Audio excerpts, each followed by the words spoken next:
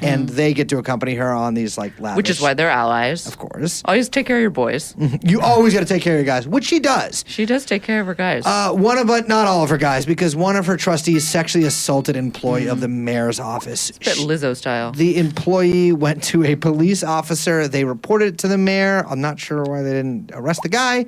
And then the mayor fired both the cop and the employee. I love how all the good ones pop up. So she has spent so much money that Dalton, which is, by the way, a township, a village rather, of 20,000 people has had to have massive budget cuts because of this. Oh, and not just that money that she's spending on her trips. She also announced in this past February, she announced on Facebook in a, I believe, 75-minute video speech, which is a crazy length for a video speech on Facebook, that she was giving away $1 million for Black History Month. She's so cool.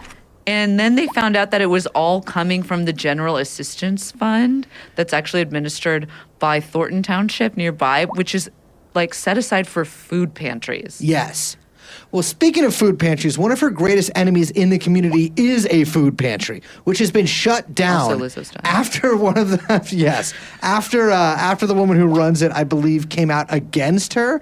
It was shut down for code violations, and this seems to be a big thing with her. Is if you ever speak out against her, she sends her like 5 guys from the village police department. I'm sure it's maybe the township police department. Yeah. Probably has like 40 cops. Right. Yeah. Half of them are working her security detail. The other half she like sends out to just That's why she's got so many cars. They're all driving them around. Yeah, they really are. She refuses to say how many people are in her security detail because it's a security risk to like give, because you can't have the enemy operators knowing how many people they could be going up against.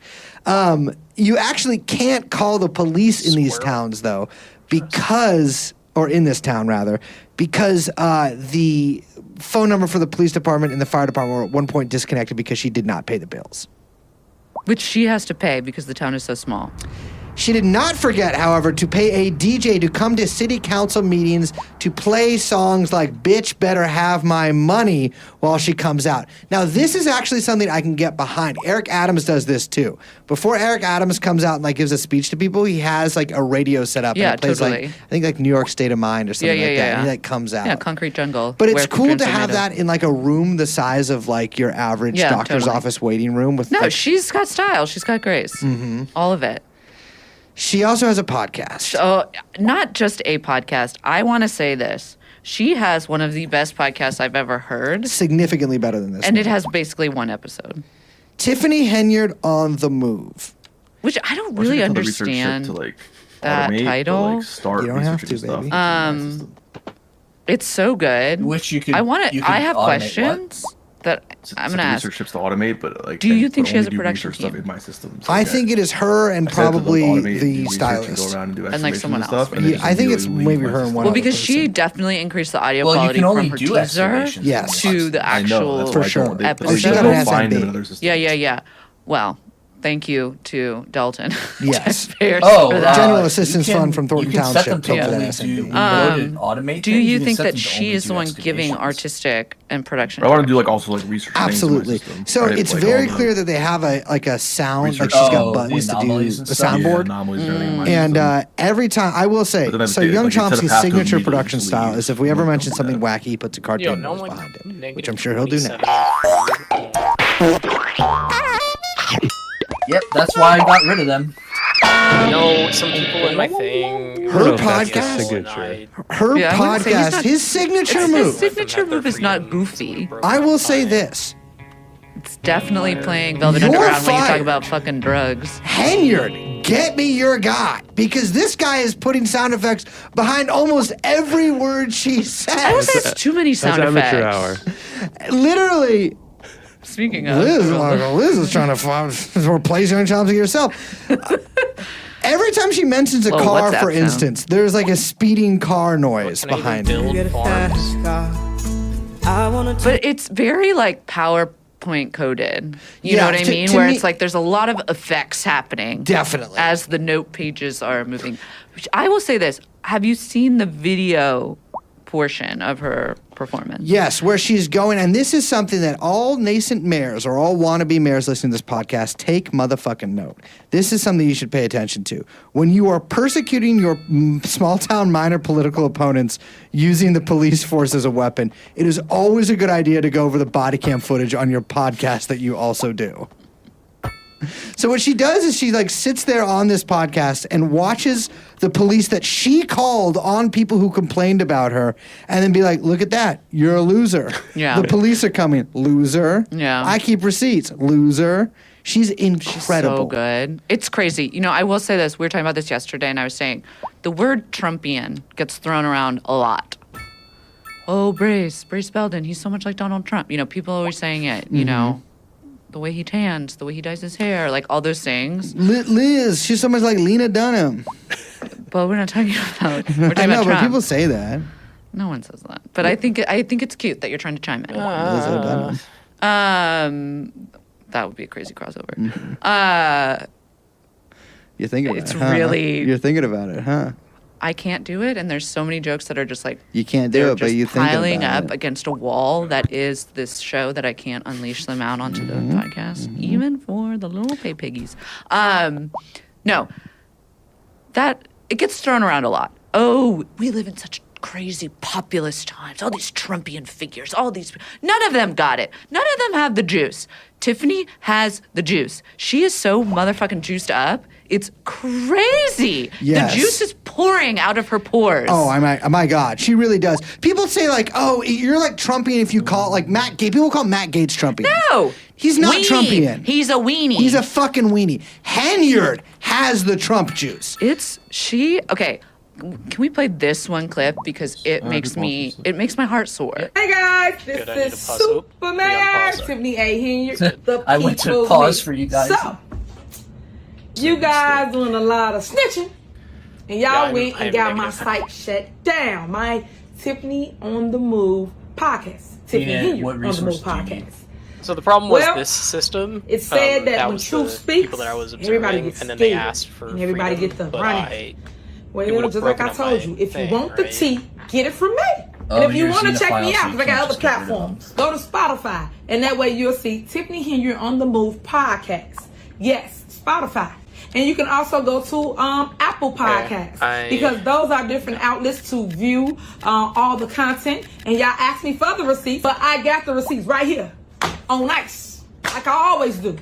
Y'all asked for it, It's and just I'm the about to food deliver. thing, I got basically. episode after Yeah, and I'm buying episode food, after and I realized I episode. could Just build wait your a turn. bioreactor, Yeah, your turn which coming. I had Just wait. researched, so Y'all doing all that should talking. hopefully Y'all doing then all that build lying. another one-on-one. And I told The y'all, bioreactor does stop the opposite, lying though. on me. It takes That's away why I start food telling and the truth makes, on y'all. And that's what this is. True speech right here. electricity. It's so good. It's so good. It's when she's like, Yeah, look there's at so look much. at what it says it does. Anyway. I mean, it's just talent out the wazoo. I feel improved like, relations with them does it make me harder. unfortunately, she is Farmers probably produce going it. to go to prison She is for sure going to federal prison. Harder to because butt them she has later. committed numerous crimes. like fight And that's them later. unfortunate. When she gets out, You can declare war on whoever you all want, for those the little most part. listeners out in Holly Even Weird if you're that super don't friendly. return any of our phone Oh. calls, hit her up. what Hit her were you up saying, because Seth? this woman It says food has got from it. farmers I know minus it, 2, and she's got energy it. credits from farmers plus But you 2, mentioned farmer jobs prison. plus 1. Yeah, hard but word. it takes your farmers and makes them make less food and make As of energy recording instead. just 2 days ago, one of our top I lieutenants can't. was There's indicted nothing that I can build like the by the farmer federal thing to government. make food. over the districts. seemingly very Yeah, obvious it's full financial of- crimes that he committed. You're while full working on for him. farm Yeah, like districts and you really, still really can't obvious. support It On them. seems like the that, on circle's that closing. planet, I can build them What are- elsewhere. But What the are the feds can't jobs crack the say? case. They need somebody Under jobs? Are they with the do you have detective enough skills of a farmers? Sherlock Holmes, Yeah, it's full. but the stature It's actually of a Bilbo full. Baggins. I took don't over have this enough food planet for and them. it was like negative. Now, Liz, 30 food. Yeah. you know me. And now I was one what's of your food Tumblr's at? greatest sapphic I have like fan 800 fiction, phones. no, I'm good slash for a little fiction while. I bought No, but what's romance your writers change? to ever It's have negative put 30? negative fingertip to 20 total. keyboard.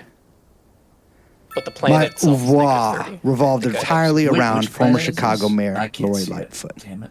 And I'm the author of the spectacular patches that does describe if you her do that, eyes if you build the bioreactor above thing, the hump of a vulva, massively decrease your food production. like two little froggies. It's going to increase it, though. Is it up. because it's I adding love one that farmer image. job, I hate but that then image. splitting Oh, the no. One So farmer Lori job, Lightfoot- and now every farmer job makes two Former less Chicago food. mayor. Former Chicago mayor. has been hired by the town of Dalton to investigate I don't know. We'll find out. Super Mayor Tiffany Henyard. And I Time to just build got to an say, for agriculture district $400 an hour. 400 an hour. So I will say this, That's in the best. Tiffany's you can- defense, That's probably it your doesn't best seem path. like Dalton is really managing Um, their cash well, regardless of Tiffany's. yeah, you got to be involvement. careful as Okay. robots You cannot or, pay Lori Lightfoot. lithoids about taking in those nasty biologicals. Well, the problem was I would have given them their thing, whatever, but they it would have broken up my empire. It would be okay as long as you had good relations with them. Yeah, but I Isn't would have had to give it to them. It was this You one. get which one? Curus? No, Kazon right here. Kazon. Yeah, but you only have to give them that system. You could still expand towards me. I guess. Can I do it now? No, it's too late. Well, you could release them as a vassal. Here, $400 an hour to investigate. To be fair, it will probably That's a only thing. take about Yo, an hour. what Did I this do? Don't remember. angry? Not with Lori Lightfoot. That's true. Yeah, because she's got to find a desk that's short enough, like a standing desk that I goes will down. say two things about you- this. do you wanna One, release Lori them? Lightfoot feels like a classic detective Hang on, name. no. Classic. So I love that. But yes, the Two, second thing. I really would like to see her, and this is actually this is A, B. Okay, yeah. Part two. 2A, I would like to see her in a trench coat and a fedora. You easily can. There's multiple pictures of her wearing that. But in my head, you would like open the trench coat and there'd be like a stack of Lori Lightfoots inside. how many could you stack? They're so small already. No, but they would stack them up to make her taller, to like, Starbase if there's, throw Tiffany off the trail because no one's expecting a tall Lori Lightfoot in a fedora and a trench is coat. true, yeah. And then you open it up and it's bam, Larkin 5 Lori Singularity Lightfoots on and top of Ruined each other. EHOF. What's 2B? That was 2B, was them inside. That was just 2. Yeah, so Larkin Lori Singularity is Lightfoot just already dresses stars like a of black season. hole. You know, in Calvin and so like Hobbes, that where he does there, like his like a- little. Black He hole does his. observatory thing. Calvin does his like No, you detective can't. character. Yes. That's yeah, what yeah, she yeah. looks like. Yeah, like Invisible the Man. EHOF a little bit. Lambda Yeah, will give yeah, you a yeah. bunch She of is the fucking research goat. if So you I go will say, by the time this comes out, easily. Tiffany Howard would Henyard, have to unfortunately, will get research to probably do be that. in federal custody. But you have to Wait, do research they to should do it, let but you Lori must have Lightfoot started, right? arrest You her. did that dig site. Lori Did you Lightfoot show should up? become. You know how like Yeah, so if sometimes you go like. research That's the like some project that's talk in about that system, crazy mayor slash fiction. You know how Rahm Emanuel became mayor of That'll- Japan, or not mayor of Japan? He became that'll ambassador to give you Japan get that research. after he was mayor because they just had to get him out of the U.S. Yeah. Or maybe it's India. I think it's No, it's it's Japan. Japan. It's Japan. They should make assuming Lori the Lightfoot head of scientist Interpol. Is doing the Oh, research this year. 1,000%. That would be so She should fucking absolutely be the like American liaison to Interpol. cool. Like Lori Lightfoot should have been the one who you wanna arrested release them Nicholas now? Alaverdian. Lori Lightfoot could Yeah, definitely that's fine, catch if I can. Jason Bourne. Absolutely. Okay, so I think 100%. if She you go could to smoke his ass. Yeah. Lori Lightfoot, a good finishing move for the end of the Lori Lightfoot Planets movie and too. It's like sectors she's in her on the trench left-hand coat, side. like walking around like this, and then like the Jason Bourne is like about to smoke her funky ass, and she rips Go open to the trench manage sector. coat, and you realize that she's actually been walking on her knees the whole time, and she And stands then up, and she's the height of a remove normal person, and then she fucks Jason Bourne's ass up. But in that, just to be clear, because How do if you you cut that remove- off, just flex click his it. ass up, he did a Click little removes kick in the under air. I did, and that's Wasn't why. talking about sex. I like this new kinetic microphone Well, action that I it won't fucking let you. have now. It's cool. Is it We should because wrap it's a this up. central one? I don't want to. Is it? I don't want to either. I love Is podcasting. Kazon, This might be the in worst your episode core we've ever sector? done. Why do you say it like that? Because Go- we've digressed go so to, much. But I love my digression. I love my digressions. planets and Also, what do you sectors, right? Do you have mean? multiple I sectors? don't know. We haven't done it in a while. We haven't done it in a You A while. lot only of have good the cartoon one. sounds that are really going to elevate it. And if you go to We- manage I have sector, I been. love talking it's about Lori not Lightfoot. Kazon I have in been- the list. I can't spoil it yet, but you made a vague allusion to something that's coming up, so I'll make another vague allusion to something It's that's because of it would farther. cut my Or I empire actually in don't half. know when we're doing this. What are you talking about? I have been You should in still be able to deep make it with into some its own research Don't do about. it. Okay, Don't Oh, drop maybe it. because I won't drop you it. have adjacent The other thing was systems okay, all but the that's way. not. Maybe you're not be able. I was gonna be to even vaguer than you. Right, like there's no path. It would literally to be even more vague. My name is. Lori Lightfoot would be good in Celebrity Deathmatch too. Oh, That's weird. I'm able to. But Claymation's too expensive. So if you're looking at the sector editor. Oh, my version isn't Claymation. It's real. What shows up? They should actually fight. This is my fight club. This is my fight club. Take back my life. Who's that? Who's that For my core beautiful sector or but ones that I can mentally remove? ill actress? You know what I'm talking about? It's too many to name. No, So she's look like at- Spanish looking. Oh, okay. We Penelope should start Cruz. removing No. all Fuck, of dude, these she's not- systems over here. She's not mentally ill. Oh shit! You know what I'm That's talking the- about? that's She's the got like problem. luscious. You're gonna- She's like that's luscious right. looking. If You know who I'm give them fucking the talking sector, about. You have to give What them is- Hayek. Luscious No, looking? but it's like Now a I name think like you Selma can't Hayek. cut It's like a weird name. Okay, let's Crazy. just- It's like I'll something play de it. la We'll crazy play it. actress And if it- Spanish. whatever. name. I don't know. Help me out here. I literally have no idea. This is who Fear is I my did get my celebrity Unity death. to 0. Paz de la Huerta. Paz de la Huerta. Oh, I my have a celebrity funny death story match about is her. Paz de la Huerta You versus need Britney to Spears. Do more jobs. If your leaders level okay. up, they start I can see costing it. more. Yeah. I have a funny story about Yeah, it. just what, should I not level them then? Don't. if they But get it traits, involves if I don't Salman level it, will Rushdie. it? No, I don't think that's how it works. Well, my name is Salman Rushdie. just need Oh, to one eye build Salman. production. Is he still Like, you need around? to build the, Yeah, he's still around. He just wrote a book about how he got. I gotta say Oh, this. I forgot about it. I will say this. Well, then I you should feel use like building that That blocks is for that it, we really probably. don't talk about that. We really that kind No, of things flew people don't talk about by. anymore these days. That flew by because the fatwa was such a cultural That's true. thing, They're revolt and now. then someone called in the fatwa. Well, that Right. that problem. And then doesn't it was just itself, over. Seth. Well, Why would I I think just that let it go? Iran rescinded the fatwa previously. No, I don't it's know. not a Don't good quote me idea. on that. I think they kind of were like on the fatwa Yeah. after a while.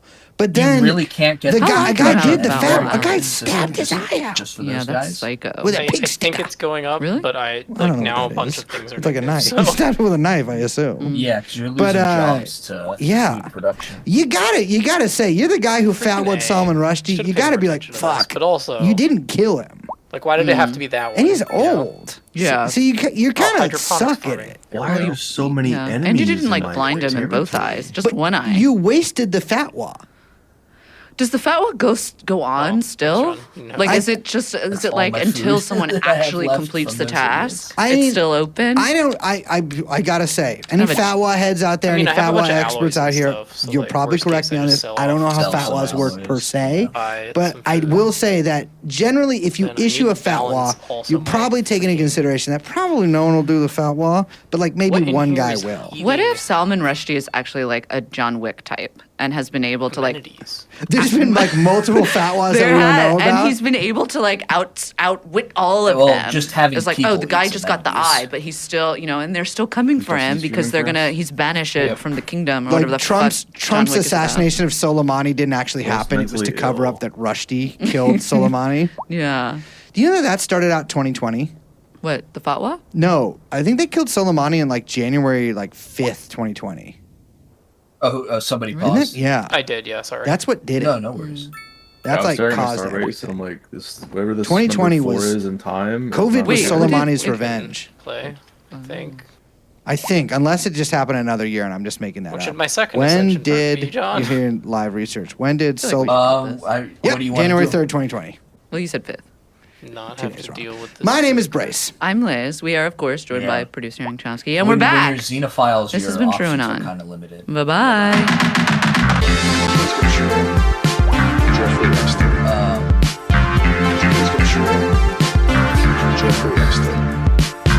Oh, one vision.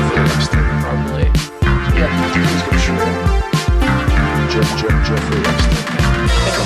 Let's keep going and see how we go. You have the worst luck, huh? Well, I mean, I should not have. I didn't want to let it go though because it's,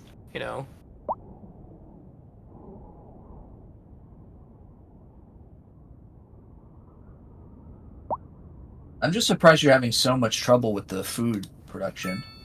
It's because I had none. I didn't need any, and for whatever reason, the planet when I took it over was negative 30 food. Negative. Yeah, that's kind of crazy. I have no idea why. Is it just like people? Could be. Ruler living standards, specialist living standards, worker living standards. Yeah, just food.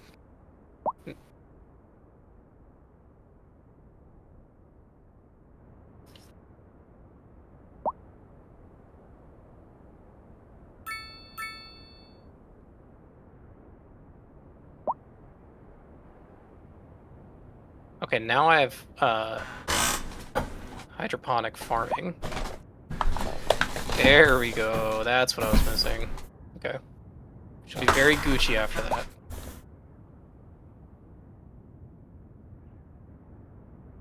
Okay.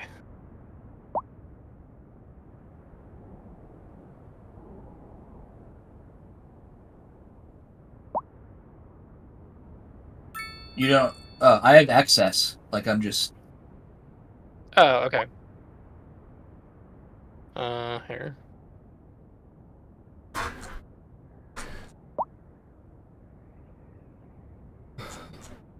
I can't trade with you?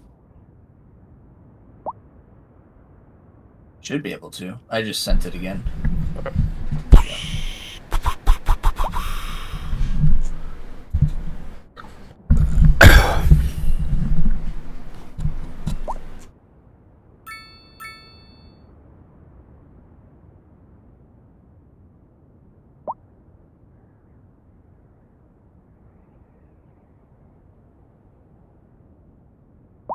To a fucking baffling shadow world of spies and gangsters and government officials and corrupt business people. Almost everybody offering themselves as a source here had a reason to lie or only tell part of the truth, or were compromised in some way. And a great deal of learning about the Inslaw story entails decoding what these underworld figures had to say and trying to work out why they were saying it, you know. It's worth noting as well that I think to journalists trained in an establishment view of politics and institutions, you know, still high in a sense off the fall of the Berlin Wall, the end of history and all the rest of it. The level of bipartisan corruption and collusion was unbelievable and frankly, you know, unsettling. And the story gradually dispersed to the paranoid fringes of the emerging internet message boards, and it kind of assumed its place as a touchstone of modern high-tech conspiracy theory. Now, some of the main points of the lawsuit and the Hamiltons' fight with the US government, though, they are worth looking at in a little more depth. So this is from Wired, January 1993, quote, "In 1987, Washington, D.C. bankruptcy judge George Basin ruled in a scathing opinion that justice had stolen promise through trickery, fraud, and deceit. He awarded Inslaw $6.8 million in damages, and in the process, found that Justice Department officials made a concerted effort to bankrupt Inslaw and place the company's enhanced promise up for public auction, where it would then be fodder for Earl Bryan's Hadron." Please refer to Chapter 1 for more on Hadron and Earl Bryan. Basin's findings of fact relied on testimony from justice employees and internal memoranda, some of which outlined a plan to get promised software. So in 1989, a Democrat called Jack Brooks spearheaded a 3-year-long investigation into the case that resulted in House of Representatives Report 102-857, and that was released in September of 1992. And this is the report that's known as the Inslaw affair, you know. And it's the one that concludes the Justice Department took, converted, and stole promise through fraud, trickery, and deceit. And I recommend you read it, but be prepared for how dry and exacting it is. You know, it's a bureaucratic document, first What and is the foremost. thing that produces energy Now, credits, like the building? Jack Brooks gave an interview to Time magazine, and he was asked if he'd experienced any stonewalling for from the normal Department empires, of Justice during his investigation. There's a building that His answer upgrades your is energy. very interesting. It's Quote, energy, "The Department of Justice what's it called, blatantly Energy Nexus or refused something like to that? cooperate with the committee. That's That something makes to The all read. history of the people- department's behavior in yeah, the Inslaw case that makes all your dramatically people, illustrates, who one, are producing a energy on reflexive that planet hostility better. and circle the wagon's approach towards outside investigations, two, an inability or unwillingness to look objectively at charges of wrongdoing by high-level justice officials, particularly when the agency itself is a defendant in litigation, and three, belligerence towards justice employees with views You that can run probably counter take to these those of the people in the back, agency's upper Jared. management. While the Like, I committee don't could have not any prove trouble that with the them. department conspired to conceal evidence of wrongdoing, Our findings indicate that senior department officials attempted to obstruct our investigation, destroyed sensitive department documents, and tampered with committee witnesses. Now, those last 2 points would seem to contradict each other, that they could not prove the department conspired to conceal evidence of wrongdoing, but evidently Jack Brooks knows for a fact that they were destroying records and, enforcing a sort of omerta. But anyway, something that should also raise an eyebrow, friends, is that the year before the Inslaw Affair report was published, William Barr became Attorney General. Now, I'm sure you're familiar with him, but just in case, Bill Barr is a long-time intelligence operative. He worked directly for the CIA between, I think it was 1971 and 1977. He's a hardline conservative as well, and a huge booster of unitary executive theory, which I'm sure you can imagine appealed to a guy like Poppy Bush and his network. Now, Barr's dad, of course, was OSS and may have played a role in hiring Jeffrey Epstein at the Dalton School. We won't cover everything that Bill got up to while he was Attorney General in this episode, but his skills as a cleanup artist and fixer, they were on full display for the entire time he was in the job. He helped stonewall and block investigations into the CIA BCCI relationship. Published a report called The Case for More Incarceration. He implemented a secret surveillance program you should to do monitor whichever Americans' phone calls on behalf of the DEA. Third and tree. he also helped kill an investigation into the CIA's links to the Banca Nazionale del Lavoro and Iraq. Now, you have Federation and Bill Barr Discovery. appointed a retired judge called Nicholas Buer to head up a second parallel investigation into the Inslaw affair in November of 1991. And there were questions about just how independent and unbiased any of this could be from the get-go. Barr had previously worked at Shaw, Pittman, Potts, and Trowbridge throughout the 1980s, and this firm had represented Earl Bryan during the Inslaw case. Now, Earl Bryan will remember was allegedly one of the major players in the theft. Bottom right-hand corner.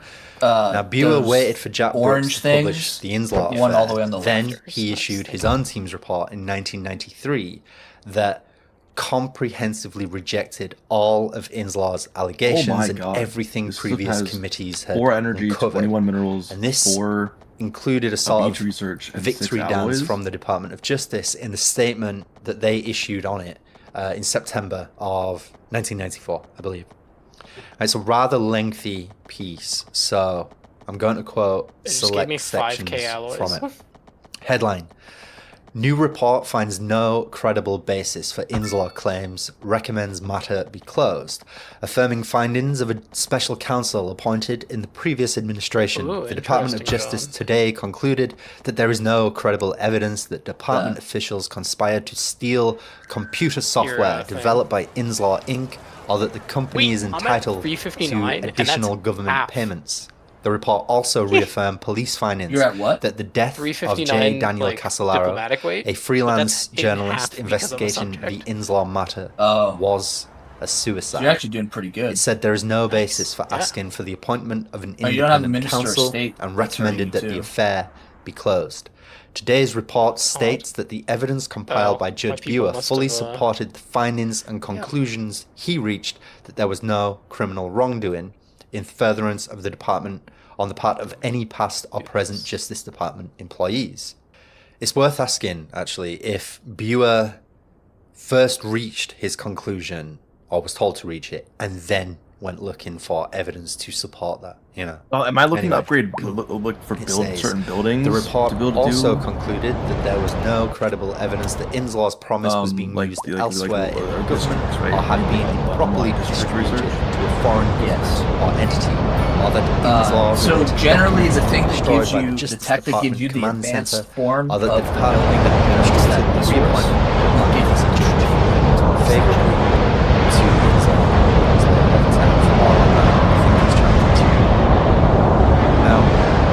We are going to do our best to demolish all these claims once again tonight, you know.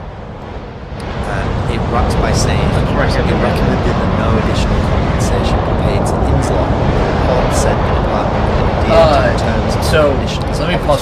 1 second. Inslaw. Jared, Furthermore, it said what- Inslaw if you had go to allowed some of your its claims to situation languish log, for 8 years before is they there were a thing finally that says dismissed study in late arcane artifact? 1992. Yeah. Currently, You have to do Inslaw that. is asking Congress Heard that. to relieve Get it the HOF of the stuff. statutory time bar on the basis of an alleged conspiracy by the government, a conspiracy for which no credible what were you saying, Seth? evidence I'm exists. just looking for the tradition. If I you've spaced listened out to and the 9 episodes got distracted preceding by this one, everything else. I think Yeah, it's same safe here. to say that's bullshit. Probably prosperity, right? What's the one So for as like Bill Hamilton, expanding too told much? one Because interview, that is you know, also becoming a bit of a We problem. did a very detailed report expansion. of the Bureau report a month Yeah. after it was published.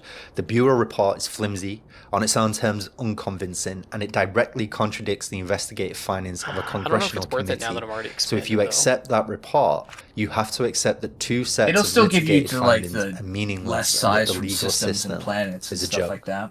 So yeah, remember also that Elliot Yeah, I'm at Richardson, 185. who'd been Attorney General during Watergate, he was maybe by I'll now take that. serving as It's an Inslaw's astro- legal I have counsel. so many like things in my He says systems. that just before the report that was commissioned by Bill Barr was published, Judge Buer called him and asked if I wish I had Inslaw had black given hole any research. thought to a global settlement figure. So if this is true, Black the hole Justice research. Department was effectively offering to pay off Inslaw to make the case go away. Bill Hamilton told Ken Thomas in 1995. Buer thought that Attorney General Barr would approve a settlement there's like a of black hole research $25 station, like, million on the dollars station. if he Oh, would make a yeah. proposal. He told I know 3 what you're different talking about. reporters that Yeah. he was considering recommending this in his report. The reporters were being used as trial balloons for us. In the same time frame, the fall of 1992, he was considering recommending Let me that know the when you guys are Department ready of to Justice go. pay Inslaw $25 to $50 million. Now, Nancy Hamilton, Bill's wife and business partner, she I'm said, you know, I'm we good. given the evidence of broad malfeasance in the department, and to have the response be, how much do you want? We felt that it was highly inappropriate for someone who was supposed to be an independent investigator. So the Hamiltons' case against the US government was effectively dead in the water by 1994. In They all become 1995, Starholds. the Republican Wow. majority US Senate had the US Court of Federal Claims consider what compensation, if any, was owed to Inslaw. Do we So the wanna ruling support of this or the oppose judge this? appointed to determine the answer Which one? was pretty much a foregone Guardian Angel conclusion. Act. You know, and sure enough, in 1997, It's she fleet decided power, so that all it would hurt copies Jared. of Promise, It would hurt his. I am even not the a part of enhanced your version weapon developed by community. Oh, Inslaw, okay. Then it were doesn't in the matter. public It'll help domain, me, I guess. and that they Because- had been because of that ever reason. since the 1980s. So Rise Inslaw Against, that's therefore a- had no right to expect any financial compensation, nor were they entitled to answers as to what had been done with the software or who had done it, you know. And this meant that any modifications to the code, any sales made by US government departments or agencies, they were now fully protected. So yeah, this is a sublime bit of rat fucking, and the only real surprise here, to be honest, friends, is that nobody thought to have a judge do this sooner.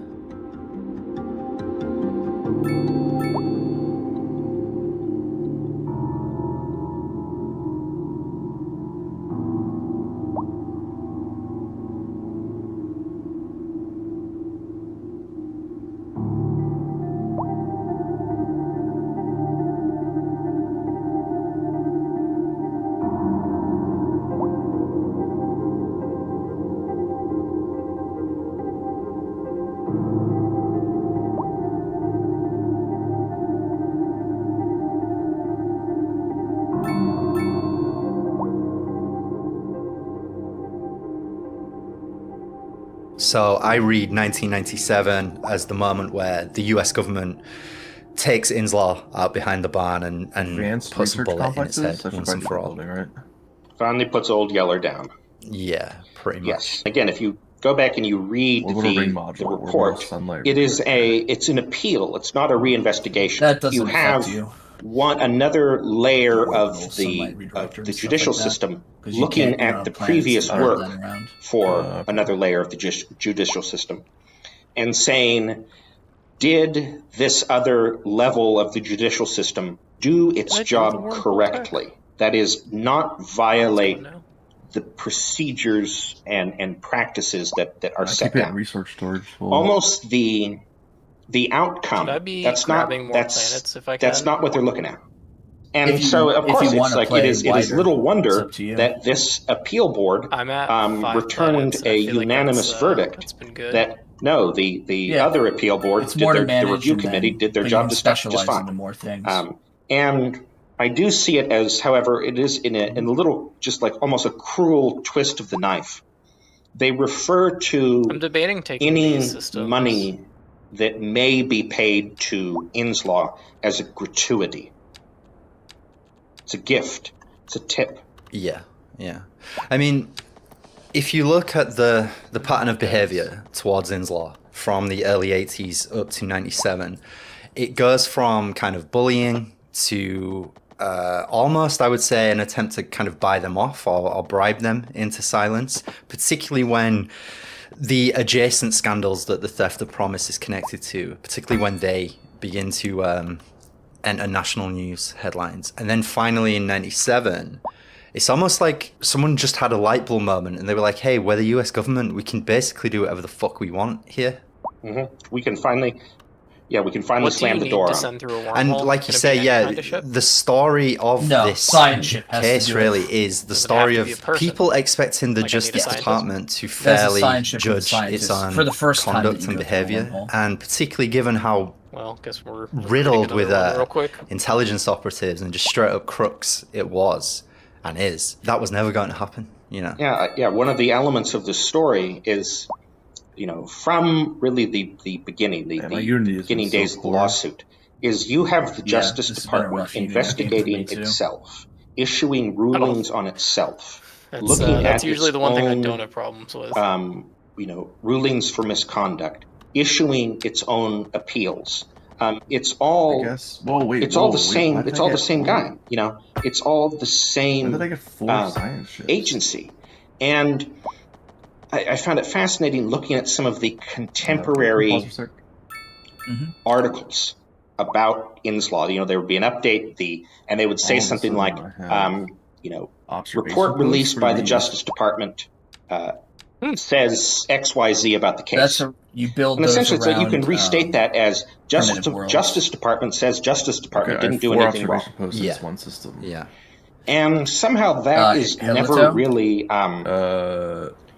actually mentioned in the contemporary reporting. You know, I never see it explicitly pointed out that it's, wow, hey, you know, the same people that science research purportedly did the crime are also doing the investigation. Okay. In some cases, it's exactly the same people. I have ludicrous, absolutely ludicrous. And so, how, you know, why should there be any expectation that this would turn out any other way? It's interesting as well how Inslaw and the Hamiltons went through this kind of cycle with the media where, you know, initially they get a fair hearing, then, you know, there was always some attempt to kind of discredit them or discredit one of their sources or their witnesses or something, and the relationship will cool off between them and the press. And as the 90s progresses, you just see them getting less and less and less sympathy from, you know, especially the big outlets like the New York Times or Washington Post or something.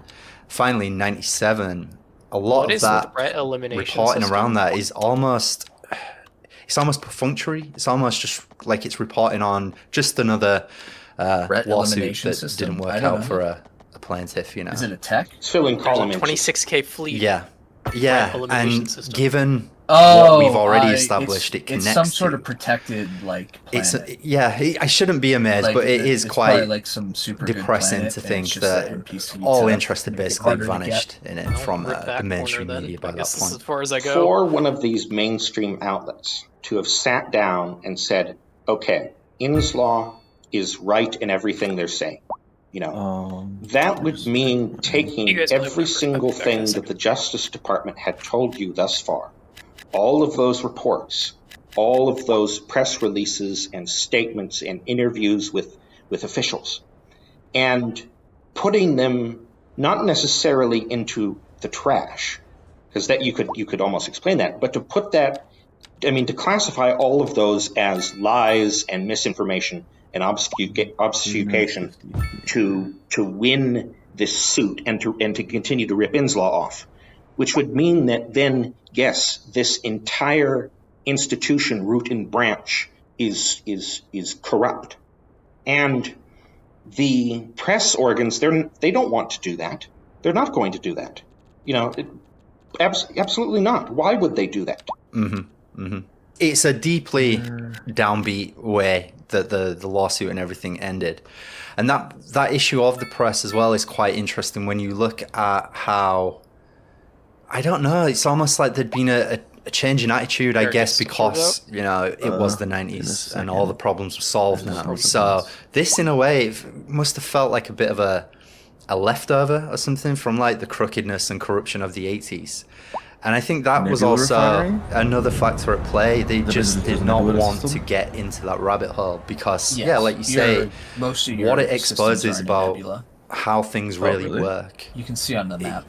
It's too much to try and grapple with. Should I be putting nebula refineries on my services? Even if the mainstream press was content to relegate everything to the level of conspiracy theory, I still find it remarkable that, they never chased up this allegation that was called the Hamiltons colored blue with a settlement offer in 1993. Yeah, there's like a shade. Surely to that it. It looks should like have dust. suggested that something was deeply wrong here. See it. What I found interesting is, again, in Bill Hamilton's recounting, I hate that I can't build solar panels around black holes, but he took this settlement offer to be essentially what it was, which is this is slimy and unethical, and the person that is giving us this settlement offer shouldn't be the one doing it. And then that actually then fuels the reason why they reject the settlement and want to go on with the investigation, which is that almost this becomes a thing that is bigger than Inslaw getting ripped off. It's now about, wow, the Justice Department has been engaging in a pattern of malfeasance. And almost like Bill Hamilton then, once he became aware of this, he had a duty to continue in this lawsuit, because that would then expose the malfeasance. That would, that has to finish, and then you need to research the organism. You could, right the ship, all those things. Okay. All of the official interactions with the Justice Department are very much structured around you are given a settlement offer, and you may negotiate about that settlement offer. But 27. What the essentially, it's going to be a foregone conclusion. I'm doing one thing with my entire empire, and it's research. Because if you don't, if you then go to trial, you will be punished. Yeah. I think as well, there's another major concern at play here, minerals which is don't need that either. Just and it's been and then it had been so that probably the reason why there was such a drastic kind of cover up and disinformation campaign launched all the way back in the 80s, which is not so much the theft of this software. That it's bad, but it's not the end of the world, and we could probably argue and get the lawyers to argue that it was just a matter of forgetting to fill out a few forms correctly, procedures not being followed the right way. It's that web of corruption and covert operations that pulling on the promised thread risks exposing, and that is something that's returned again and again and again, like all the way through this series, really. Mm-hmm. No, it's an excellent, and I think we've mentioned this before, this is an excellent example of why what the ideal intelligence operation is something that is heavily compartmentalized, so that if any one of the compartments is breached, you don't risk the ship going to the bottom. And with the way that Promise was used and distributed and the amount of hands that it passed through, you end up with, if one of these compartments is breached, you don't just lose the ship, you lose all the ships. So you have, under the wider Promise intelligence operation, the foundation is very shaky and must be constantly shored up, or you risk losing everything. Everything.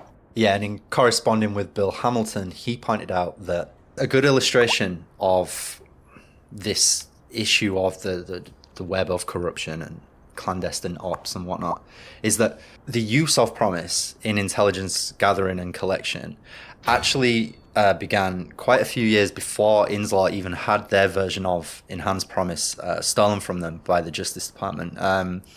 And he says that it began during the Carter administration and involved the BCCI. Which makes sense because we've talked about Bank of Credit and Commerce International a number of times now. And we know that they were likely using Promise to monitor various transactions and keep track of all the moving parts of the various covert operations that they were involved in. And I find it...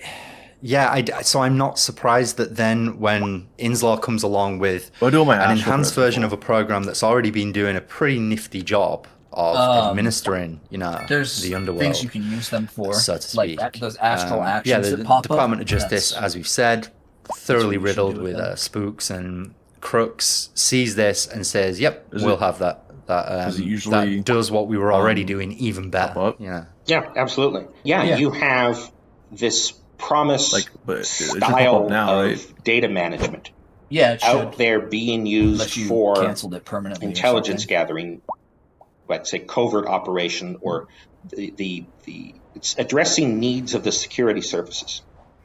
And then you have in the early 80s a generational change. And so in addition to having to go out and I also have update planetary your software, supercomputer building, to meet all of these, to continue to have your intelligence gathering operations. And black hole observatory. You can update it to this new version that's a lot nicer and dramatically increase the scope and penetration. Wormhole should be permanent, right? I should always have wormhole now. Yes. Intelligence So collection. You can do one of the other We ones. should highlight again that Promise is kind of Plus emerging in a 5% context, and I know we said this in chapter 1, but it bears repeating. Promise is emerging in a context where there have already been, many attempts, some of them successful, some of them not, to integrate, computers and intelligence. So we have like the Phoenix program. We have Hydra, which was I guess you could say that's kind of a forerunner of Promise as it was used in the 80s and onwards. That was when the FBI and the CIA collaborated on a secret database of people they deemed to be subversives in the late 60s, basically targeted at the New Left.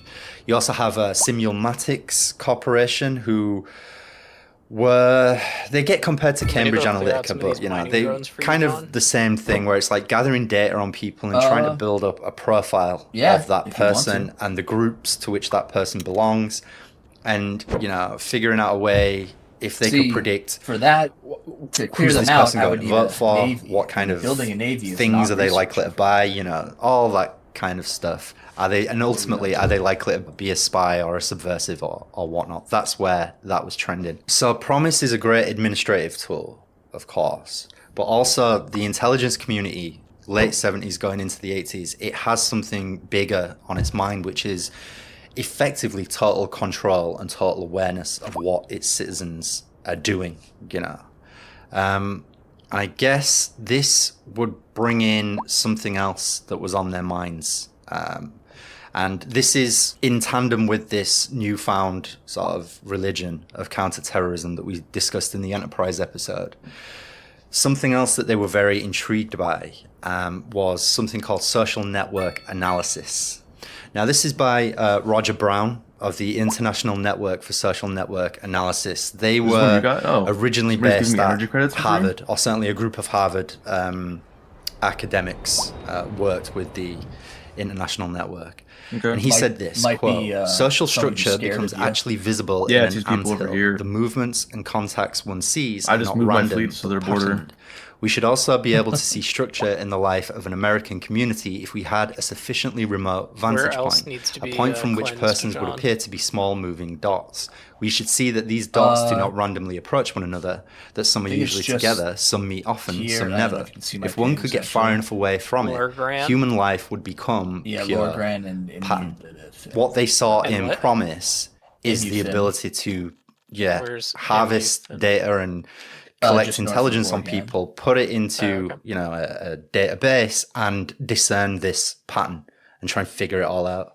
Absolutely, because Inslaw's promise, and of course, I don't get the black in hole its thing original anymore. incarnation, as a piece of case management software, it is tracking an individual. What is the convert analysis as algorithm? They edict? connect with certain, I guess, official and unofficial nodes out there. Do they go through this or that institution? Have they met with this or that judge? Did they, were they accused? Were they convicted of this crime or were they not? How much time did they do? Where did they do it? Who were the witnesses? And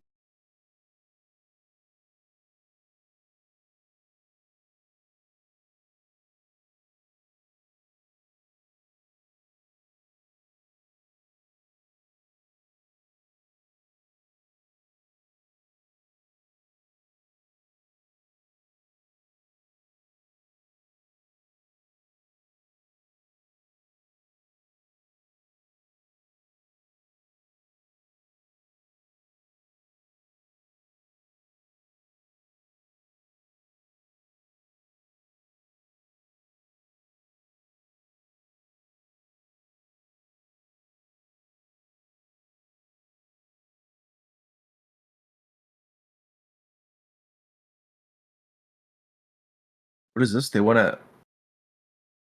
Hey, can you vote against this thing, Seth?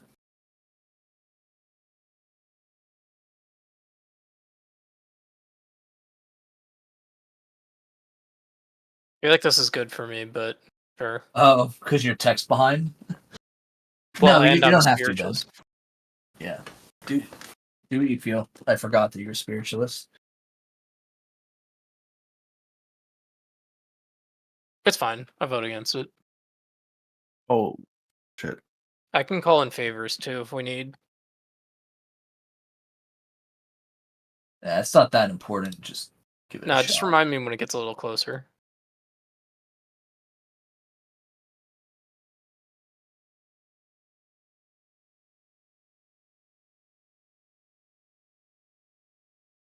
Although it looks like it's close right now anyway. Yo, my research is cooking now. What the heck?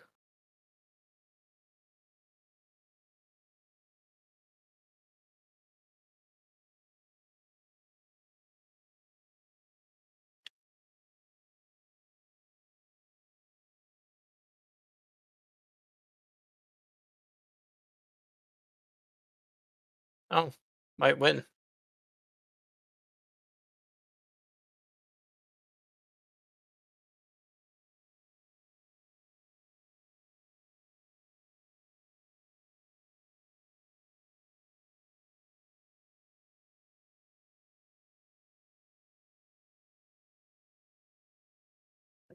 Oh. It really wants me to build this component energy siphon. It just keeps giving it to me.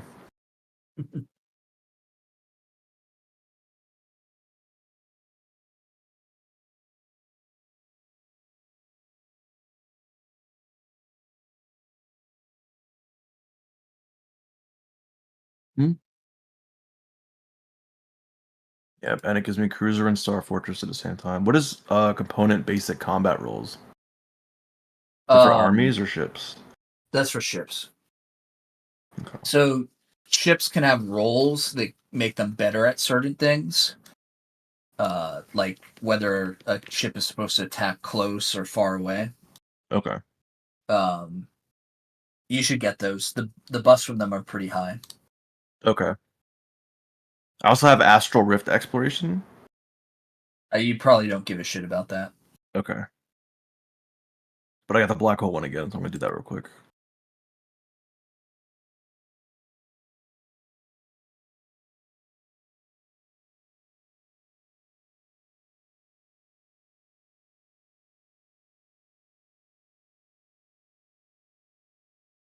My diplomatic weight is 970, John. Nice.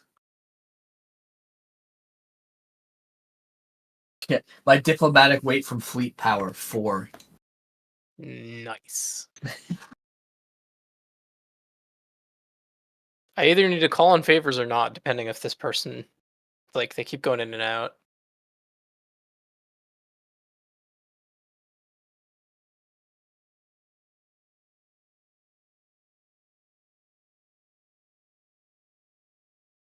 Uh-oh. Somebody else went out.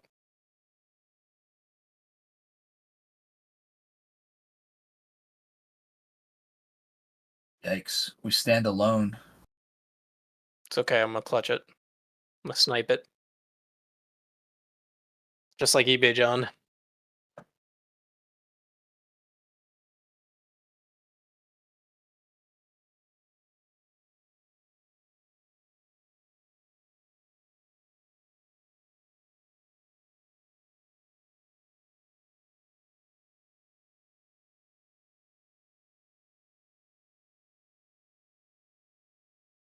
Oh, the pop-up almost interfered. Get sniped. Oh no. Oh no, I called in favor and then somebody else went out.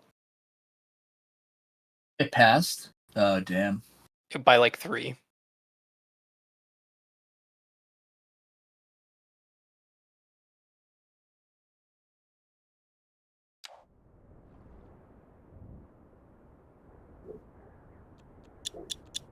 All right.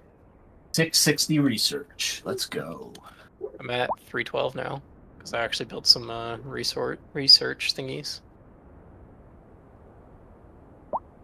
And I got Citadel and 0-point reactor. Or an Empire claims our system. The Kelzun claims the Zarenix? What? It's your north border.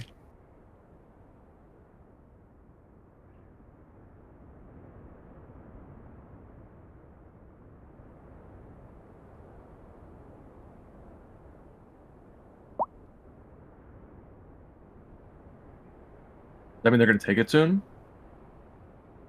It means they might go to war with you, but they also might not. It's not really clear.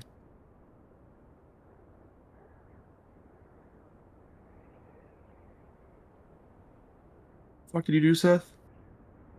But what? What did I do with what? What are you yelling at me about? You're doing some shit and it's telling me about it. In what? That can also be a thing that someone else did to make Seth look bad. That's a espionage thing. Oh, yeah. I had nothing to do with that. Don't look at me.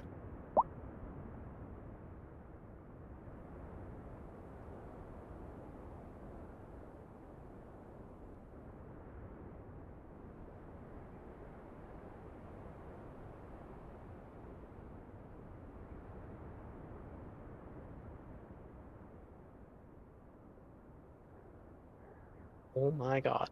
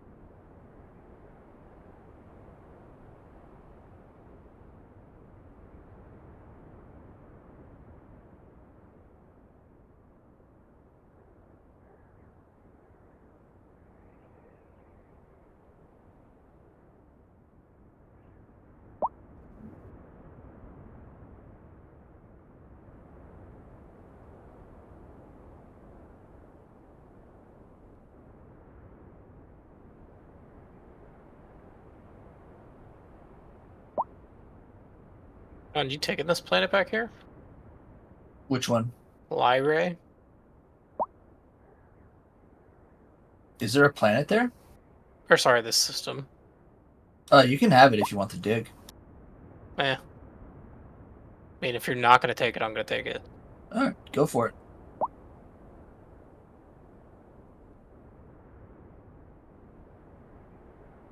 Digging doesn't sound like research to me, you know? True.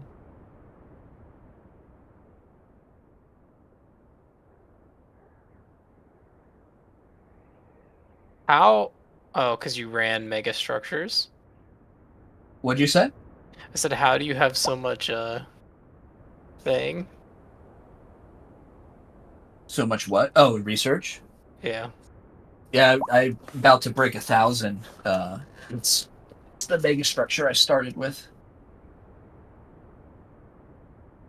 It's a little bit crazy.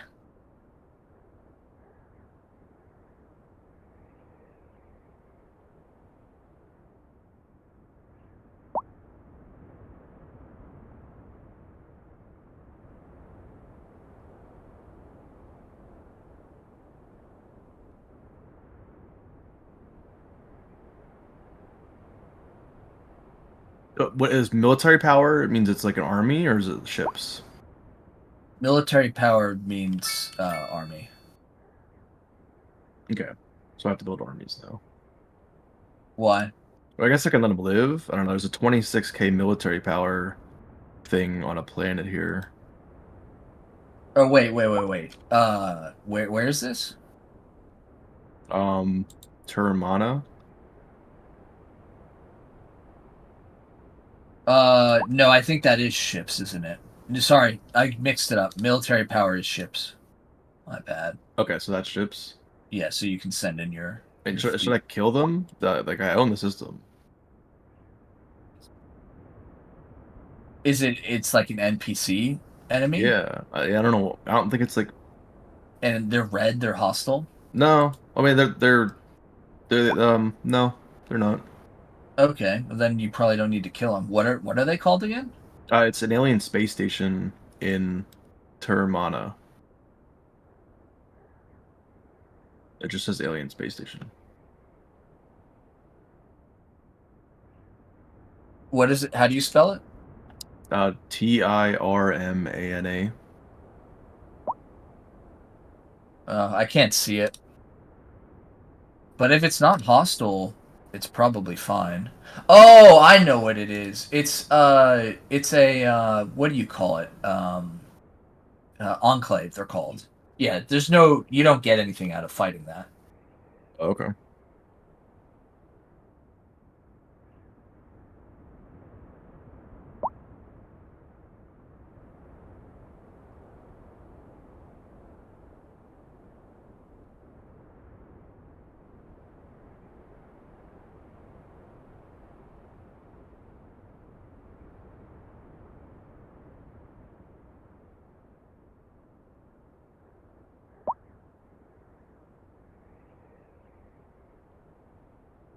What is a rift in space? That's the thing that unlocks Astral Rifts for you. No, That situation has to finish, and then you can use Astral Rifts. Oh. Nice.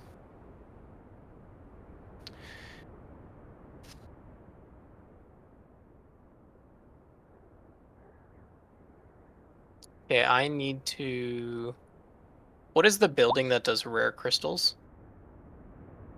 I don't know. It has a crystal icon on it. That's all I know. I might not have that one, which might be a problem. You need rare crystals? I just need to get the tech for it. Oh.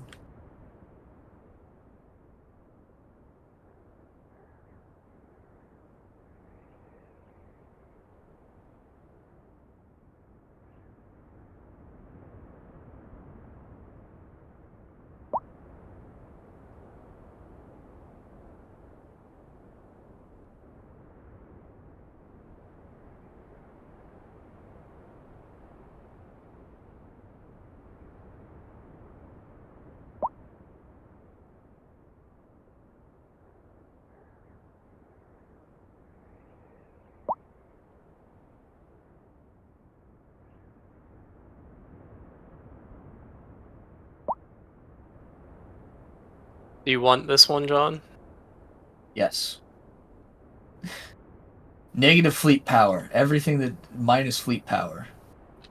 But you don't have to do it if you have a fleet. I mean, I have one fleet. I'm not focusing on the fleet.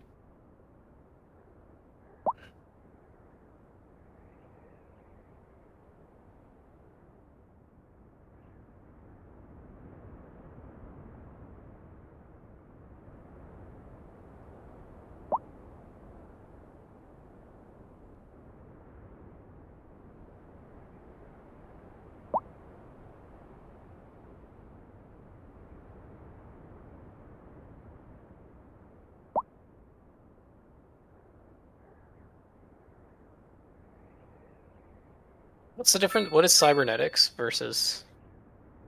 Cybernetics is you become a blend of organic and machine. So you get buffs and you can put machine traits on your people. I might do psionics again. Yeah, psionics is nice. It's also very AFK. You don't have to micro a lot with psionics.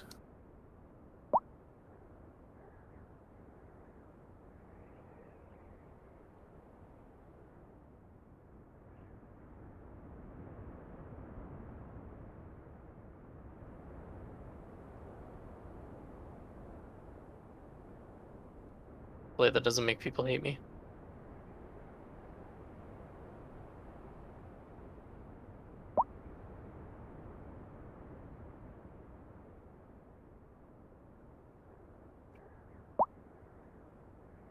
So it's got that skull on it. It's still too strong for me to go after? It'll have the skull the whole game. Oh, I won't know how strong it actually is? You won't know how strong it actually is.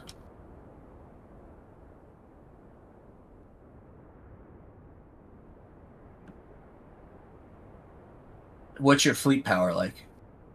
Not strong. 2.7k. 2.7? Yeah. That's it? Yeah. I haven't been building a fleet. Oh, okay. I thought you had been, but well, my fleet's enough to destroy the other people, so I don't care to build it stronger. okay.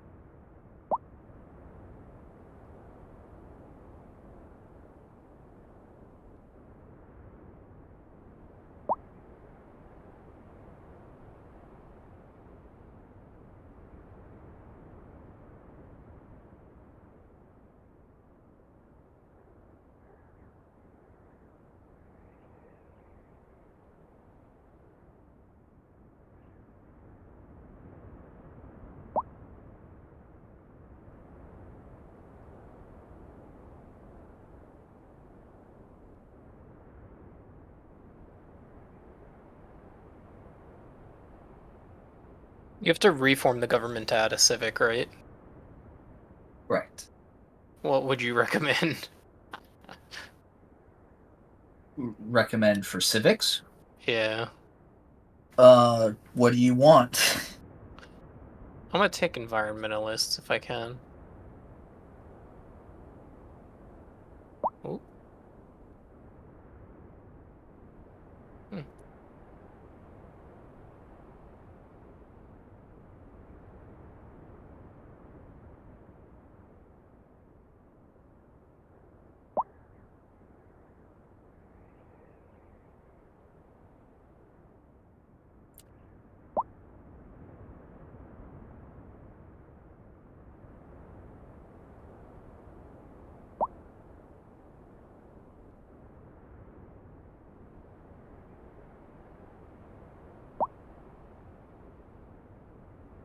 Oh, what was that Civic I wanted, John?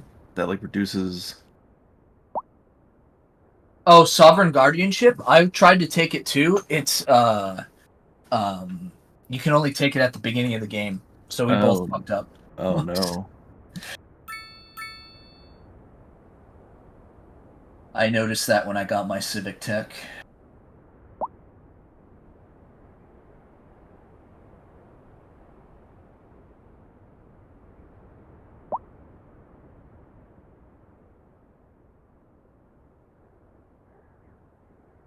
There's an OTA updates that's minus 20% at burst size from pops. Yeah, that's a good one.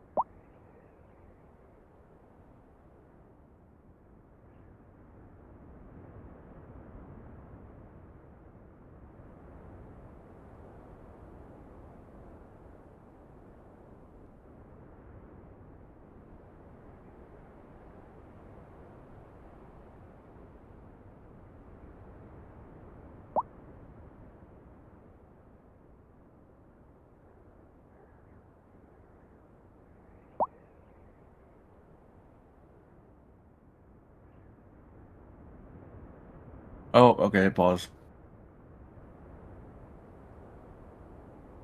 What happened? I'm at war. With who? Hell's in. Oh, okay. Do you have enough military to fight him? I can't help. I will find out. Like, what's their fleet power relative to you? I think it's overwhelming. Oh, okay. I thought you said you had enough fleet to fight your neighbors. These are the ones above me. Oh, okay. It says I'm equivalent with them.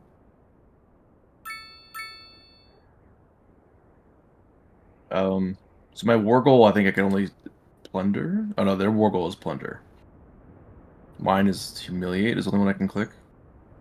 Yeah, because you probably don't have claims on any of their systems.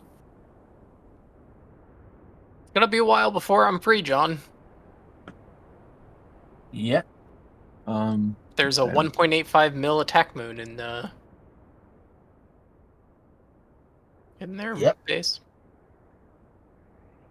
What'd they come in with? They came in with a 2.9k and a 4.9k fleet. Man, I was just upgrading that space station to have defense turrets on it too.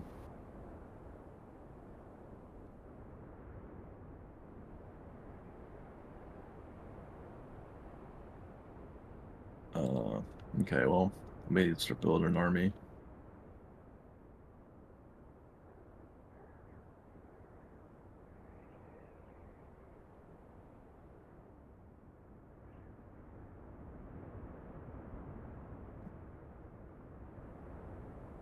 Back in a second. Yep.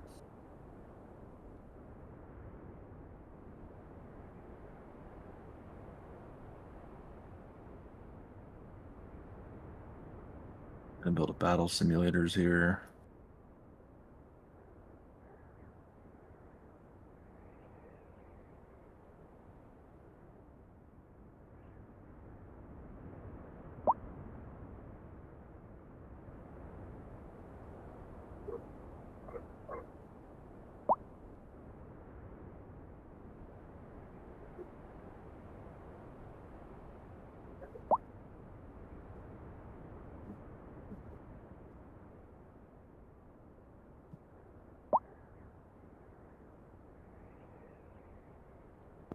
I'm good whenever you guys are, by the way.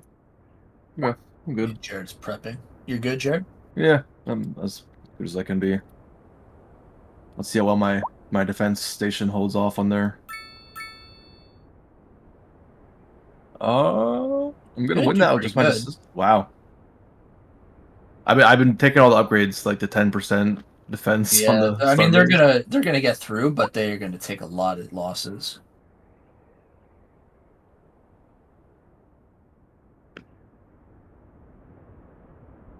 Yeah, I would try and hold at your like Yonux or something, probably.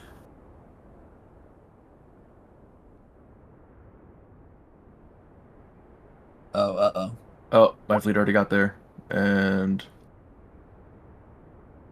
I was looking for it. I couldn't find it.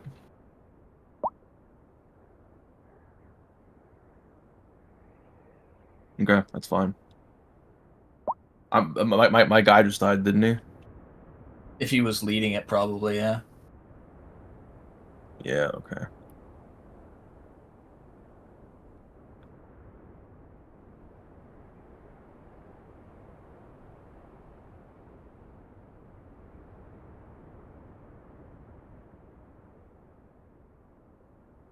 Oh, heck no, we do not want this.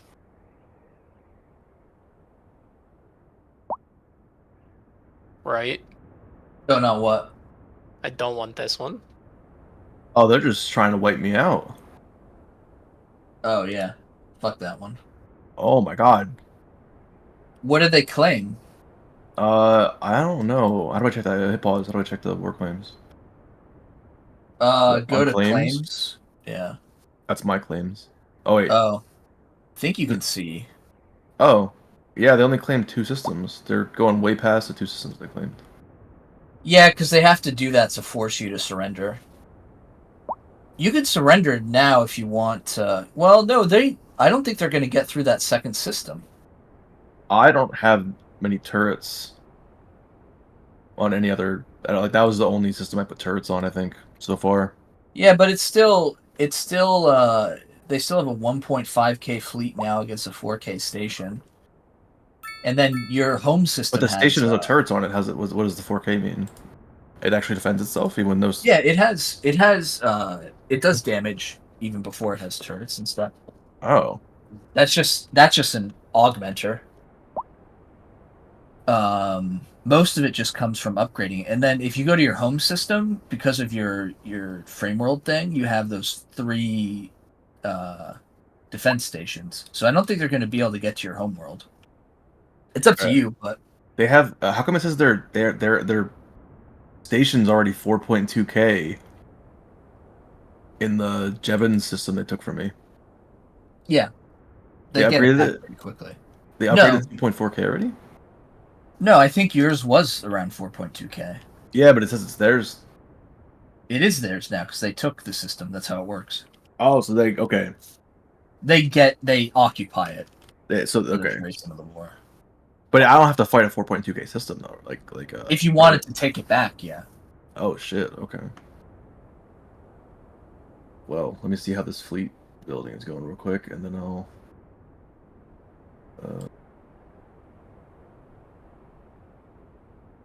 Let me get myself a leader. Somebody with some.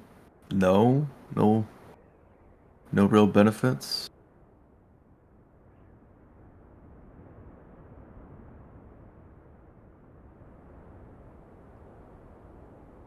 If I'm peaceful, should I not be doing spy networks? No, that's fine. It mostly won't piss people off. Some of these people whose intel I'm low on.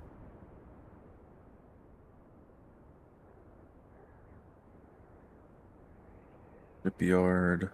Oh yeah, I'm still building tons of strips. Okay. Wait, am I? No, I'm not. Okay. I'm ready. We can... Okay.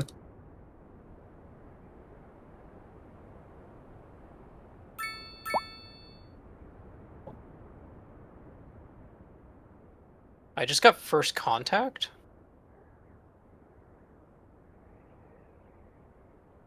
Weird.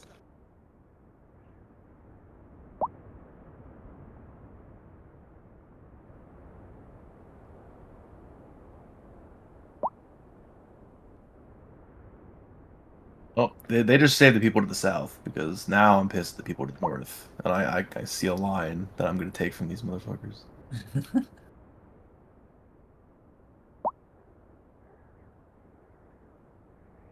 Oh, nice. Your other station repelled them.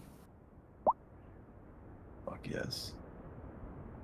They really weren't built up enough to fight you, even with the stronger military.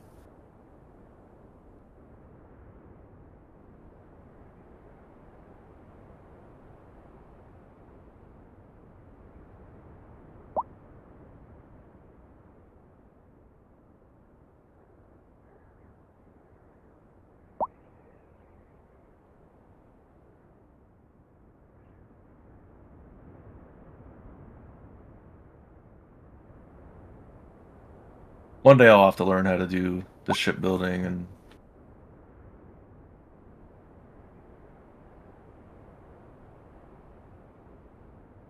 Where's the hostile fleet? It says in the system. Oh, they left? Oh, you don't just get to leave. You don't just get to leave. Be careful of that station, though. Should I not go with the 3.6K fleet? Should I back out? I would wait until you finish building up. It's up to you. Okay, that's fine. Yeah, I'll just make them wait at the next station. Yeah.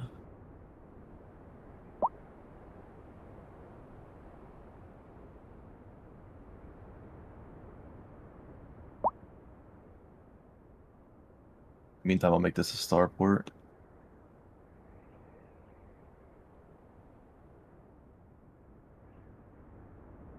Yeah, here we go. Fleet command limit. Now they're getting fucked, man. I'm putting all these X-ray laser. All the military upgrades are happening right now. What? Wait, no, wait, hang on. Pause it. Why does it say victory? Does victory for you? Kelsen clique is humiliated, reducing their empire influence gain and pop happiness for 10 years. You won. Oh, I didn't win yet. This is not over. Can I attack them right away, or do I have to wait? Nah, 10 years. What? But they attacked him. Even if I didn't choose to start the war? You have a truce for 10 years. What the fuck? How long is 10 years in like real lifetime at this We've speed? done 76 years. Okay.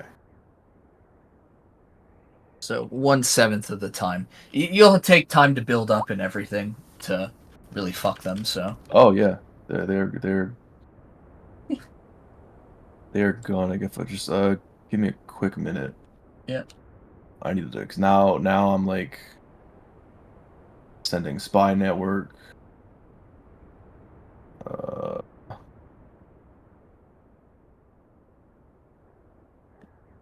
don't know if I'm just unlucky with the crystals, or if there's actually something that I'm missing. Great fleet. Rare crystals? Yeah. Are you sure you don't have the building for it? I can look up what it's called. It's got the picture of it on it. It's under manufacturing. Synthetic crystal plants? Yeah, I don't have it. Huh. Weird. It is strange. Is there a tech for it? Yeah. Sorry, like a requirement. Oh, that I don't know. I usually get it pretty early. I just got all the other ones like a little while ago. Hmm. Chris.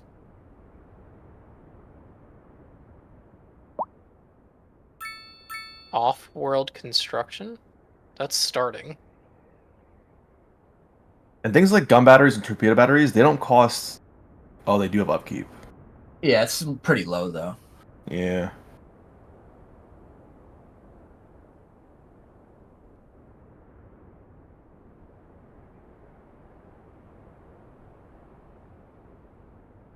I have a bunch of research labs that I'm not upgrading because I don't have the crystals yet. You need a Research shipyard labs to aren't upgrade ships, crystals, right? it's gases. They're not? No, there's gases for research labs. Huh. Um, Well, if you insist.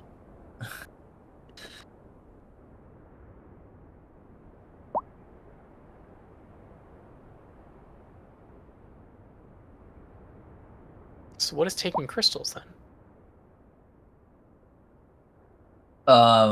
Trade, Civilian buildings, civilian fabricators, yeah.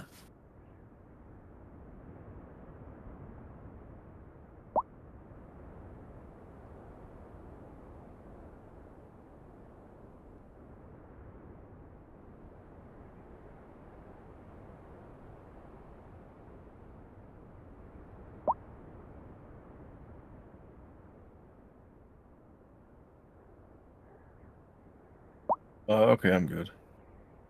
Okay.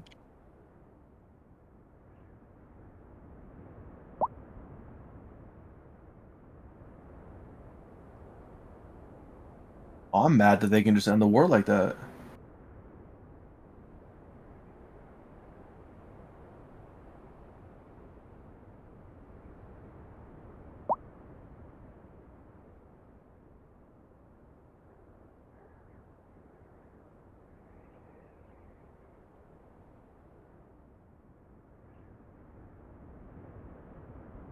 There's a lot of mega structures that requires that you can do with asteroids, right? So I should keep like some asteroids. For you, it's less worth it. There's two types of mega structures you can do with asteroids. It's honestly better for you to just expand, is what I found. Yeah. Okay. Yeah. Mega engineering, baby. Fuck yes. How'd you get that already? I have 1.2K research, Jared. Yeah. I mean, I've had like 3K research and not had everything for that before.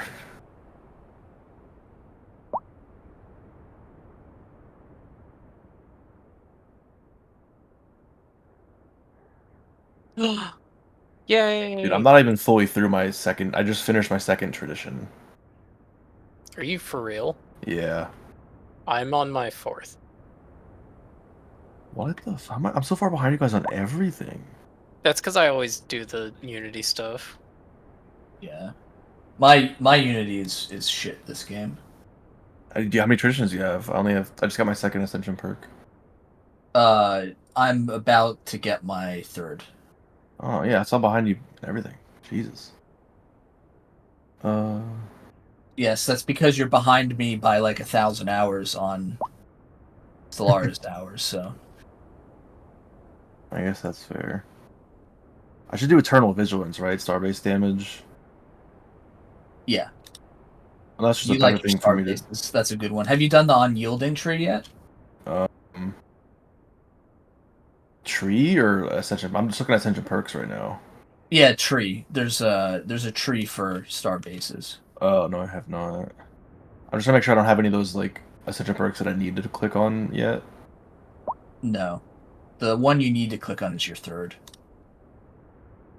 I'm getting this weird chain of events where people like want to move colonies back and forth, and now there's like a revolution happening on the one that I'm supporting. Oh, the Valderock or whatever. Yeah, I know which one you're talking about. Yeah, it's kind of funny. They're the people that are like living on the gas giants, I think. Yeah. Yeah, that's a funny. It doesn't have any big consequences, but it's a kind of funny sequence.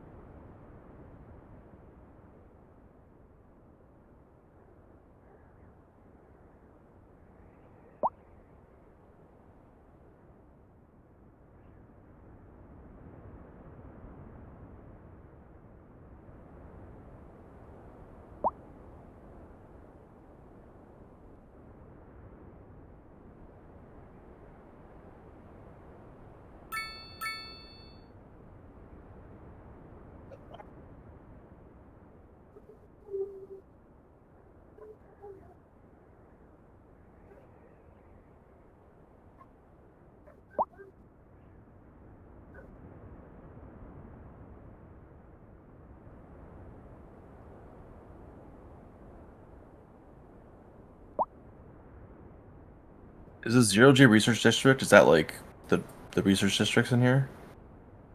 Yes.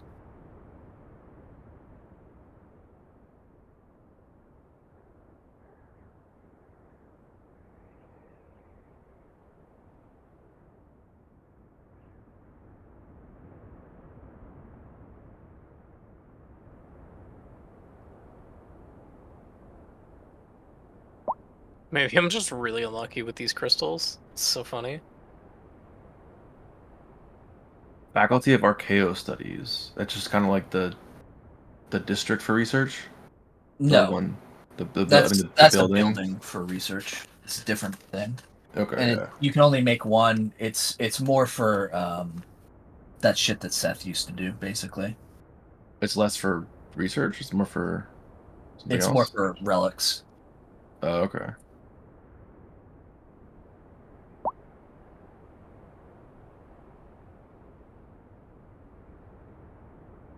So all these ones that are like Planet Limit 1, like Energy Grid, I should definitely do, and like Alloy Mega things. Like I should always do the ones that are like Planet Limit 1. Yeah.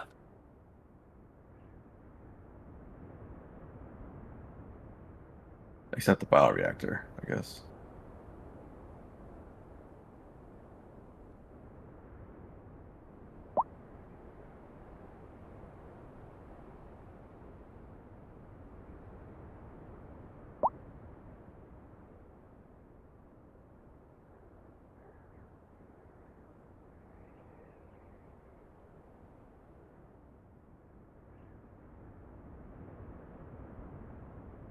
Nice.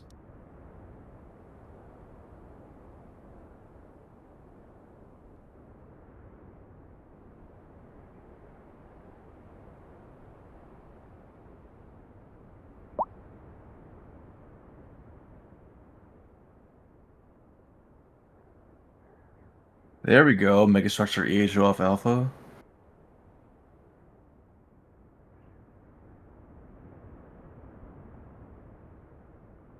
Yeah, you should be able to repair that one now. Once you have that tech. Okay. So you're saying I should go unyielding next, since like You like your star bases, yeah. macro engineering is a lot of star-based stuff too. Unyielding is more military star-based stuff.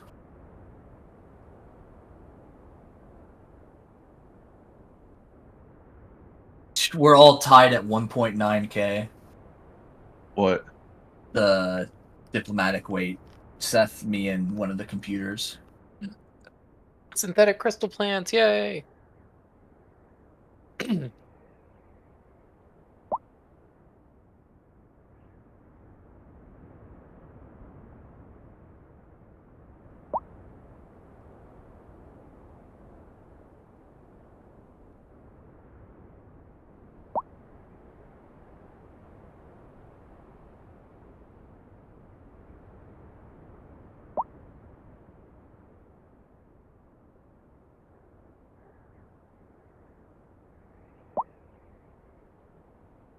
The techs are going by too fast now. They're all taking like a couple months. What have I done?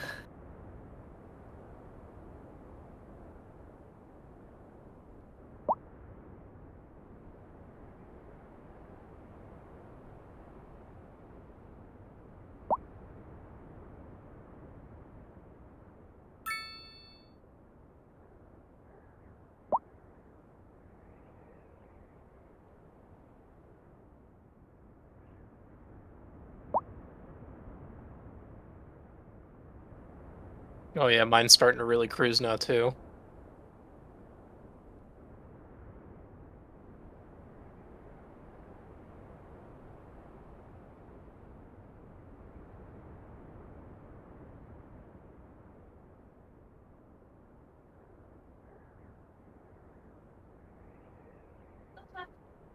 Nothing.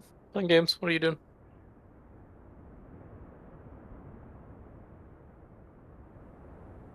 Ooh, John, look at this one. Heck yeah. What? The one on the floor. Yep.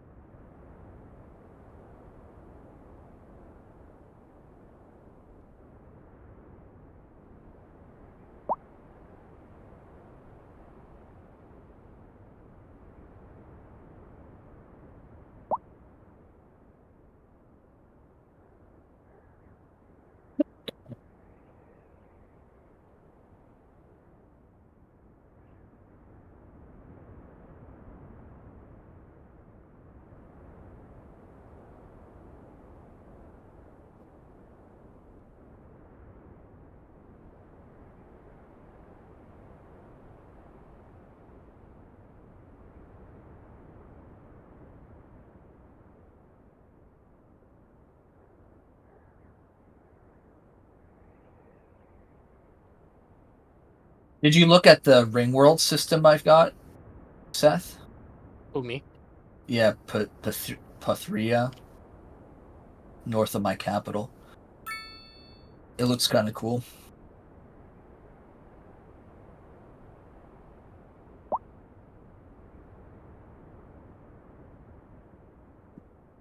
I can only kind of see it.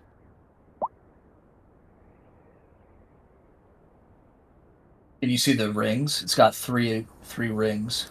Are you building them? No, it started like that. I can repair them. Oh, that's crazy. There's a frame world near me. A frame world? Yeah. What do you mean? Square world, sorry. Oh, square. Okay. Yeah.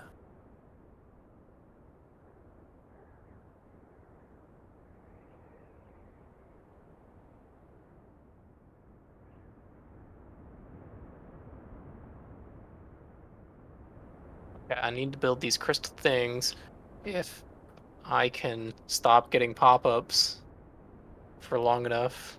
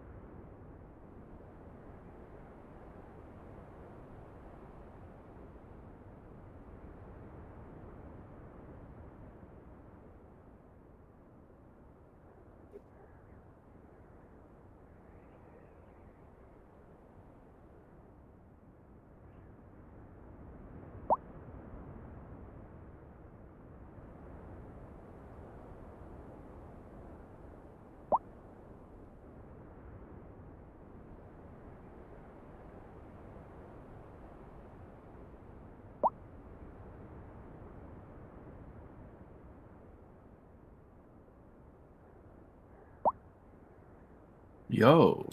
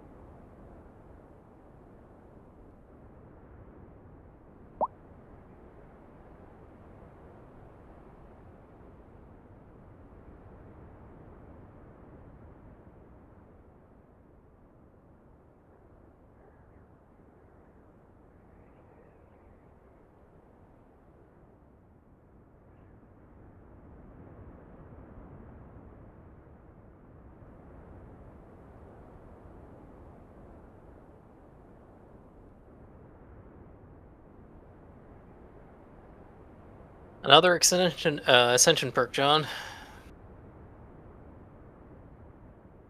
I trust you. I think you got it. You're just tired of saying, "What do you want?" Yeah, a little bit. Do I need to do anything specific to do the mega structures and stuff? For the Ascension perks, later on, you'll want to take Galactic Wonders and then Giga Construction. So you want to leave 2 Ascension perk slots for that. Okay. But otherwise, none of them are going to help you all that much.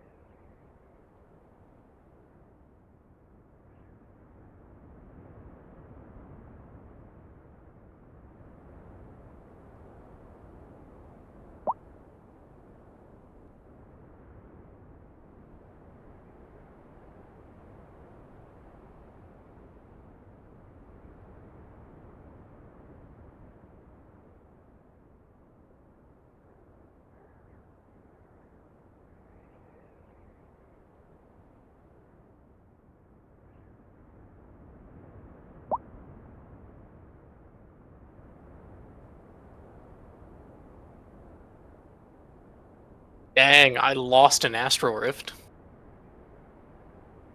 Oh. It was like a series of 2 choices. And if you made the wrong one, you had to loop back around, and eventually it just ended because it took too long. Interesting. I didn't know that was a thing. Yeah, it was pretty interesting.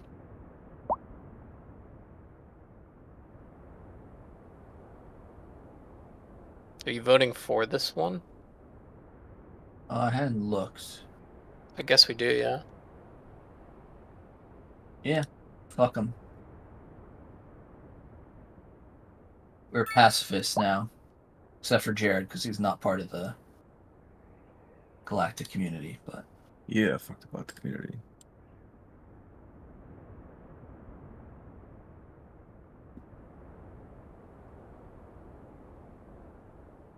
Oh, I never even clicked on that thing. Because the moment I unlocked it, I started getting attacked. The EHOF thing. Oh, that's fine. I'm never getting 3200 Unity for it in the first place. Jesus.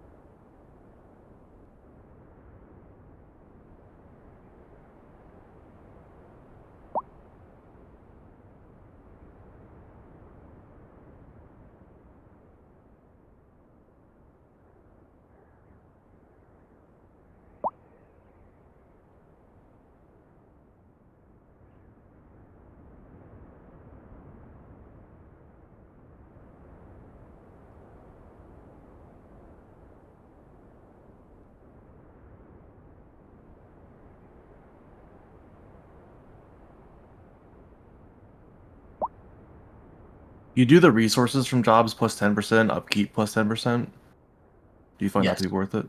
Yeah, that is a good one. Yeah, it just scales up all your jobs, so it's like you had extra people.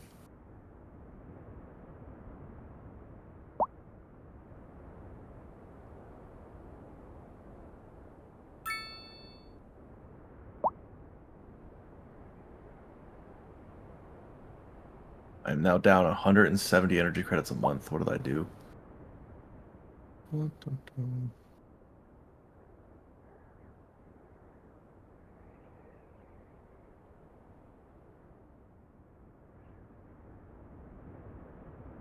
Sometimes I build star bases just to do the solar panels on them. Funny. You said you're down energy credits? Yeah. I mean, I'm fine. I have plenty saved. I'm up 500 right now. I have 43k saved. I just didn't realize I'm losing 200 a month. Jeez, yeah, that's tough. You know if you need some. No, I got 44k. Plus, I know what the source of most of them is, and then they're about to go away.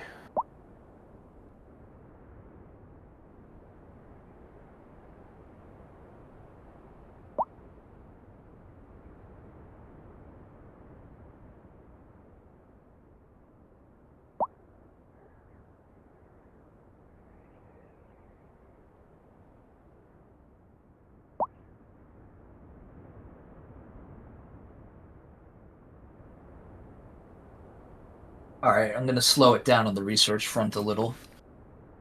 Why, John?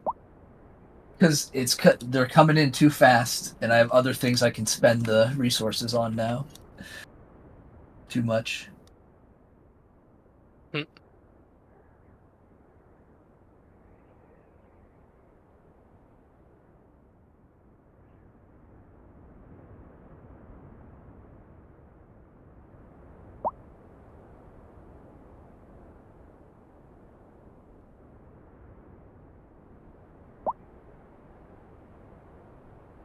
Who's Zelvan Confederacy?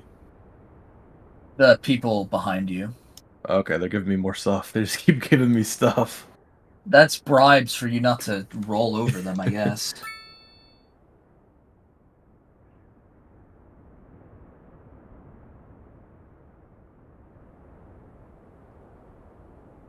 Orbital ring building, low gravity mega refiner. Is that the one that you is on planets? You build around planets, yeah, so it doesn't do too much for you. Oh wait, you can there's a decision to unlock the bonus for you. It actually does do something for you. I forgot they did that. Oh, should I go that route then? If you don't have anything else pressing in that set, that's not a bad choice. Oh, okay. I got a few other ones I'd rather do. Hey, I capped on food.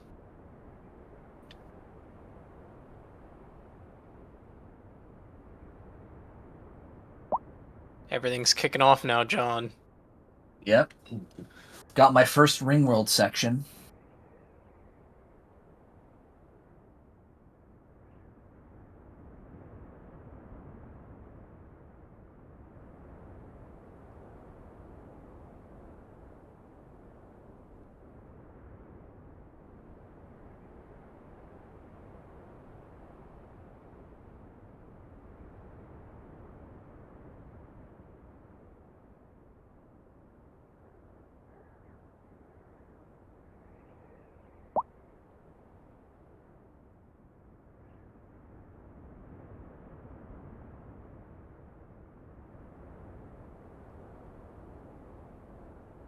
What's your alloy production like, you guys?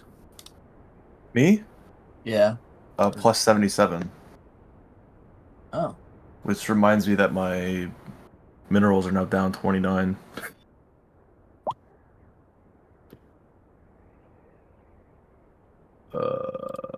What is my homeworld doing? That I am down so much electricity.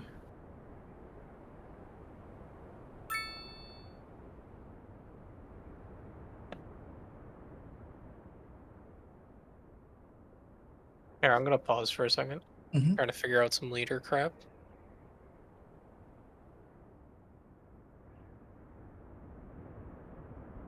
What?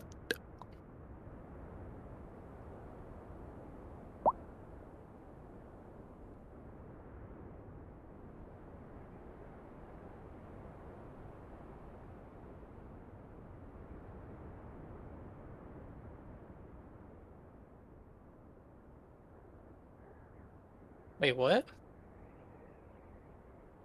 Oh, I'm dumb. Okay, so whoever's elected as leader can't like go represent me in the community, right? The galactic community. Dang, Yeah, I have someone who would give me plus 15% voting strength.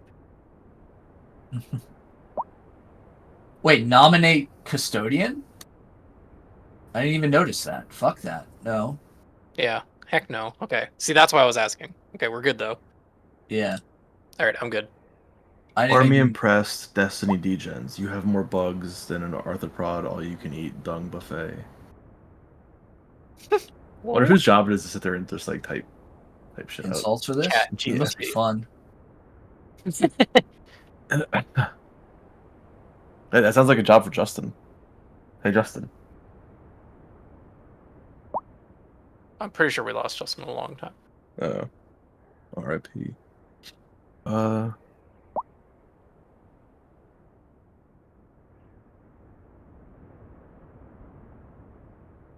I think I'm good. Alright. Although I do need to choose another Ascension perk and another Tradition.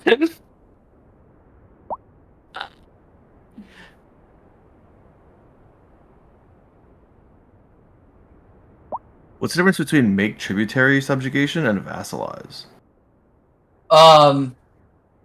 Tributaries can't be integrated.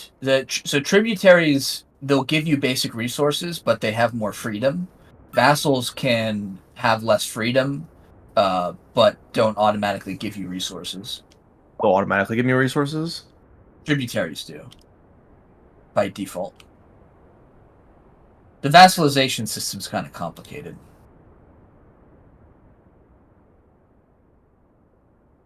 What happened that I lost the ability to click those buttons?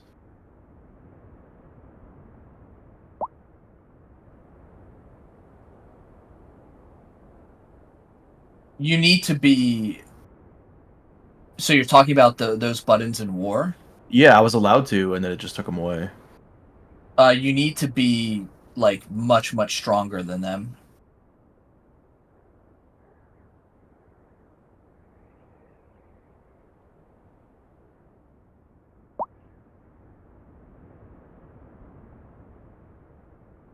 But you should be.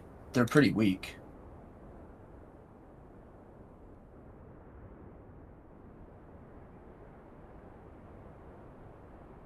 Huh.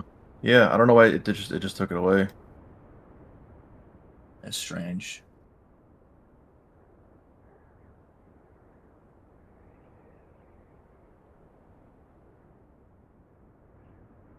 Atsunargan Imperia embarks on Felucian conquest. He's gonna fail. He's supposed to fail. Okay.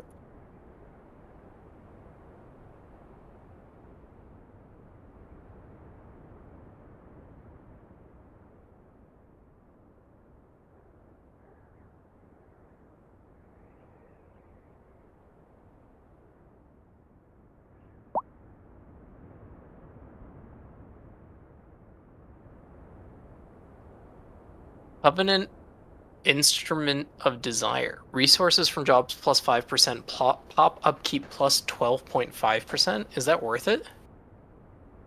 Sorry, say that again? So it's plus 5% resources from jobs, but then plus 12.5% upkeep on pops. Which is this? Instrument of Desire. It's the Shroud stuff. Oh, Instrument of Desire is worth it because that plus 5 will go up to plus 10. Nice.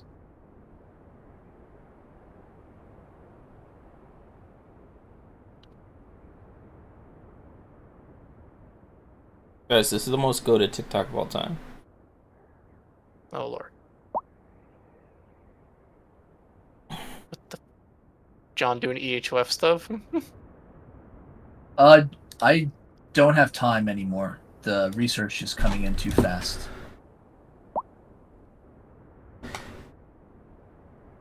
And I'm trying to start moving on to my ring world.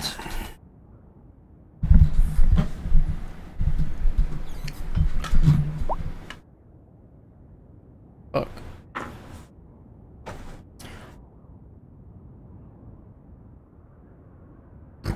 Whoa. Involved. And in addition to being able to map all of this, to contain all this, being a repository for all this information, Promise could tell you then things about the security service that you were then applying to this population. Because as all this data is building up, you are building up information about, again, those prosecutors, the defense attorneys, the quality of the witnesses, the police officers. Do you have certain, does this one police officer, can they never manage to convert any of their arrests into convictions? Is this judge, what is their sentencing when compared to others?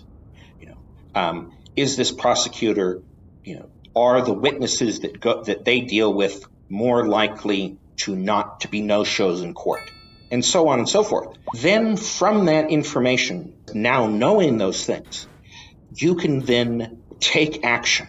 And this is where it links up with the new cult of counterterrorism, So you've got the CIA, the NSA, other government agencies that are fully on board now with this. So they look to social network analysis and also the potential of automation, I suppose, in the field of intelligence collection. And there follows all through like the 60s, the 70s, the 80s, right up to now. There is this free-flowing exchange of ideas and research that goes on between the intelligence community and then places like Harvard, Stanford, MIT, and now obviously Silicon Valley as well. And I pulled something else as well from the Homeland Security Affairs Journal by Steve Ressler. Now, Ressler, he is also a tech entrepreneur. He's got interests in cybersecurity firms that hold contracts with the US government. And I bring this up because he wrote this in 2006. So that should give you an idea of how relevant, this all still is, how persistent these theories and this way of sort of viewing intelligence collection has been. He says this, quote, "Due to the changing nature of homeland security issues, a new type of intelligence is needed by Homeland Security, social network analysis. The basis of social network analysis, also known as network science or network sociology, is that individual nodes, which, depending on the type of network, can be people or events or anything, this is going to be my quickest solution by complex yet understandable relationships that form networks. These networks are ubiquitous, with an underlying order and simple laws. Networks form the structural basis of events, organizations, and social processes."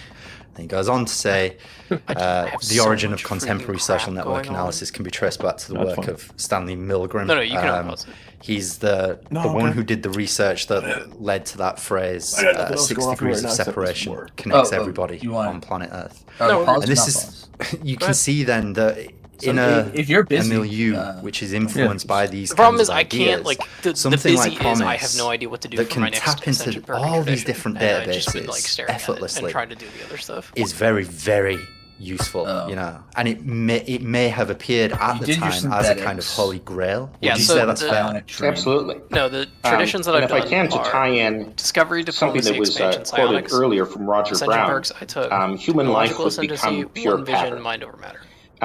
Because again, what the goal is that once you have accumulated enough, I would maybe people save who know their story, engineering, right? like you have mapped and determined enough patterns. You have seen that if someone has been arrested and gone to this jail in this span of time, then we know that they encountered a radical preacher and were radicalized. We know that if they went to a school and they had this teacher, the empty Coblet's containment silo they would later join this storage, or anti-government militia, storage? or what happens is that once you have then established almost those rules, I think it's energy. those laws, I don't think it's that high.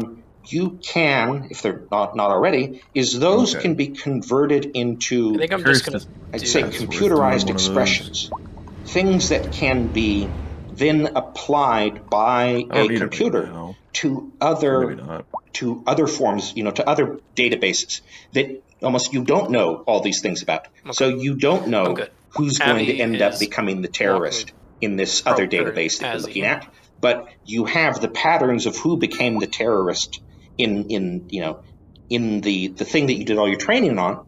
And so we apply the patterns that we have determined represent life arcs.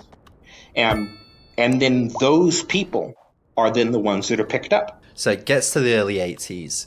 Enhanced Promise arrives, and this is at a time when the intelligence community is still kind of building up the architecture of what will become the future digital surveillance state, And it's also a time before we have like the full-throated arrival of private equity and venture capitalist collaborations in the Valley, with like the CIA and NSA and whatnot.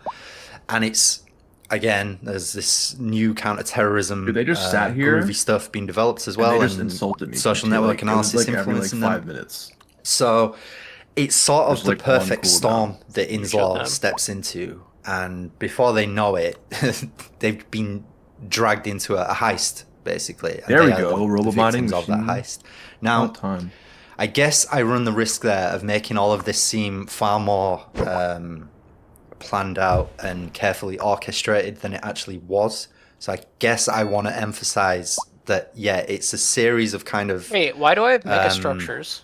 Turns of events, it's like I can some do of it Elysium? was deliberately perpetrated. Yeah, that's some of the megastructures they call below-structures from the mod are like small enough that you don't need the megastructures. Because I still cleave to my basic theory is that the initial decision to steal Promise was a crime of opportunity. It was motivated by Earl Bryan and Ed Meese wanting to make a quick buck, and also by Brick Brewer hating Inslaw and wanting them to fail. But then once they did that, and the broader spook underworld, it says that sometimes when they send ships up, like that's when I think the conspiracy, such as it was, kind of came into existence. That's when they decided to try and put a hermetically sealed screen around Inslaw to stop this thing spilling out and blowing a lot of other operations that they had going on. Would you say that's fair? Would you agree, or fleets that shows me even the largest avalanche begins with a single snowflake? Yeah. What do you mean? And that comes back to something on the planet, or Bill Hamilton told us, which is, quote, that's not the CIA how it works. under So Director William if you see Casey something in allegedly space, borrowed a it's copy ships, of Promise from but the they might Department be of Justice army in order to ships determine that whether don't it could be fight the in solution space. for a long-time requirement of the U.S. intelligence community. makes sense. Casey found Promise was a Like good the solution to that transport ships. long-standing, but by then unmet I'm requirement, saying, and allegedly began when I go to the dissemination in system, outside of the 1983 system of view, the big view, unauthorized it says copyright there's infringing militaries in copies here. of Promise. Now, I think this requirement when I he's click on referring it, to is something that Hydra was see 'em. also an attempt to fix, which is the lack of joined up thinking between all these various databases If it shows them on the federal big map, then there's agencies, ships there. so the FBI, the CIA, NSA, so on, and it goes on beyond that as well. It's in the and Promise seemed like a good solution because it could. I've seen it described as almost a universal translator. In a sense, like it could go into all kinds of different databases and communicate with them much better than anything else on the market. Yes, and this is actually brought up in the bankruptcy case as one of the things that made Inslaw's Promise really special, is that a lot of time and effort, and this was a successful effort, was put into adding the tools, integrating into Promise the tools that you would need so that you could point it at any arbitrary database, right? And reach into that database and grab out the stuff that was of interest to you. And that this could be done relatively easily. I say relatively, since everything's relative. And that, someone with a modest amount of training could actually do this very, very well. And Promise would guide you each step of the way. It was supposed to be user friendly, which again, that's not something I would expect out of a piece of software from 1982. I'm trying to be careful not to overstate Promise's importance to the intelligence community of the late 70s and the 80s. But I think we have to be just as careful not to understate it either. Because, this is from Bill Hamilton again. He said this, quote, "What the NSA and the CIA did with copies of the Promise database software beginning in 1981 provided a robust learning experience for NSA for what it appears to have been doing more recently, according to the latest NSA documents furnished by Edward Snowden." So that is echoed by Adi Ben Manash as well. We mentioned that he said that the arrival of Promise completely changed Mossad's game in the 1980s. Rafi Eitan, when he got his hands on it and realized what he could use it for, it seriously shaped their thinking and their approach to computer espionage. And it's in thinking about all of this that you start to realize that Promise was important, no doubt about that. But given the systems of surveillance and coercion and the abilities they've got now to monitor and track people, Promise wasn't really the Holy Grail, but what it was a signpost towards the future, towards now. A signpost pointing at the Holy Grail. There you go, yeah. Oh, I keep forgetting, don't spend Unity. Don't spend Unity.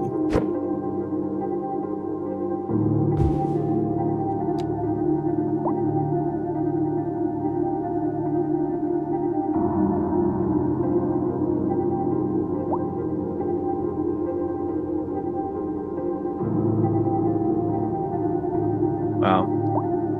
Look how fast I moved through every system they own. Nice.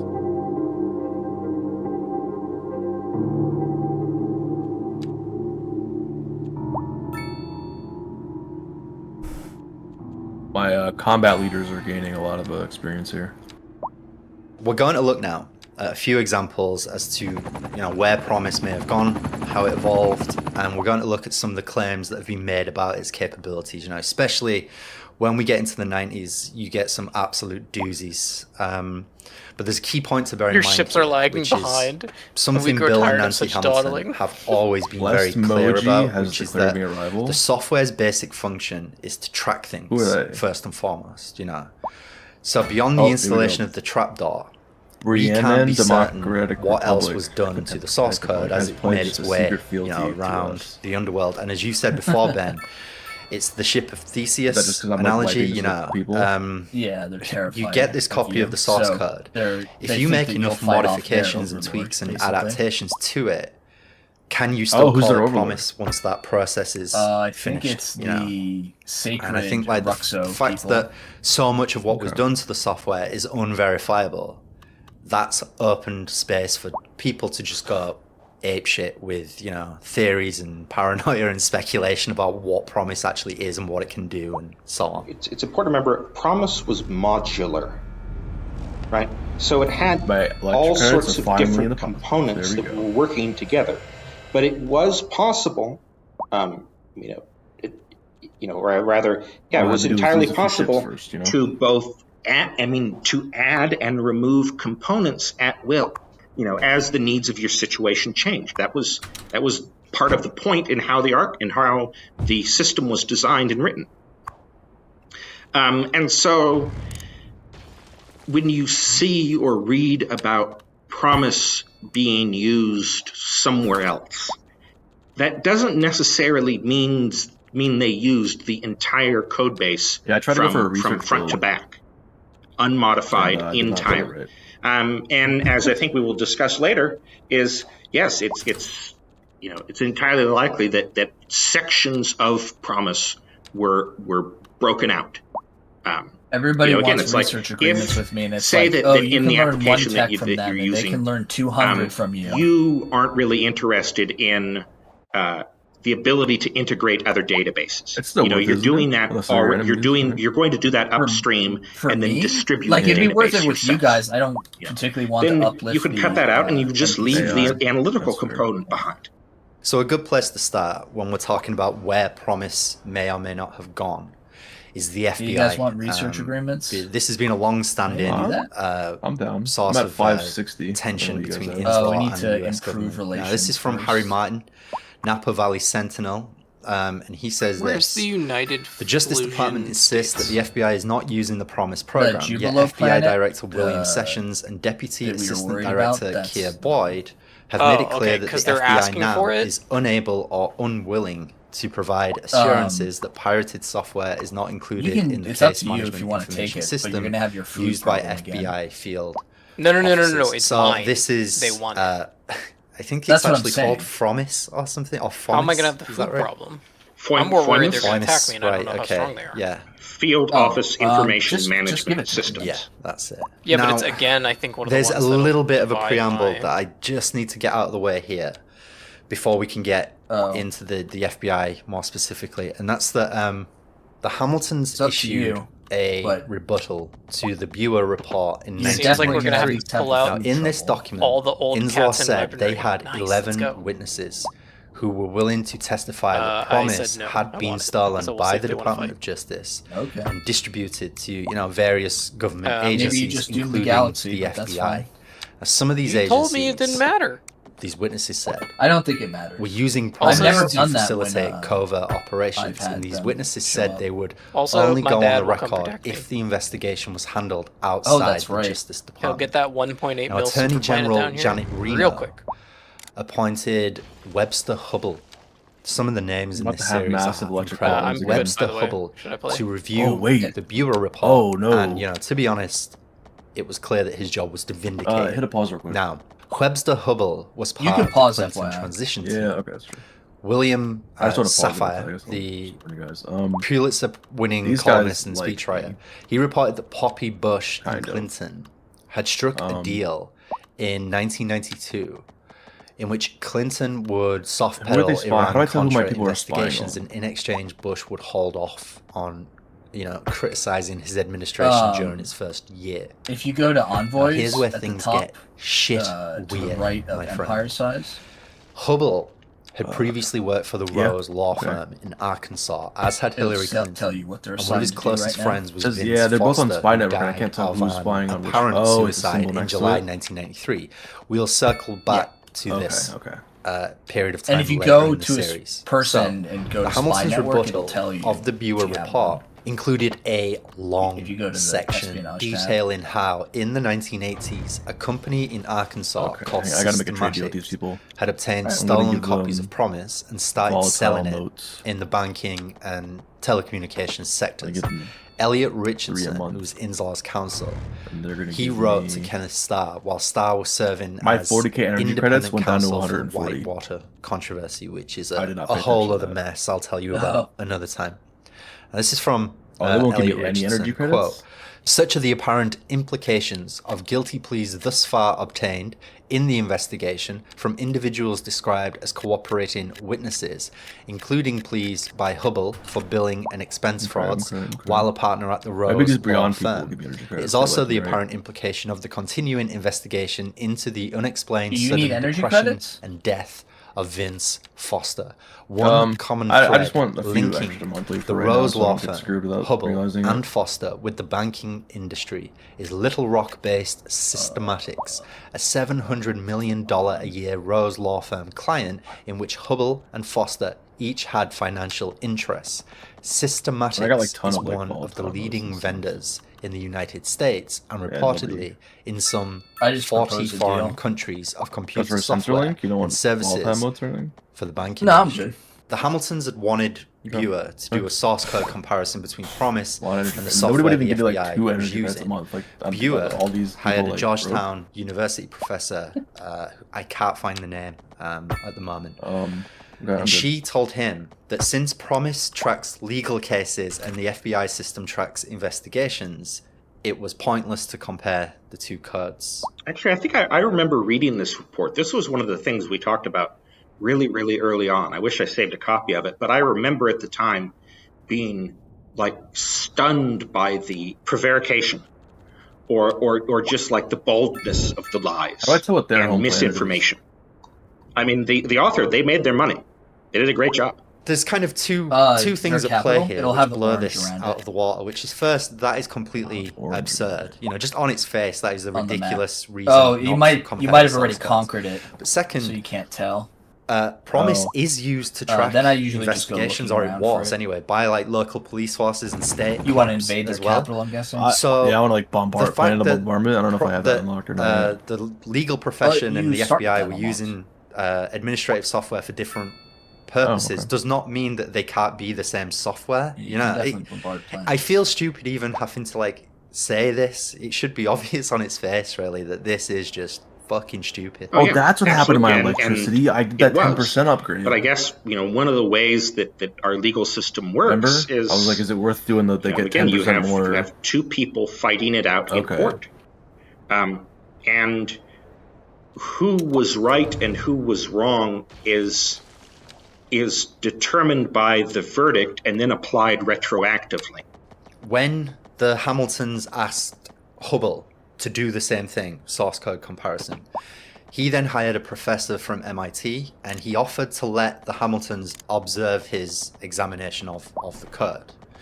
But crucially, neither the Hamiltons or any of their legal team were allowed to look at the FBI software code or compare it with Promise themselves. And in fact, during this comparison that was to take place, they were told that they were only allowed to sit and watch this happen at a distance and then take the MIT guy's word for it when he'd finished his analysis.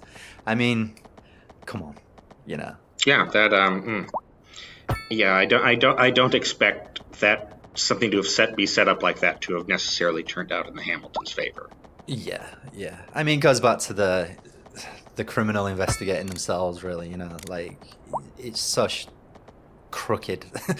And I mean, so the FBI, this links into something we're going to talk about later on, sorry, but the FBI does have a software system that they use to, you know, for data administration purposes and whatnot. And it sounds a hell of a lot like Promise, but it's called Kiliad, not Chiliad as I was calling it before. It's called Kiliad.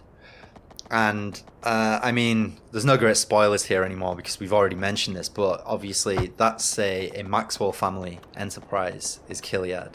And of course, Robert Maxwell was in possession of copies of Promise at one time or another before his daughters became tech entrepreneurs, you know. So our conversation about the FBI is the perfect opportunity to introduce one of the other odd strands of the Promise story.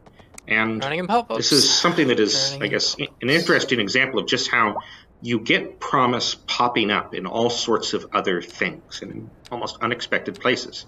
And I'm not quite sure what to make of this story. If this is true, this is fucking insane, is this story, if it's true. So, purportedly, Robert Hansen, so that is the guy that was exposed in 2001 as having been a spy for the Russians for, 20 years. While he was an FBI agent, yeah. Yes, exactly. Why he was an FBI supervisor and administrator. He was, very high up.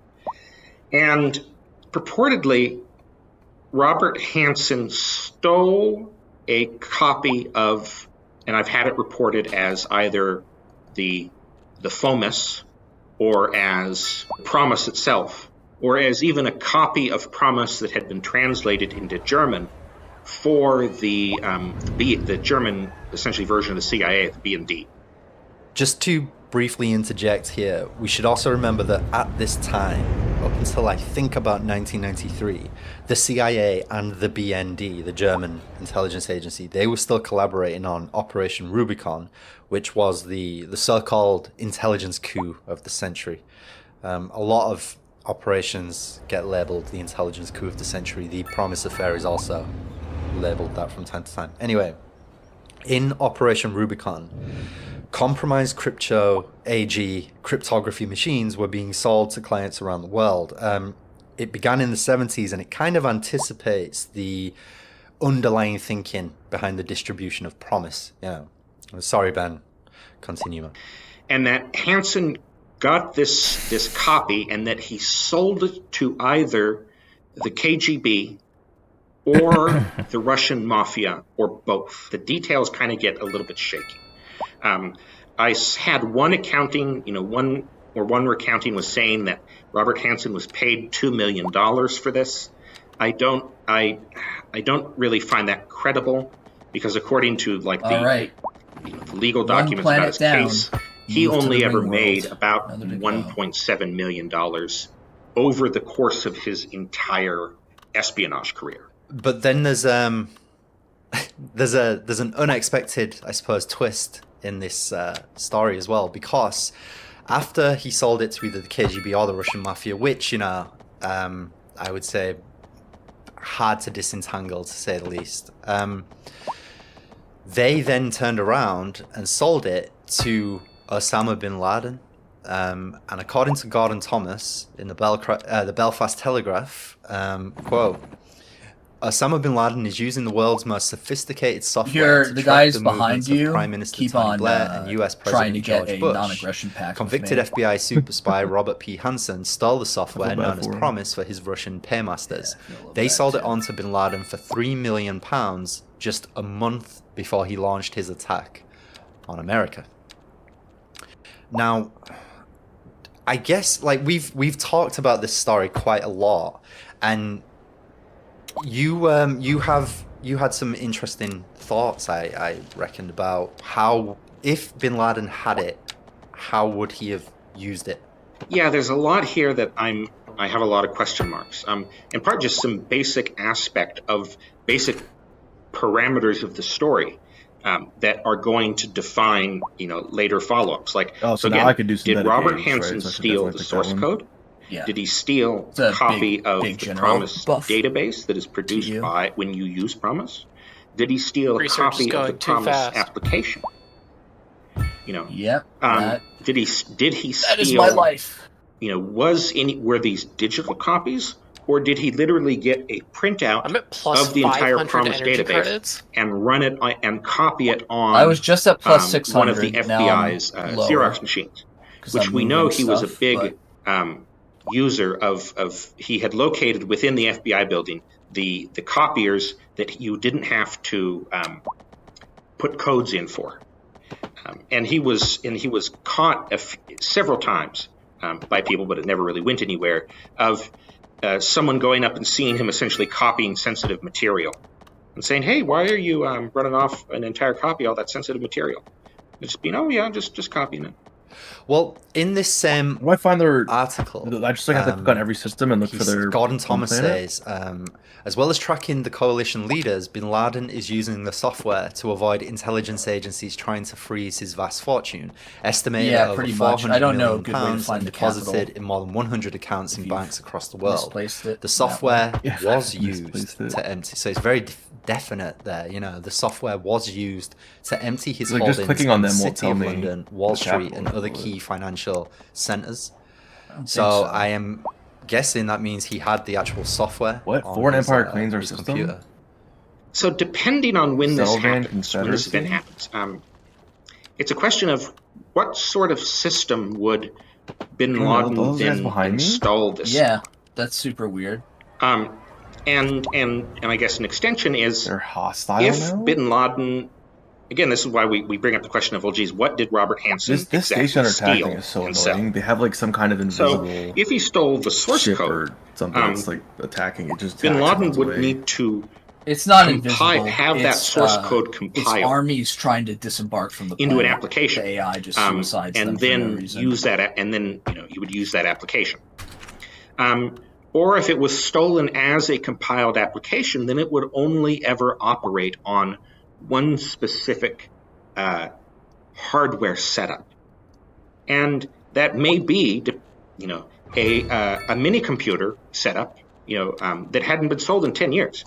because one of the the undercurrents of the FBI at this time is that their computing infrastructure was outdated. Pause for just a quick minute. I want to try and find this. So I got to wonder. It's like, okay, so great. We put a copy of Promise in Bin Laden's hands. Will it look different? Tell me the computer that he's using to me, and really to go from there. You say accessing accounts and things like that. Is BCCI was using it internally to deal with their accounts. It'll be one of the systems with the planet. It's not that. But again, its promise is nothing without the data put in it. So BCCI was able to put all of their account data into it because it was all of their account data. They were the bank. So it's once you get to the point of Osama bin Laden is using this software to track where Tony Blair is flying, to do to move money around, to do all these things. It's okay. So what is the source database that he is then acting upon? I definitely buy that it was possible for him to have been using it to access his bank accounts and facilitate money laundering. So I should have sent my like ship that up because here. they were using it for that at BCCI. Kelzaka?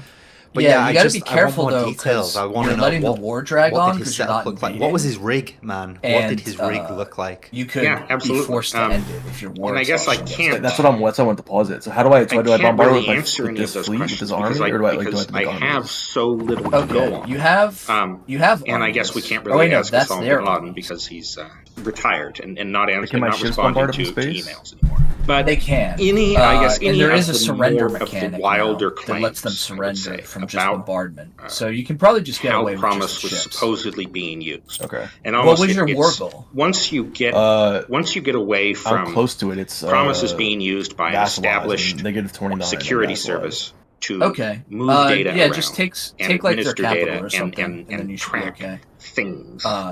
But yeah, you should be able to just bombard that, it I think, until is the when armies are gone. is when it is reasonable to be more skeptical about what is being asked. Because in part, you begin to step away next I'm going from to war what with those people in the Promise South. was designed and supposed to do.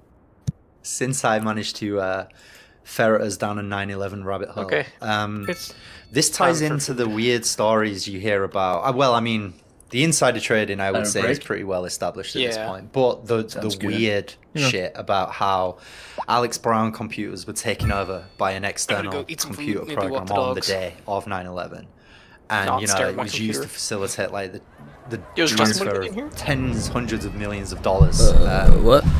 There's a couple. The implication is always around that it was Promise that was being used here, but it's this same issue about how much of the whole map do I own? How did it work? Like where did it go? That money? Probably like almost what role did Promise play in that? To bring it back on track to. And when I take over the Zelvan, it's issue of Robert Hansen selling it, and then I'm gonna free these Briannan guys and make what that them might have looked like. Subjugates by killing the sacred, a truly batshit the sacred article confederacy. To my attention earlier and then in the week blessed people already insulted me, so they're Intelligence UK article. Now, because of the shit that is in this article, joining me. I don't know if I can. These are I the can even point listeners towards it without incurring. Our libel laws are so fucked, man. Yeah, I would say it is enormously libelous, and transparently wrong in many cases. Where is the? Yeah. There's a lot of shit in there that is just on its face. It's ridiculous, but because there are some things in there that ring true for a while, but it's under galactic reforms, and mostly that's the stuff dealing with Robert Maxwell and how he moved Promise around the world.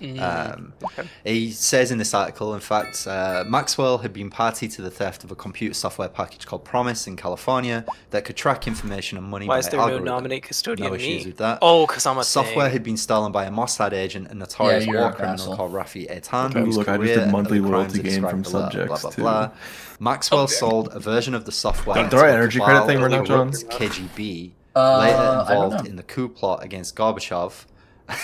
was starting to wobble a little bit here. I think it did. And was only murdered by Mossad when he I'm tried only to drag positive them 12 into right the now. Soviet coup plot. I just wanted to make sure that itself. I'm trying to get positive before it runs out. However, that's interesting that I think it did he's run been out, accused 'cause of I being the don't one who see sold it to 100 the KGB in that instance. charge. Which Oh, my then credit raises the card. question of why Robert Hansen managed to find a sale. Man, I need to get that housing upgrade. Where do you need Robert Hansen to enter in this story? You run out of space. So and also, quick I on guess that to one. just too much not get into too libelous terrain, but to continue a little bit from your brief recounting there, you hadn't.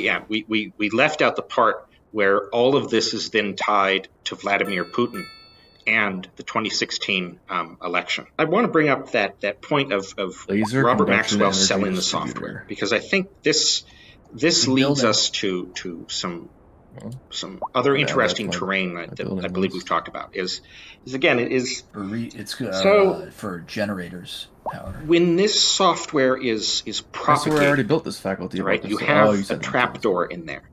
There needs to be a way of accessing that trapdoor. If you can't access this bug that you have at enormous risk and expense and trial, this thing that is the point of your entire operation. A lot of minerals. If you can't access it, then it's all a waste. It doesn't matter how marvelous this thing was bugged and trapped. So one of the questions is, so how do you? Okay, well, since I'll be how do you close this loop? How do you go from Robert Maxwell selling the bugged software to the bugged software being installed to someone from outside accessing this bugged software? We have discussed aspects of this, I think, in an earlier episode, specifically of again how you could make hardware modifications, microwave burst transmitters, so on and so forth. So to return to a name that we had brought up earlier in this episode and in other episodes is Edward Snowden. So part of Edward Snowden's revelations, and again, he is discussing his contemporary work, but it is applicable backwards, is that the intelligence services in the United States essentially operate clandestine factories where bugged software and bugged hardware are integrated, where you do all the modifications. And this kind of answers a question of, geez, how do we get the bugs into the hardware? Do we intercept the hardware when it's on its way to the location? Do we break into the place and install this? And one of the ways that you answer that question is, no, you have a factory that you have set up that is under the control of the one or more of the intelligence services, and they just from beginning to end, soup to nuts, they get all the components, assemble it, do all the testing, blah blah blah, send it out, actually operating like a normal computer assembler, or a normal customization shop. But they are putting more customizations and special things in there than is disclosed to the client. I love this aspect of the story because back during the height of the Inslaw affair, the Hamiltons actually made this exact assertion. They said they had a source that had told them that the CIA had a contractor-operated Promise packaging facility in Herndon, Virginia, that was headed by a CIA Division D employee who was a retired US Air Force Major General, and that this facility had furnished computer hardware and specially prepared copies of Promise for all unauthorized intelligence applications of the software. And this was all part of the NSA's Follow the Money Signal intelligence program as well. Now, to the best of my knowledge, Snowden never made any claims about Promise specifically, but he did unintentionally verify the claim the Hamiltons made back in the late 80s and the early 90s that the CIA and the NSA were using contractors to manufacture bugged software or hardware at factories that they owned. And it's confirmed essentially 100%. And again, in this, we are answering a rather difficult question. Again, Promise is not something that you wake up one morning and you go to the office and it's taken over your systems. or you're out browsing the internet and you click on a link and Promise has locked down all your files and it wants 10 Bitcoins before it's going to free them up. Promise is something you have to go out and request and ask for. You go and you talk to a salesperson, and the salesperson gives you the pitch, and you give back to the salesperson the things that you want customized with the software, and you tell them what specific version of hardware you are interested in, and that then goes back with the salesperson to the factory and the customization locations. Because you have essentially the CIA operating its own almost, computer factory, it's again, they are able to do all of that, and they are able to do all of that integration. They have, ultimate access to all the components of the hardware, and so yes, they are able to install all of the transmission equipment that is necessary or needed. And then that stuff is all put in a wooden crate. A forklift takes it and puts it on a truck, and then that truck goes and drives to wherever it needs to be unloaded and then installed. This is not something really that is done clandestinely. Again, the editing and modifying of the software and hardware is clandestine, but the seeking out and installation and then further usage of Promise, that is anything but clandestine. No, you know absolutely what you are getting when the Promise salesperson finally shows back up, with the truck full of computers. In part because you have to have a further relationship with this guy, because you're going to need bug fixes and changes to the software as you go down the road, and you're also going to need training materials. You may need further localizations. So this is an ongoing sort of exchange. At least it probably is, except when the salesperson screws up. And like in the case of what we'll discuss later of the RCMP. Yeah, and just as a kind of addendum to that, because we mentioned the actual collection of the data, how you transmit it and whatnot. There was a book written, I think in 97 or so, and it was called The Eye of Washington. It was written by Fabrizio Calvi and Thierry Fister, who they're two French journalists, and it's about Promise and it's about cyber espionage and whatnot. Now, in the New York Times, Steve Ditlier is writing about the book, and he interviews Fabrizio Calvi. And Calvi says the revelation in his book is that the National Security Administration had been seeding computers abroad with Promise-embedded SMART chips. Now, SMART stands for Systems Management Automated Reasoning Tools. We'll be circling back to that, so bear that in mind. And this was codenamed Petrie, and it was capable of covertly downloading data and transmitting it using electrical wiring inside the hardware as antenna.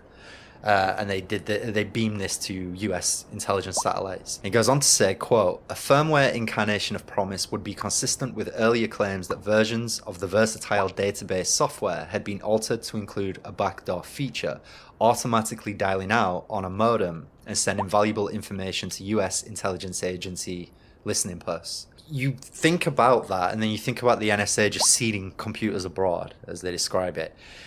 And you start to appreciate just how massive this was, still is, really. And if I can continue there, when he says firmware version, it's not something like that is being installed on a hard drive. It is on a read-only memory module that is soldered into one or more of the system boards. Yeah. What I'm trying to do is just illustrate how fucking massive this was. I mean, there's the stuff that Bill told us as well about how while they've been tracking wire transfers of money and letters of credit and all the rest of it through the world's banking sector, they had an NSA cutout sell copies of Promise, and this took in 400 major commercial banks. It took in international financial entities, as Bill described it, such as the Bank of International Settlements in Switzerland, which your antenna should start perking there. It also took in the World Bank, the International Monetary Fund as well. Now, I know we've mentioned before that the World Bank investigated their hardware and said that they could find no bugged copies of Promise anywhere, but they would say that. I mean, I said that before, but yeah, scale. I guess that's the word of the episode, really. The scale of this thing.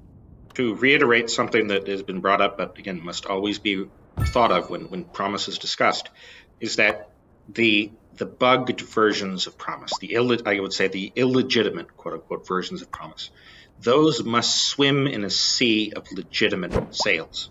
You couldn't make this program a success unless you blew this software out to as many people that you could.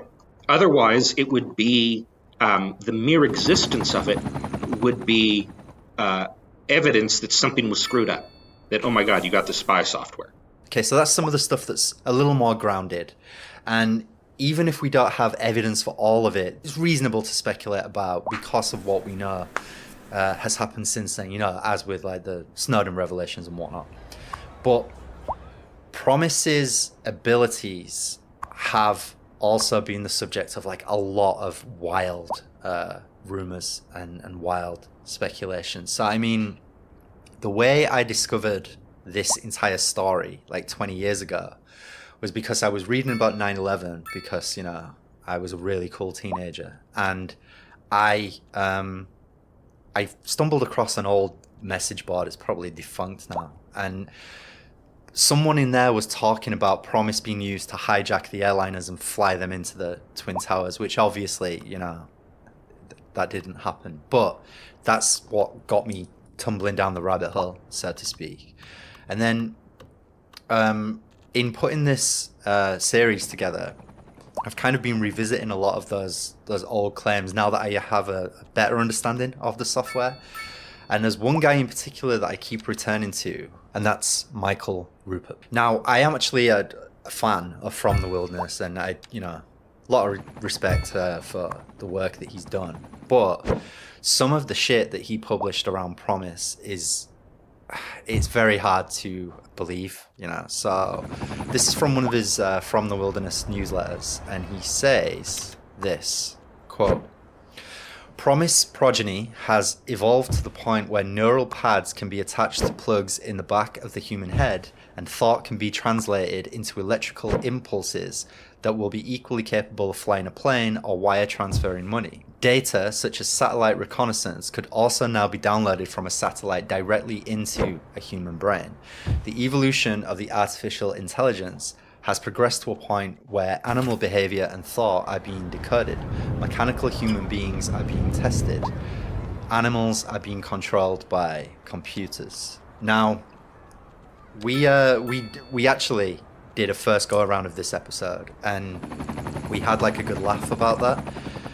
But I've been reading a little bit more and chasing some of that up, and when you think about it, like, yeah, I'm not agreeing with him that Promise is responsible for all of this, but a lot of the shit that he's describing there is possible, or it's certainly getting closer to being real. Nowadays, I sent you that, was it a TED Talk or something? Oh no, it was a talk at Davos. First off, a video. It's going to make you see the future and understand a wonderful future where we can use brainwaves to fight crime, be more productive, find love. Let's roll. You're in the zone. Even you can't believe how productive you've been. Your memo is finished, your inbox is under control, and you're feeling sharper than you have in a decade. Sensing your joy, your playlist shifts to your favorite song, sending chills up your spine as the music begins to play. You glance at the program running in the background on your computer screen and notice a now familiar sight that appears whenever you're overloaded with pleasure. Your theta brainwave activity decreasing in the temporal regions of your brain. You mentally move the cursor to the left and scroll through your brain data over the past few hours. You can see your stress levels rising as the deadline to finish your memo approached, causing a peak in your beta brainwave activity right before an alert popped up, telling you to take a brain break. But what's that unusual change in your brain activity when you're asleep? It started earlier in the month. You send a text message to your doctor with a mental swipe of your cursor. Could you take a quick look at my brain data?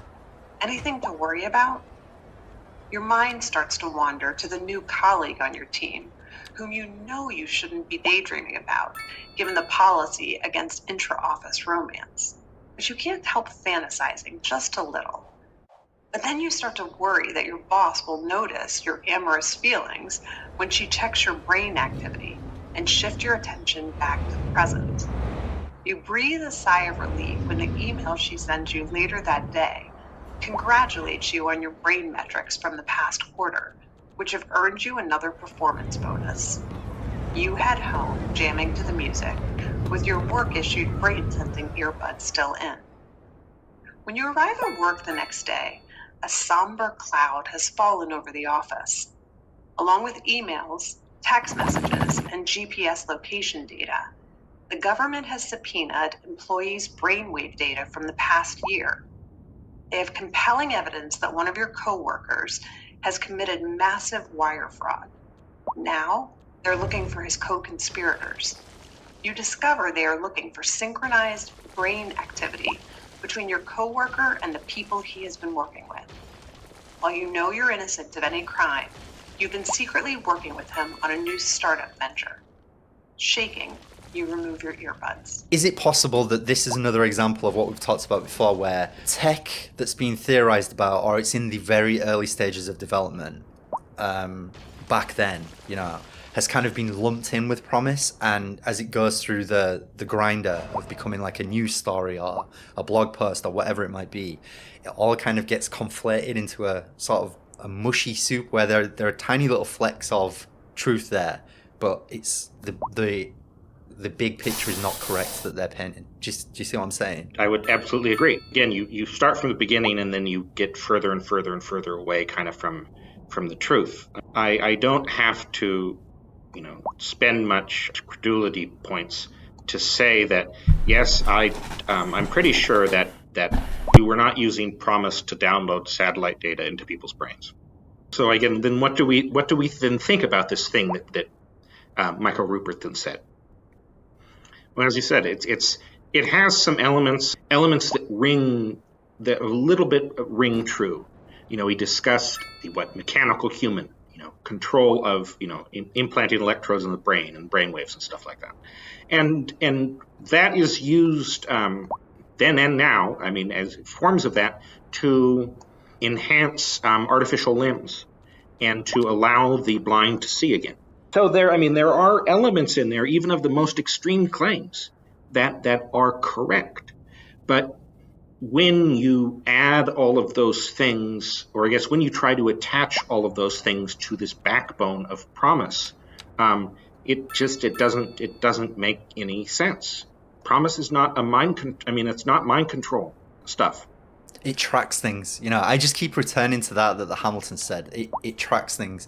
It can't launch nukes remotely. They have that shit now that can do all that, and they have stuff like the Stuxnet virus and whatnot, but we're talking about Promise. It tracks shit, and if you've got that trapdoor in it, you can monitor what people are using it for. You can manipulate data and information and all the rest of it.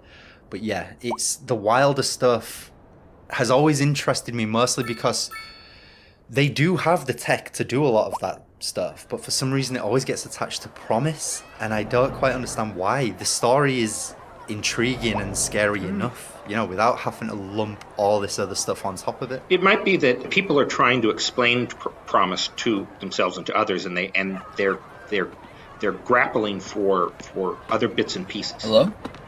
Saying, okay, well, can I explain the story of? Well, I can't explain the story of Promise with what I have at the present. Well, geez, does it make more sense if I include, monkey mind control or something like that?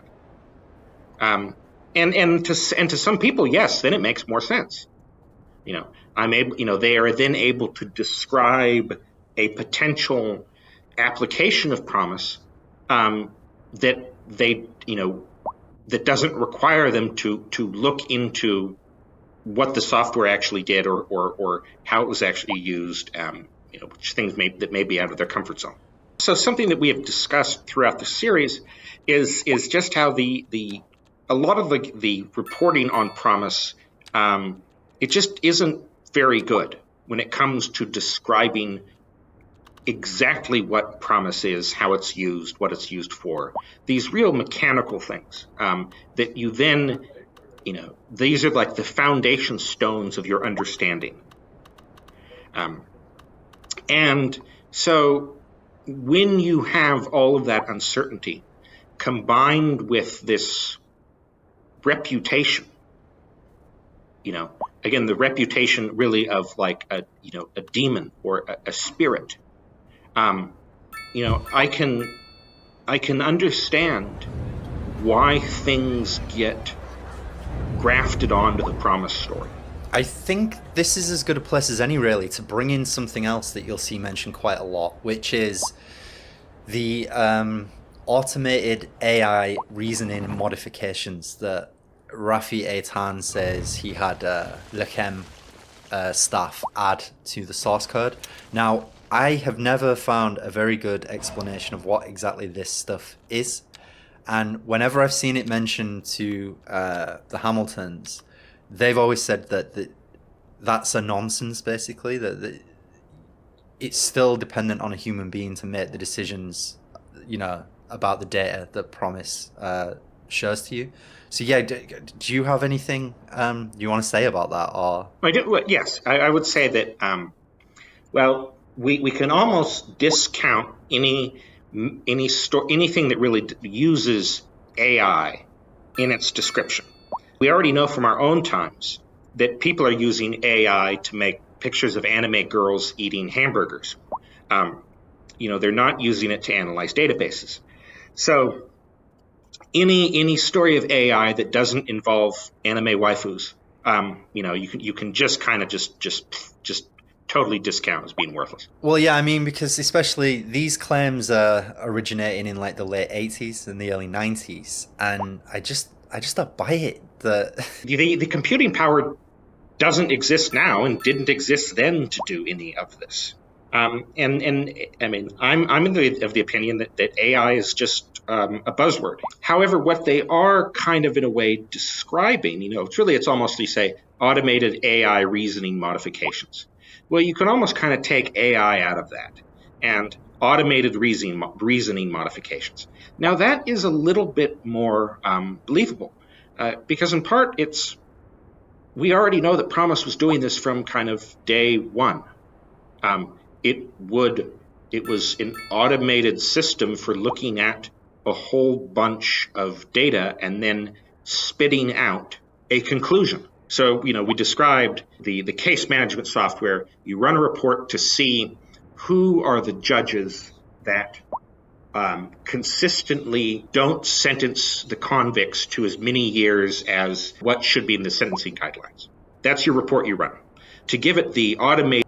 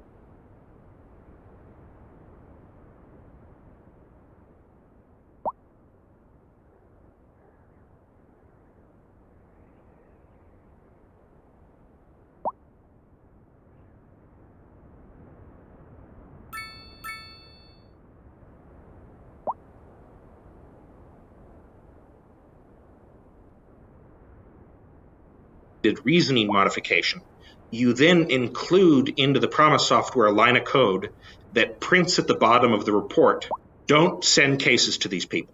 That's it. There you go. Bang. We have just gave it reasoning power. This automated reasoning power is only ever as good as like the people who program it, And I think the implication is that actually Promise, I wouldn't say anyone's claiming it's become sentient, but certainly like they attribute a lot more power. I've seen that claim. Yeah. Right. Fair enough then. Yeah. So yeah, it's kind of wild. Now, I figured we could round out this section with a look at some funny fuck-ups, really. I think that's the best way to think of them.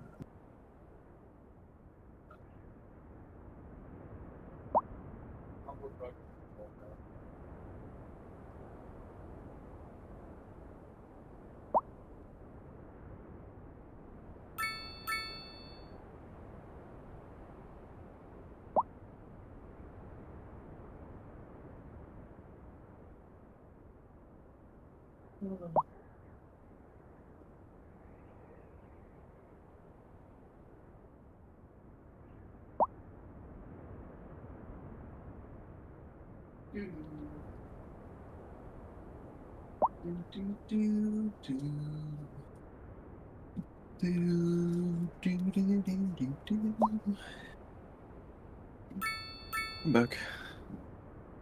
Welcome. Oh.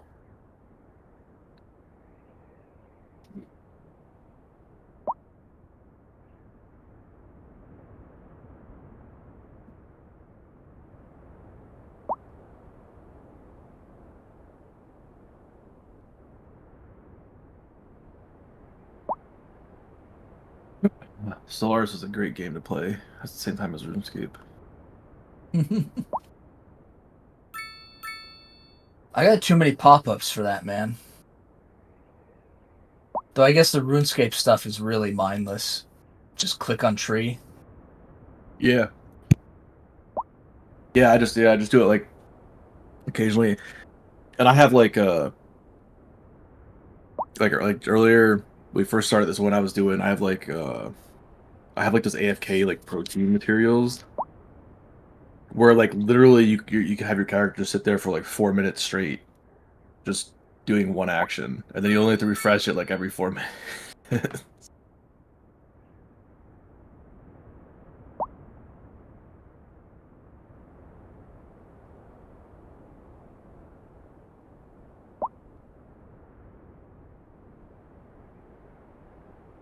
I'm finally almost at 1K research.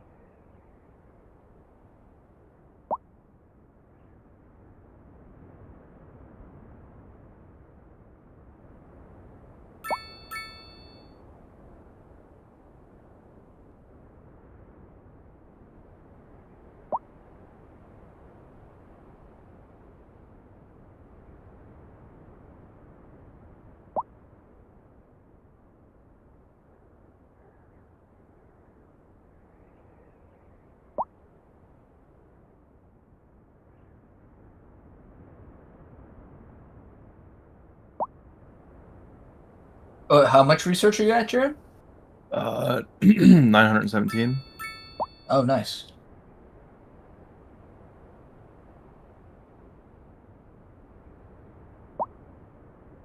I'm at 2,500. It's mostly just megastructures now. I'm just researching tons of megastructures. Yeah, I haven't gotten that yet. I think I finally got the highest tier station and destroyer.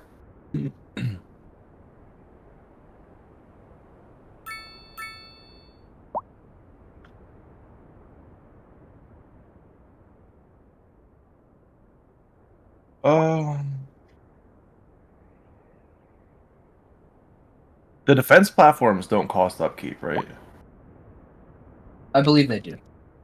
They do? Yes.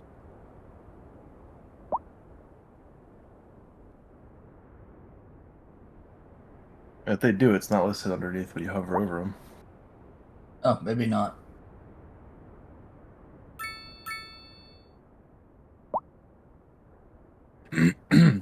I have to get some kind of district upgrade for the electricity building, the districts, or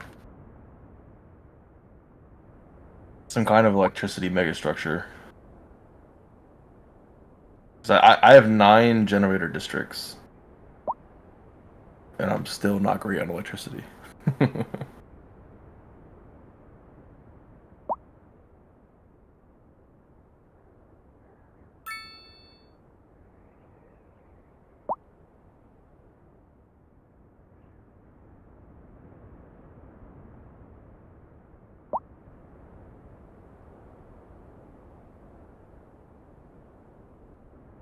Once you get some of the megastructure techs, you'll be able to upgrade your energy districts and your mining districts. Because there were ways that the Hamiltons found out they were being screwed. Are those all megastructures? It happened by complete accident. Yeah, so like, I guess one of the more if you get the famous megastructure ones Penrose sphere, would be, which is normally the time a the sphere Royal you put around a Canadian black Mounted hole that Police gives you energy, began an investigation in secret you in will get a America decision to on your determine planet whether or not to their computers had upgrade been your energy compromised by districts. bugged promise software. Basically, you build a Penrose sphere into your home world. Similar for mining. There's one that you pull minerals from the black hole. Oh, that's so funny. The Soul X spawned in your system, but it didn't know where to put it, so it just threw it next to the black hole. Whatever. Look at your system. Your home system. The Larkin singularities, are you talking about? No, the Soul X. Oh yeah, well, I saw that popped up. What was that?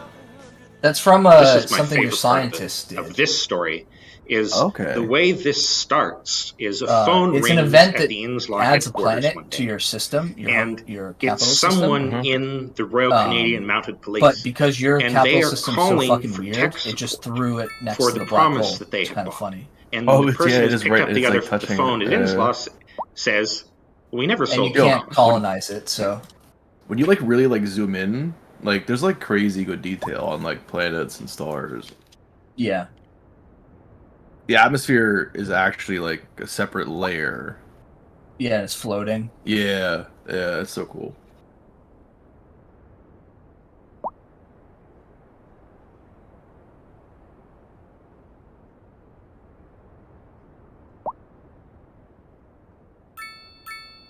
I just had no use for that except for making one of those outposts.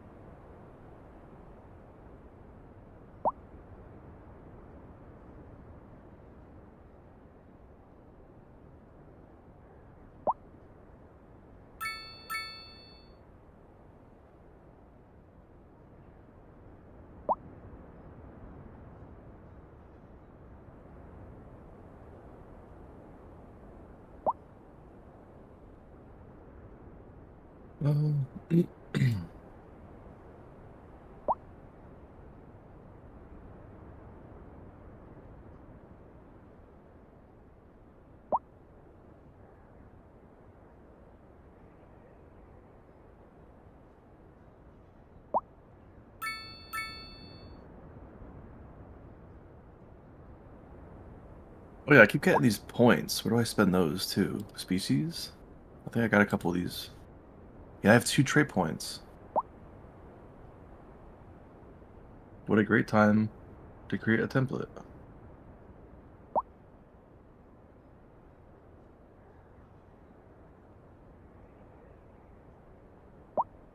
I think all I'm going to do is remove the empire size from pops that I had on.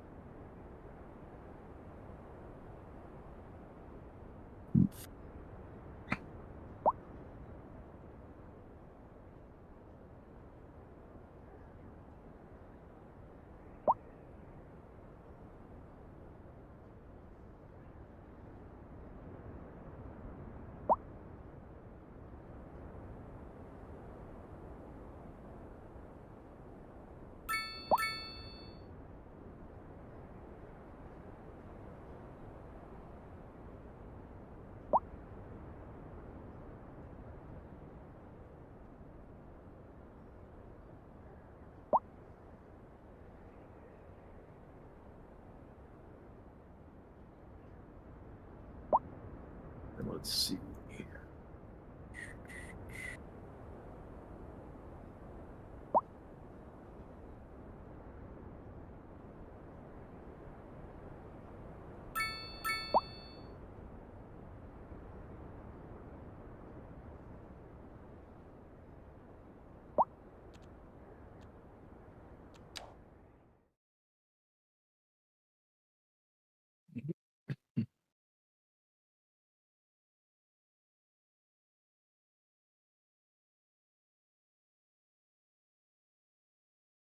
I still really don't like the new system where I have to select the like subsections on the left-hand side. I'd much rather. Yeah, I get it. It's easy to like forget about ships that aren't doing anything and stuff like that. Yeah. But before, if I just had too many star bases, I would just tab out the star bases. Like I just tab out things I didn't need. Because I don't need to actively check if star bases are doing thing, or whatever.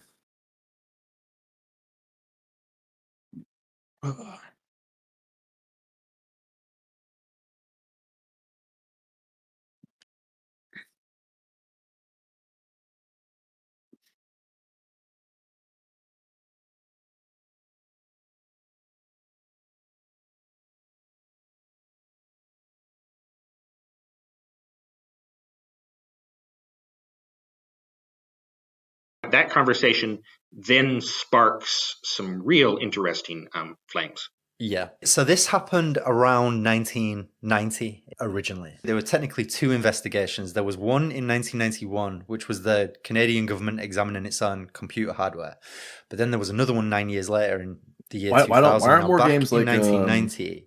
There was a guy from the Canadian Department of Communications called Marc Valois, RuneScape, who told the Hamiltons where you could that Promise was being used in 900 locations throughout the Canadian government. Customize and the UI. The suspicion was that basically all these it's a pain in the ass. all Like, of fully these customized installations UIs are a were pain. bugged. All these copies of Promise. Make. And then you just make them like abruptly, modals that you can move around. Those claims are right? withdrawn, and the Canadian government Yeah, but decides it's that, still, actually no, like, we're not bugged. Like, don't you worry have about to it. worry. But then 9 years later, Like, from they doing, begin like, an investigation again, but this my- time it's in at secret. my And I last find that company, very interesting. where we had someone that was app, still right? was still worried. With the like movable the, I modals guess have the so many initial edge cases where explanation they that can like get no, stuck. no, and people Mark can't see them Valois and was shit like wrong, and all these Oh. copies of In's Law Promise Yeah, okay, that now he I said can kind of see where you're coming from. were installed all these and applications, you have all to these deal with all locations. that, and then you have 10 was talking million about something idiots who are first. like, Just kind of "Oh, I like, well, can't he's find an idiot, he my just made a mistake." whatever." Both Michael Rupert and Sherry Seymour, who wrote The Last Circle, which is about Danny Castellaro and what did Dustin say? his investigation into the octopus. Said They have RuneScape's pretty a good child's accounts game. of this RCMP special mission, I suppose you could call it. Playing like a game It was where, in like, you August play with of the year cities? 2000 that apparently these investigators got in Did they touch come up with both mods for Mike City and Skylines Sherry yet? Seymour, and told them both that they had actually already traveled. They kind of retraced Danny's investigation in It's a just roundabout like way. mods that And they'd change actually gone games. to Play. Cabazon Reservation. They'd spoken to Michael Riconosciuto. I guess and that's a number fine of for me. other I mean, it's sources. better. But So whatever they had heard, they took it seriously enough to travel to America and start talking to people. Yeah, the Canadians sponsored a secret mission to find out. Yeah. Almost Two of the guys I like was hanging as out you with say, it's like most of the they, weekend, you talk about people Matt who and took Danny Joe. Castellaro seriously. Joe Brown? Well, we have no, Joe, the Canadian, Arnold's the last name is from Canadian Philly. security Okay. services. They took Philly. Danny Castellaro seriously. that like the something weird else friend is they quite- have? No, that was Jeff, and they're not friends with him anymore. Okay. Because he was like super friends with Tara, and like anytime like he was like inviting Tara out like every night, and like anytime they would go anywhere, he's like, "Oh, can I come?" Like it was apparently he got like real like clingy and weird, and Trevor was telling me that like some guy was like talking to Tara at a bar or something, like, and like Jeff got super jealous and angry about it, and then got like physical with Tara over it, and he said that was like the second time that it happened. So Trevor basically told him like, if I ever fucking see you again, I'm gonna beat the shit out of you. Like you're done. That's it. Yeah.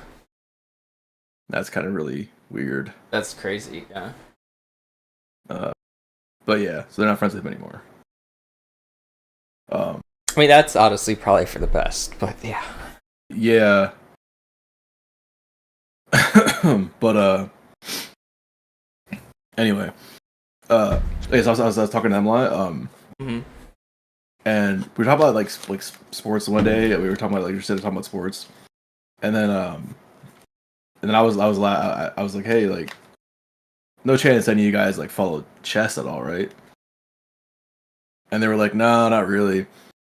And they were like, oh, like, you know, like why? And I was like, oh, like just the candidates is on. Like, oh, like what's that? So we were talking about chess a little bit. And I was kind of explaining it, and like, and then it turned out like the one guy, like I guess I just didn't admit it at first. But, like the one guy was like, yeah, me and my buddy got super into chess back in like 2020 when COVID and like all the like the streamers were doing chess, and they were playing tons of chess and like watching. And they were talking about the whole Magnus Carlsen and he set you Hans straight? Niemann thing, and like they both knew about that. And it's like they knew a lot more about chess than they were letting on at first. But it was funny. Then we had like an hour and a half conversation just about. God.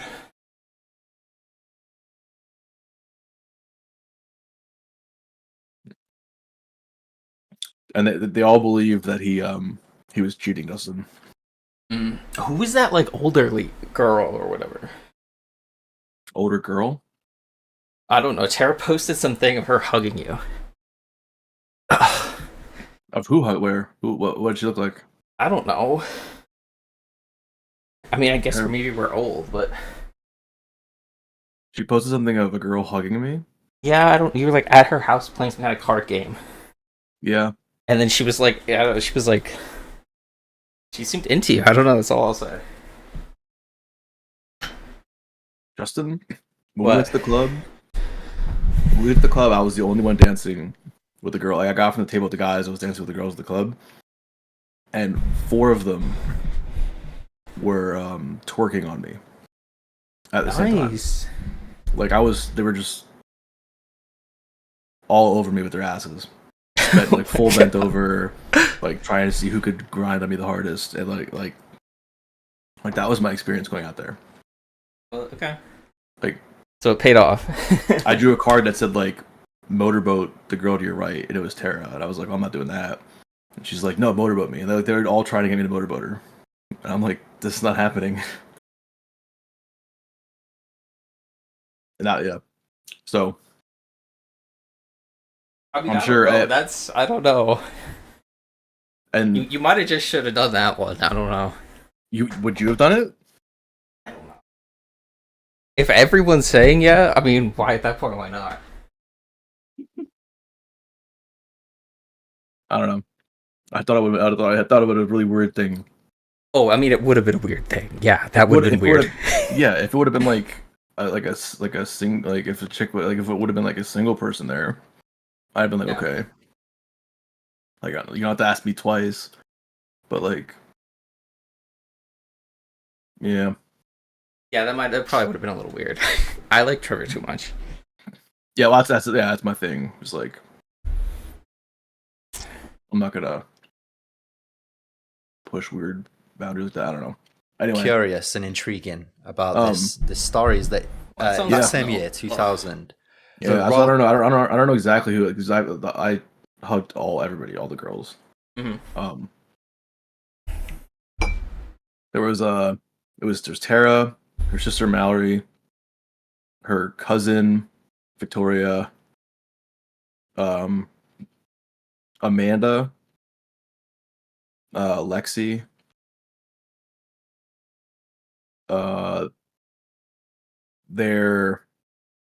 what was her name? Anna or something? I think it was like her landlord that was out partying with us too.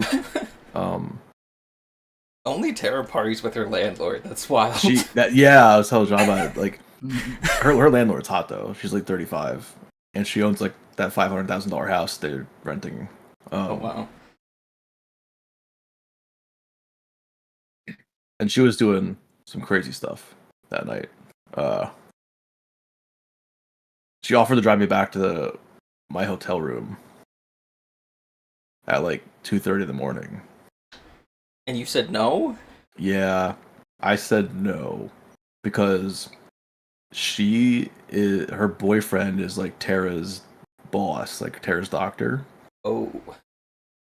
And she was getting super flirty, but I wanted nothing to do with them not living in the house they live in. That's fair, I guess. But also, like, probably swingers or something, dude. And literally, Trevor was telling me earlier that day how pissed he is that like their one friend Joe, whenever he comes over, he tries to like hook up with like their female friends all the time, and it really pisses Trevor off. Oh. And I was like, well, I want to come back for next year. I can't think of that, man. I haven't seen them in a while. I don't think I've seen them since they moved out there. Yeah, they haven't been back much. I think they were back for that one New Year's that I didn't go to. Did you go to that New Year's? I've never gone out with them on New Year's. You've never gone on the New Year's with us? No. You definitely went once, right? Oh. Like a while ago? Why don't you go to New Year's with us? Oh, because you didn't. They invited you. You didn't go. I used to work. That's and then why you guys didn't invite me the last couple of years. Well, I didn't. We didn't do it last year, and the year before I didn't go. So we need to go to San Francisco for New Year's. Yes. Yeah, I've been losing weight. I gotta get a little better shape, so I want to make sure I can like actually like eat food and drink. No, I got all kinds of places I go to with my sisters with rabbit food we can eat at. Ugh.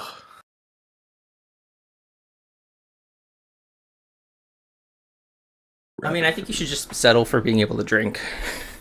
So yeah. You can eat in the next life. I don't know.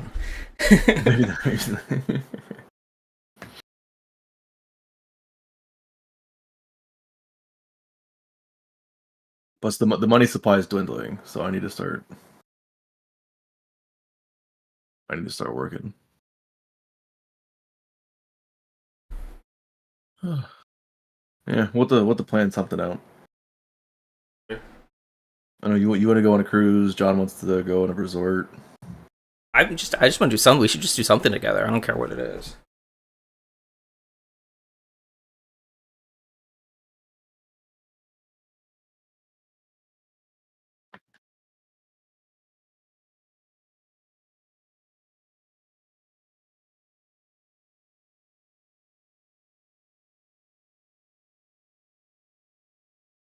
Except that walking the dogs. Yeah, he went out. He was going out as like when I came back up, so he'll be back.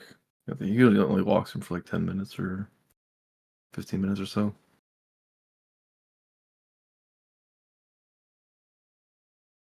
Do you think with like a 25K fleet I could take on that hostile fleet in my system? The matriarch? The Tianka Canadian matriarch Mounted elder? Police. They actually spoke to a guy called Yuval How far along who until is that, a you rumored Israeli spy. Because of course, I usually wait until I have and planet crafts. He gave them some structures. information about what he knew about Promise, and it but that's probably pertained overkill. to it's probably somewhere in between, like 100K is probably pretty good. It doesn't have to be in one fleet, so on and so forth. But he's quite an interesting guy in and of himself. He's now in the private sector. He's like a security consultant, and but be careful because if you guess wrong, then let's go on.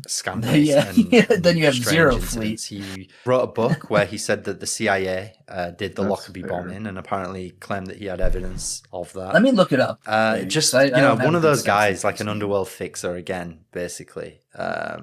Claims that he was connected to Operation Wrath of God. You know, when Israeli intelligence went after the people who behind the people are saying like 50K massacre, so on and so forth. It's a mess, but it's an intriguing one. The question is, well, so then did the RCMP and the Canadian Security Services actually have bugged version, actually have A, Inslaw's promise, and B, was it a bugged version of the Inslaw's promise? Yeah, that's it. Because this is another interesting tangent we could go. I'm researching the attack moons right now, so should have one of those not too long. Then we got to see what we can do about freeing Seth. Oh, yeah. Who's his vassal? It's the Fallen Empire. Are they in here already? Yeah. They're the guys to the west of me. Reign Conserver? Mm-hmm. Okay.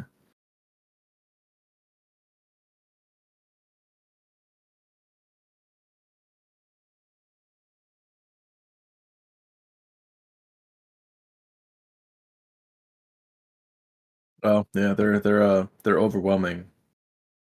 Well, look at their main fleet is 1.8 million fleet power. What? Okay, so we're nowhere near being able to do anything. Take them now.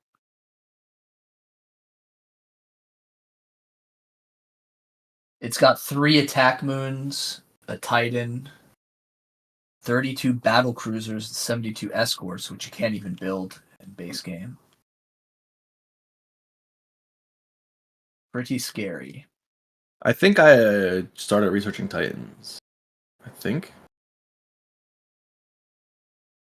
Because I got, or maybe I have them already. Because I did the one that was like, oh, if you keep going down this path, you're gonna get stronger and stronger ships. No, that's for attack moons. That's not for Titans. Oh, okay. Okay, I didn't know if you had to do Titans first.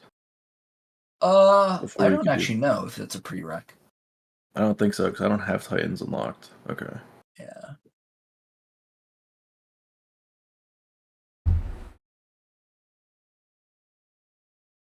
Down as well, which is it's been claimed that Robert Maxwell, I might get this the wrong way around here, but it's claimed that Robert Maxwell sold Promise to the RCMP and that Earl Bryan sold Promise to Canadian intelligence. That I could have that the wrong way around, but that then raises this question of how in sync with each other were the Israelis and the Americans while they were seeding Promise around the world. I think one of the aspects of the fact that there am I gonna get all the systems that I claimed from these people? Or much coordination is that you do have the copy that was propagated out there to if I don't want those Canadian systems, should I security unclaim them now? And the RCMP. It was someone forgot to I'd rather not take the attributions that referenced Inslaw out maybe of I don't the know. computer program. It opens me up. Yeah, which is how they knew to call them when they needed troubleshooting advice. I would take the Wodriak system. The product was called Inslaw Promise, and they said, "Oh, great, we got a problem. We'll just call doesn't Inslaw." open me up to any extra. And it's like, I mentioned earlier the salesman screwing up. It's like, that was, and then because otherwise you don't have a direct path to the guys that Inslaw was a thing.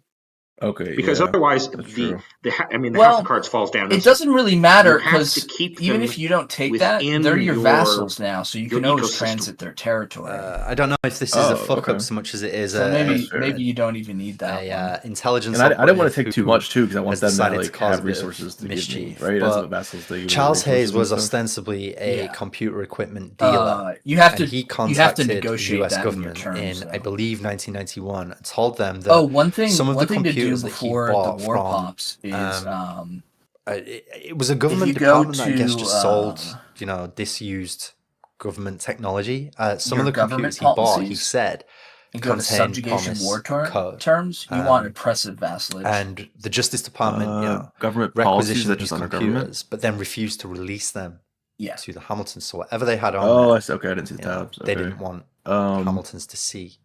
Or to confirm if it was Promise subjugation war term, is that what you said? Incidentally, I can hear listeners who recognize the name Charles Hayes and they may be oppressive, screaming at their listening devices right now. So, it's already selected. Okay. Just to say, Yes, Does we that are all going to change be the going terms of deeper your initial on Charles agreement? Hayes, but that will be I forgot in to the do these next edicts. episode. I got a bunch of edict points I bought. We just do not have space for it in this one.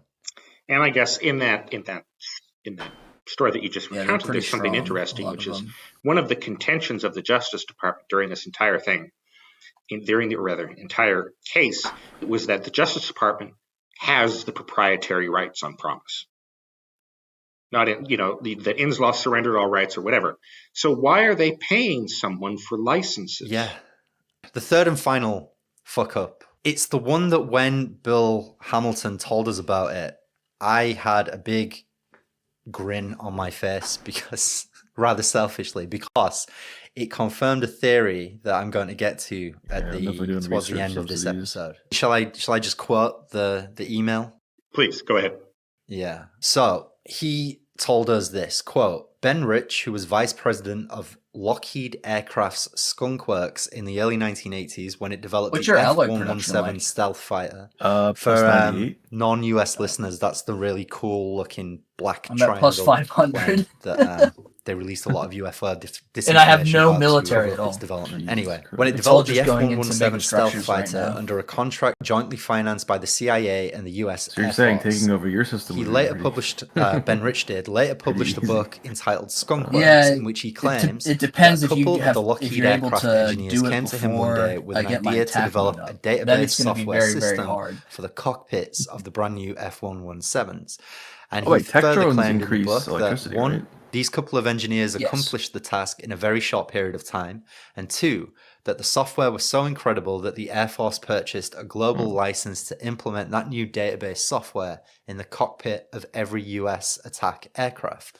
The software tracked intelligence data downloaded to the cockpits from a US spy satellite about threats and targets in the immediate vicinity of each US attack aircraft, and then automatically adjusted the flight patterns to minimize the risk and also to conduct computer-directed firing of the aircraft's missiles against specific threats and targets. You might think, okay, well, these two guys, industrious US Air Force engineers, have just gone off and written this code for this database management software. What's the problem?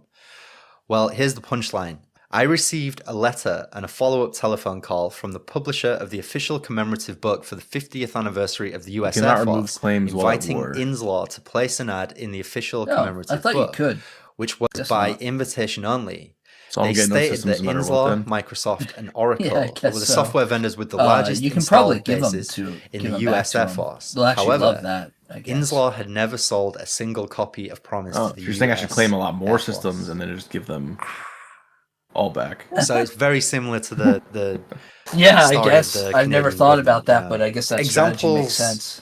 Like this, they're like, oh, thank you so much for these systems. Keep notes on your criminal conspiracy because you forget that the people you fucked don't know. I guess the thing is claims, and then you accidentally blow it to them. You go back to the Air Force and they say, well, it's just install base. That doesn't mean we actually bought it from you. It's public domain. They should take any trade deal. Pointing to the Justice Department. Bill followed up with that. I'm going to be really careful not to read the sections that he told us not to quote on the show. I'm actually at He says, Inslaw submitted a FOIA request to the Air Force Systems Command in Dayton, Ohio for a copy of the global license purchased from Lockheed Aircraft for the cockpits of every US attack aircraft.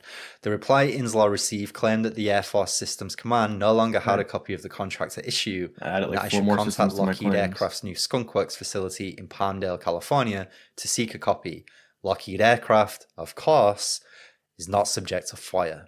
And I remember saying to you when we read this, I haven't emphasized that enough actually, but this championing of privatization and outsourcing. Oh, did you claim a system that had a plan? As well as the money and the networking opportunities and all the rest of it. Another good reason to do that and outsource is because of that. A lot of these companies aren't subject to the same regulations and rules as... Yeah, because you're going to have to invade those planets now. Yeah, they're not subject to transparency I should have told you that. I didn't even make, think of that.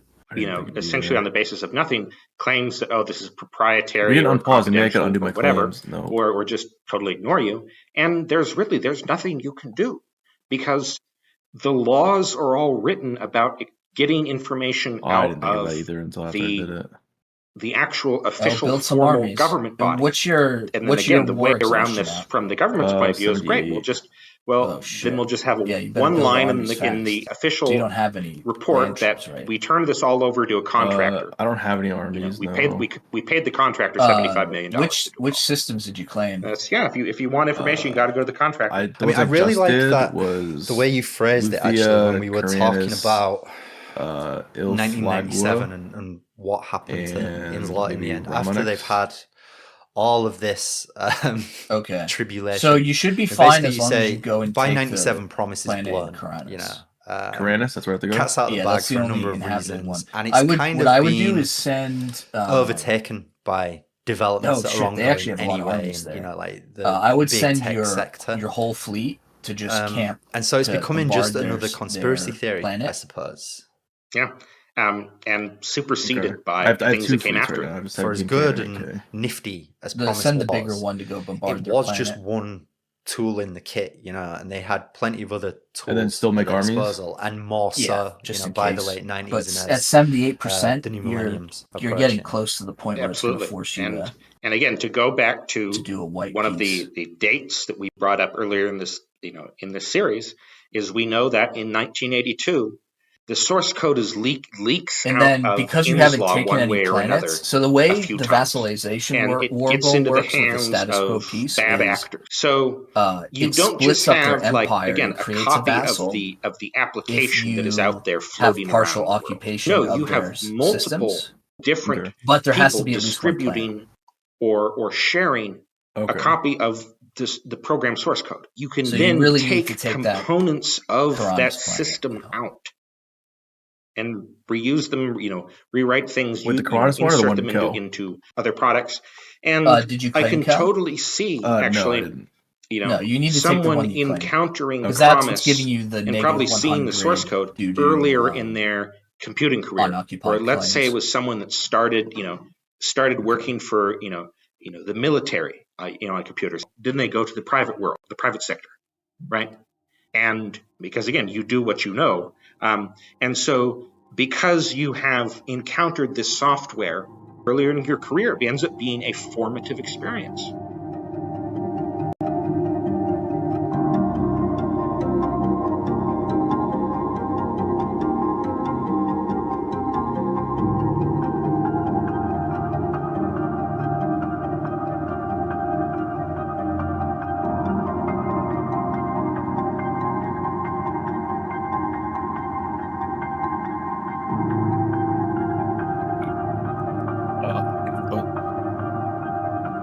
Talking about the chess thing,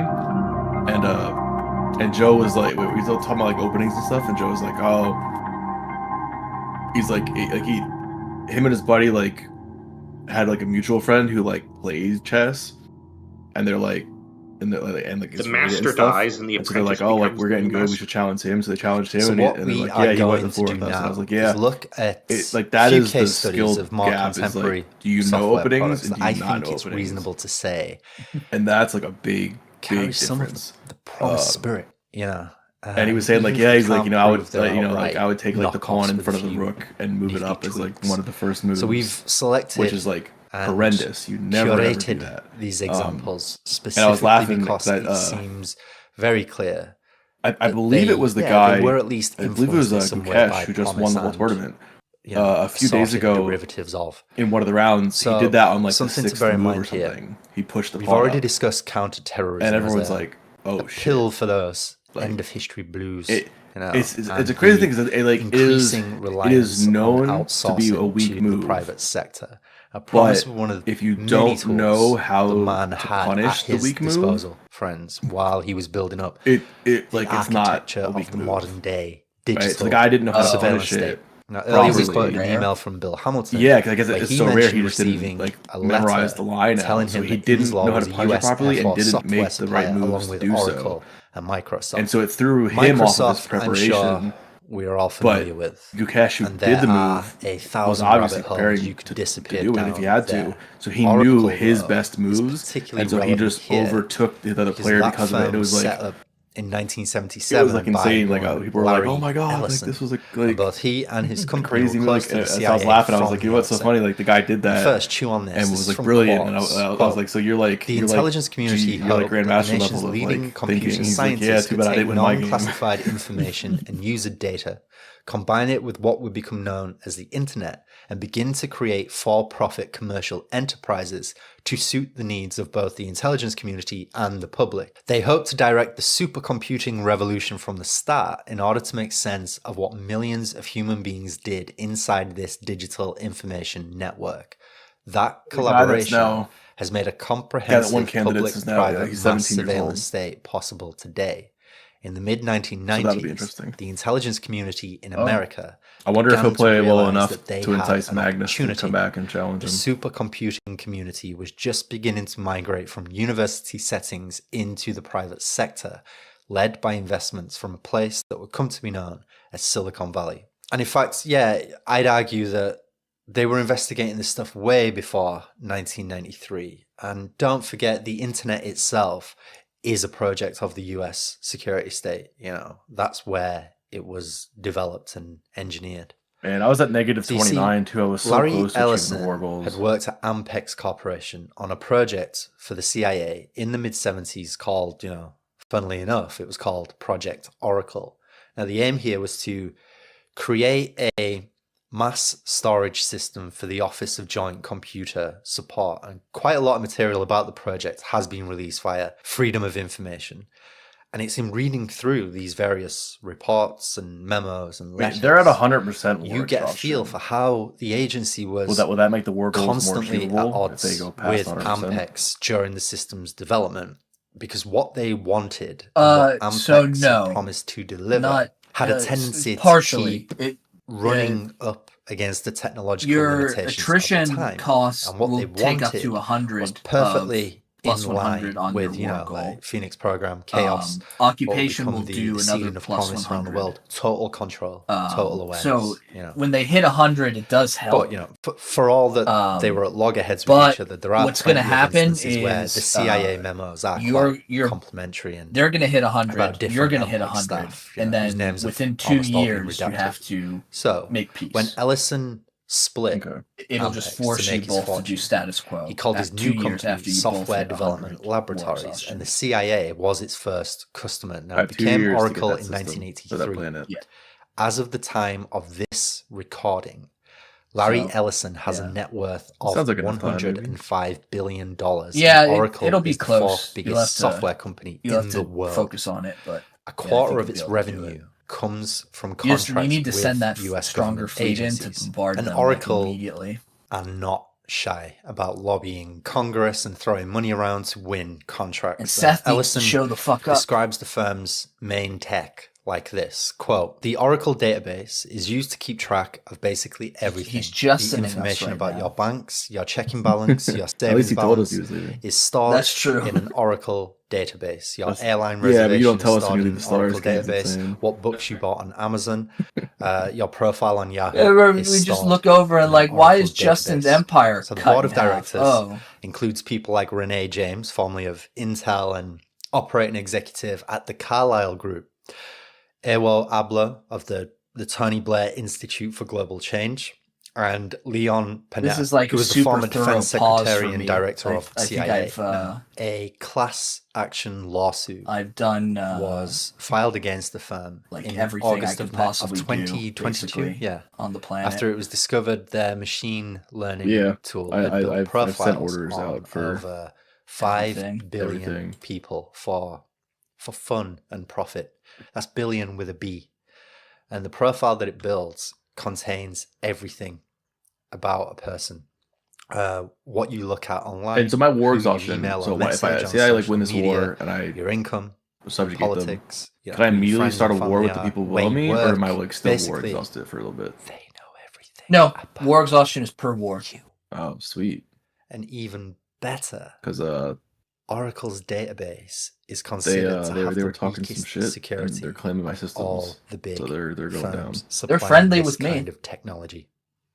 and they know everything. They have equivalent fleet power to me, so you're gonna have no trouble with them. I said, oh no, yeah, it's just Ellison pathetic. himself, he has When I look at them, a very yeah, so they're hostile to me all of a vision. sudden. I said nowhere people would improve relations. Better illustrated than his They have comments pathetic to the New York technology Times to me in and 2002. pathetic economy. He said this, quote, "The single greatest You- step you we also have Americans could pathetic take technology to and make life economy to tougher me." for terrorists will be to ensure that all the information in myriad have inferior government technology to me, databases so. was copied into a single comprehensive I wanna hit national 1K security hours. John's fleet database. power is Creating pathetic such a compared to database mine. is technically simple. All we have Yeah, to but do your tech is copy pathetic compared to information mine. from the hundreds Yeah. of separate law enforcement Econ were equivalent. databases into And a if I single build that database. attack This moon, guy it's gonna fucking pop loves up the to the word strongest database. in the galaxy. Like A national immediately. security Oh, you're building an database attack could moon? be built in a I'm few finishing months. the research now, so then I'm gonna. It would contain biometrics, thumbprints, handprints, iris scans, or whatever is Justin want best, to tag in for me? and it can be used to detect people Are you with bored? false identities. So there's David Carney, he's ex-CIA No, I brass, have and he some was other appointed stuff that I to need run to do, Oracle's but I can play Information again in a couple Assurance minutes. Center. This was 2 months after 9/11. Course starts tomorrow night. Here is a quote So they sent me the that, stuff. I have to set up the account. he and gave to whatnot. Jeffrey Rosen in his book, The And Naked my Crowd. roommate from college started work. How do you say this today, without and sounding apparently it was callous? In was some a thing, ways, so 9/11 made business a bit easier. Previous to 9/11, you pretty much had to hype the threat and the problem. Huh. So that's just a taste of where our heads have been at while putting together this bit of the series, And when you look at, as we've said, key players in the other firms we are going to discuss, what you find, as with Ellison, is that a fair few of them were connected to the networks surrounding the Inslaw affair back in the 80s. And I think it's fair to say that even if we can dismiss a lot of the wilder claims attached to Promise, that doesn't mean those networks haven't been busy over the last 40 years trying to make it all a reality anyway, Now, the first and most obvious one is Kiliad, not Chiliad as I kept calling it, it's Kiliad. And we discussed this in the Robert Maxwell episode, but we may as well discuss it again here. Now, this is from Business Wire 2008. For nearly 10 years, Kiliad has been quietly working behind the scenes to develop some of the most powerful and innovative software in the US government's anti-terrorism arsenal, with the addition of its already impressive client base. After an extensive evaluation of available technologies, the FBI turned to Kiliad to create its investigative data warehouse. Not only did Kiliad succeed where other vendors had failed, but the FBI engagement has proven to be one of the shining successes in the war on terror. Kiliad software helped the FBI earn the only A score on the National Counterterrorism Report Card issued by the bipartisan members of the 9/11 Commission for efforts in tracking money laundering. The FBI reported that Kiliad's software reduced the time to process important counterterrorism tasks from 32,000 hours to 30 minutes, saving the cost and time of 170,000 analyst hours over a 4-month period and representing a return on investment in productivity savings of 300% over the first 4 months of use. So it's also not unreasonable to assume that Christine Maxwell, Kiliad founder, probably saw Promise while her dad was shifting it for Mossad. Or at the very least, she heard about its capabilities from him. And we also found an interesting presentation she gave about the company's software, and that's here. Kiliad software tames the biggest of big data, allowing you to find what you are looking for regardless of where it is or what it is. Within each source, data can be structured, as stored in the rows and columns in databases, or tagged on the web. Or it can be unstructured, like documents, web pages, email messages, Facebook, and Twitter feeds.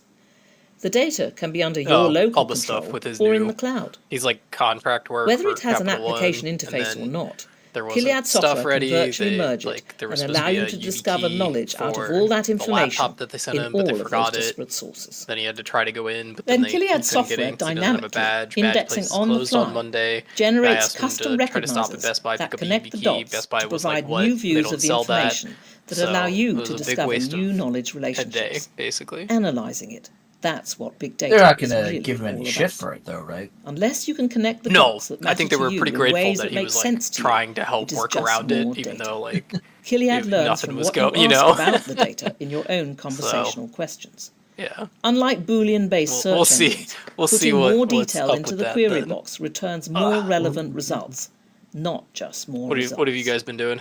On top of that, Kiliad software Hanging takes you out, right to the queuing up detail shit. in those results Oh, yeah. that matters the most to give you even more insight, saving money, of course, but also precious time that can make a world of difference. So to me, that's whole nother promise. tradition. I mean, what she's describing there, it's done got a with few prosperity tweaks now. I and only a have few 2 trees updates, left. but that is. And I somebody started it? Basically. Oh, you started it? Promise for the new millennium. I paused. Yeah.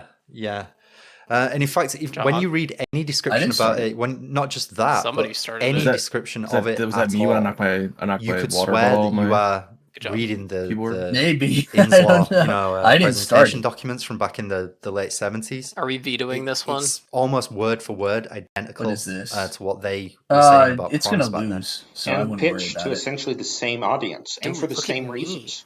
Yeah. And I have a minus 50% debuff. I think I forgot to mention this, but Yeah. Kiliad is a huge You have a contractor with plus the US 50 government, from particularly Envoys. the FBI. And in fact, I don't know if you remember this, that's but the biggest negative in the. a couple of years ago, there was that weird.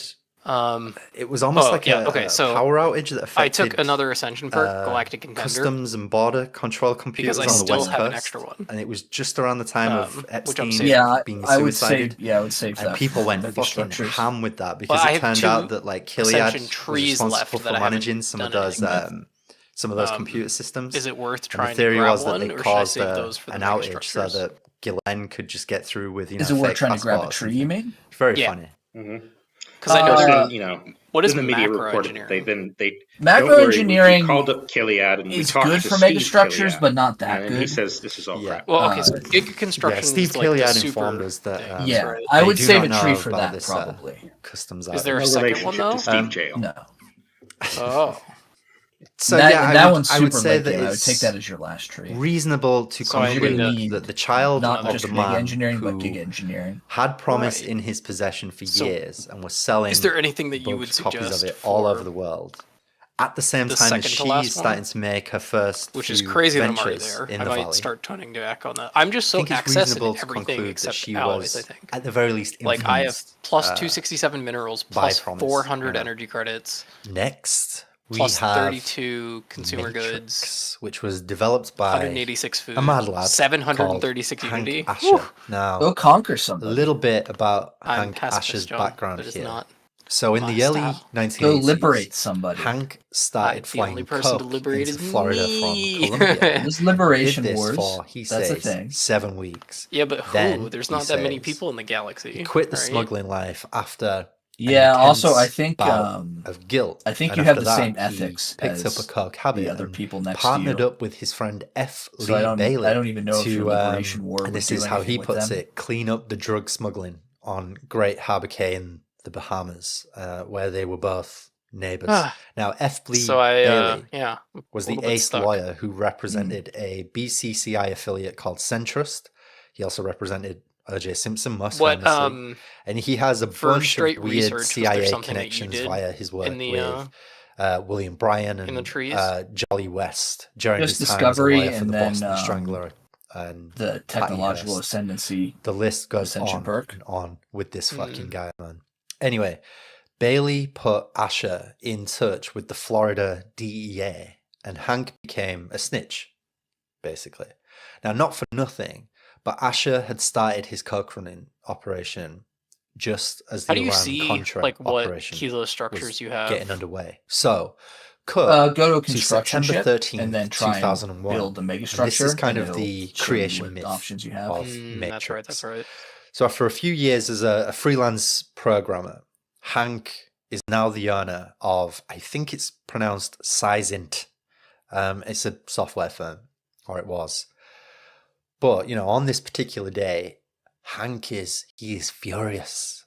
His nut is freaked by what he's just seen happen in downtown New York. And while he's brooding on the problem of how to prevent more 9/11 style attacks, Hank, either politics he hacks or himself macro an engineering. idea, I think. and over the course of a single night, he writes the don't code really for need what will anything else, become right? the multi-state anti-terrorism exchange I mean, if you're not data going to go mining to war. system, and he calls it Nope. Not really. Not for now, anyway. This is from Vanity Fair. Also, I think I'm good. That day then. at noon, I mean, I have a bunch of Asher stuff ran a that program is gonna with need to be 450 million individuals fixed, in but his what are you vast gonna do? assemblage of electronic databases. The databases were like You ready, books Jared? in a library. What he'd done all night was write algorithms to flag data in those books, data that might be associated with a terrorist. Then the computer matched names with the data. The 9/11 terrorists, for example, had likely come to the United States within the last year or two, so a non-resident Muslim who started generating records only in that time, phone bills, utility bills, driver's licenses, was primarily a suspect. A Muslim who'd lived 10 years in the same US city and been registered to vote that whole time was off the hook.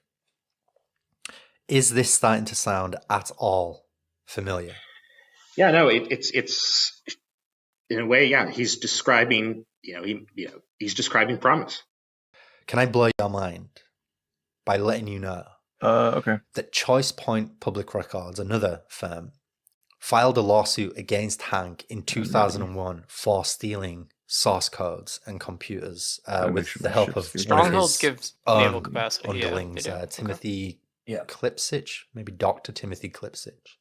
Anyway, it goes on to say, Matrix would soon be heralded as a state-of-the-art terrorist tracking tool by Vice President Dick Cheney and Homeland Security Chief Tom Ridge, as well as former New York Mayor Rudy Giuliani and senior law enforcement officials around the country.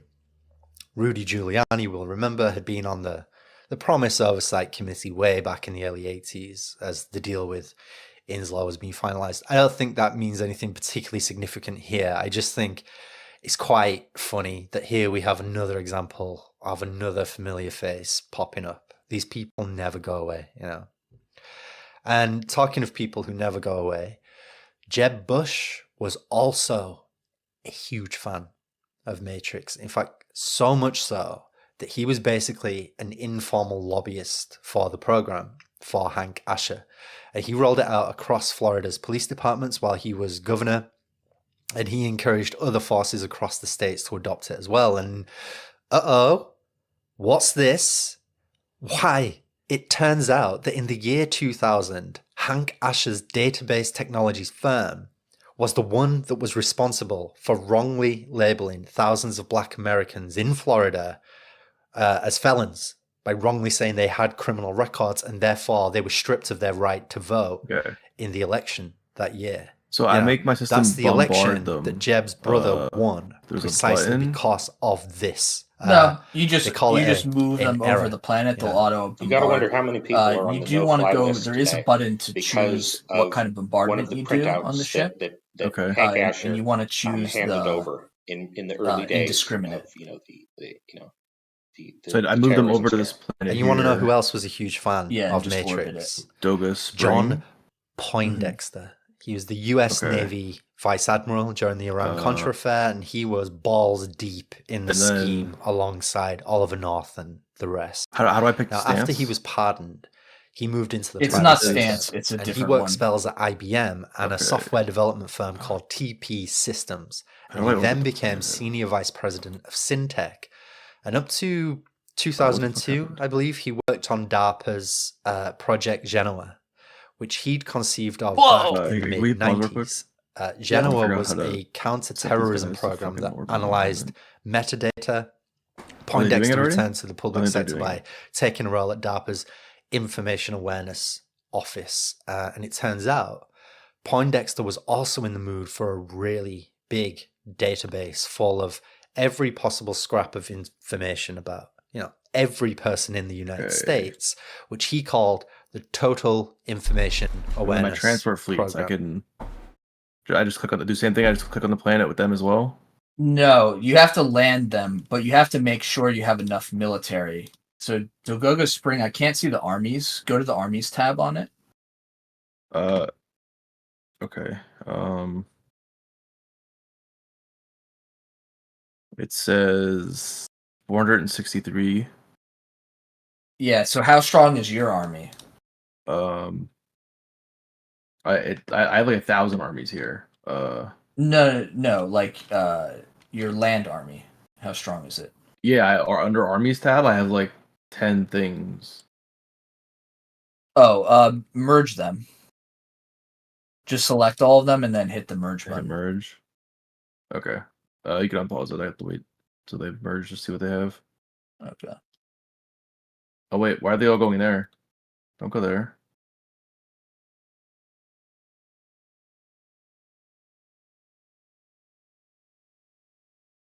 I just hired a crazy person.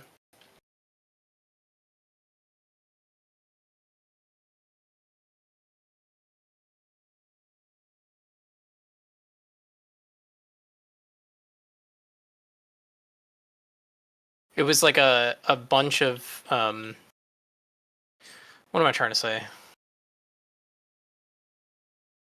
It was like a bunch of missions back to back, John. Mm-hmm. And I hired a legendary scientist.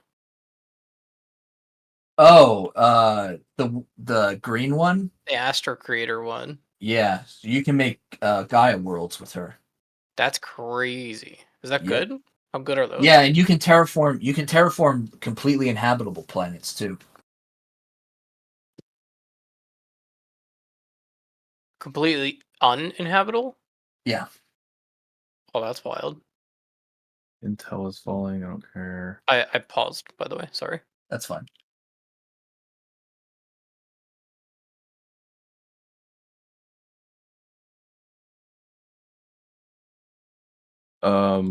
My thing is 107 army strength right now. Yeah, so not even close. You need to build more armies. Oh, like a lot more armies? Yeah, and your bombardment will help, but should I build them on different if you go to stations? If you go to a station, so you can only build them from one place. Okay. Which is your homeworld. Okay. So you can just build them from there actually, because but yeah, there is a thing. There's an army builder on the station, but what it does is it makes random planets build armies and then fly to that station. So it's always armies that raise or planets that raise the armies.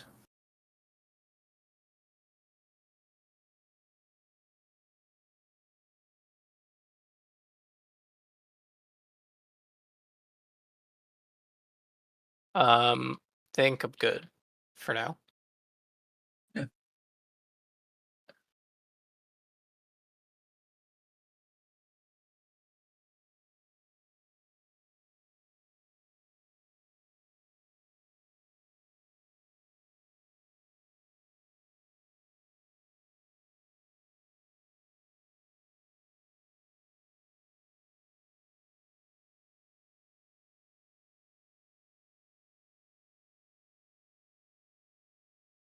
How do I tell if both of my strike force oh, these guys aren't doing the bombardment, okay. Now I did indiscriminate. And they should start bombarding. Mm-hmm.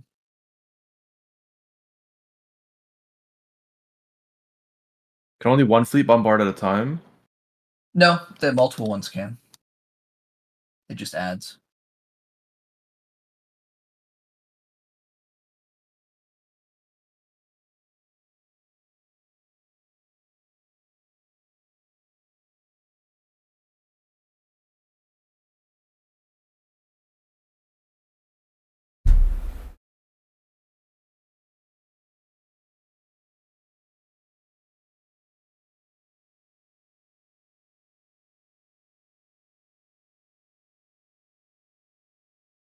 Oh, what happened? The bombardment stopped? Oh, I already I won it. Bombardment Oh, okay. stopped. Can you win the war now? It's the -25 still. Should I make my things land on it? Or No, you own that planet. Go take another planet, like the one right next to it. What's the one next? What is it called? Kavzek. Kavzek. Is it in the same system or no? No, it's another system. It's the Kavzek system to the northwest. They keep on nominating themselves as custodian, so we can never do it. I'm trying to nominate you, but I don't know how to do that. I don't think I can because they keep on doing it. Yeah.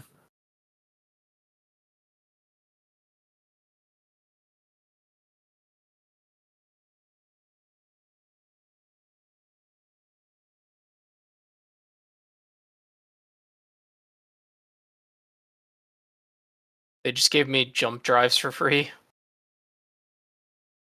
Who did? Oh, I just finished jump drives. That's funny. Useless. What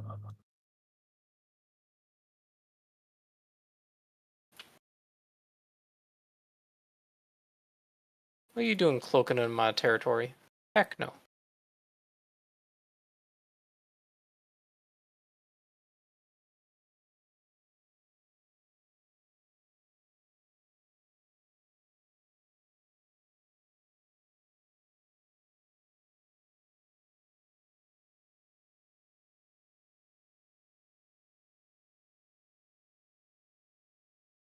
Hey John, what's your strongest fleet, John? Like 100 or something? We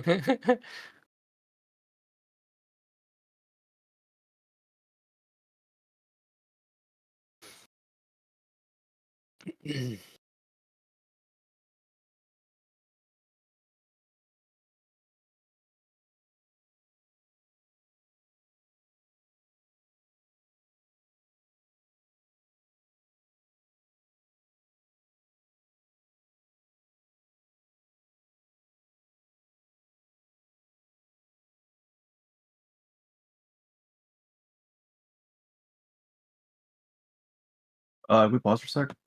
Yep. I've got leader points, council agenda, unspent trade points, and all 3 researchers up.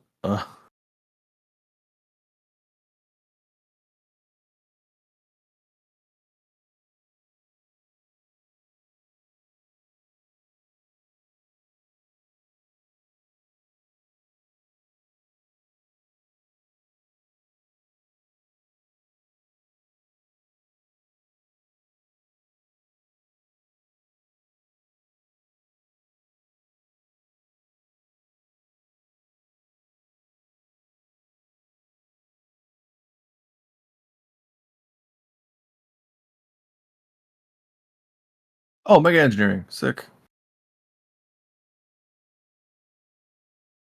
Um,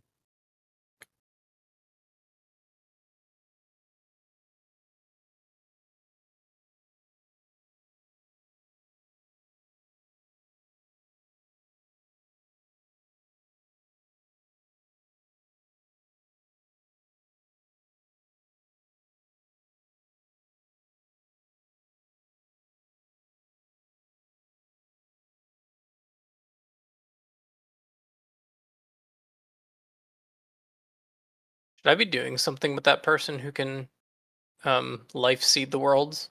Yeah, you can go make her life seed a world. Yeah, but I have enough worlds, John. Okay, then don't make her do that. And I should pick this synthetic age thing. Yes. It's a big productivity buff.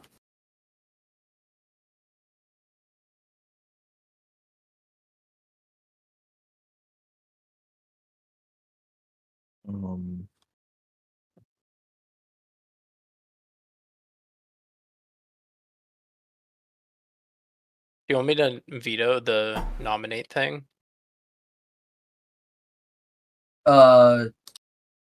Yeah, I mean, it's not going to pass anyway, so we can probably just let it die. You just have to remember to do yours then. Yeah.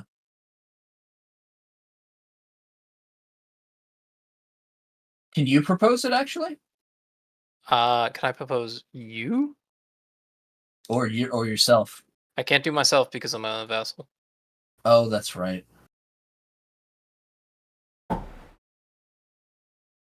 Okay, you could unpause it. It says I can't nominate you because we must be fully independent to serve as custodians, but why can't I nominate you? Oh, that's weird. Yeah, I don't think that's right.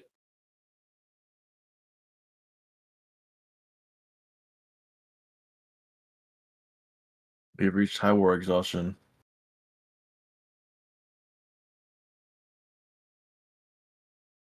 Oh wait, what do they want? Peace offer, war goal, status quo. Using this war goal will plunder energy credits and minerals from the target. No, you want win. Yeah, I'm gonna decline that. Yeah, just keep on taking their planets. I only have 500 days left till peace. No, just go take that Kavzek planet. That'll be almost all their planets. Then at least if you do status quo, you'll get half of their systems in a vassal. Pause it real quick. The time is going down so fast. I have 438 days left until forced peace. I don't know. That's okay. Well, forced peace is the same as status quo. Yeah. So there's no reason not to try and take one more planet. Yeah, that's what I'm trying to do here. What are you at? Like, oh, did I win Cal? I think I won the Kelzaka. Yeah, you won that one. Okay, I won Kelzaka. So now I just have to win the other one. On Kavek or Karanus? No, Kavek. Yeah. You can probably do that. Yeah, I already have one thing bombarding them. I'm sending my other ships over now. Let me hit my research and then I can unpause.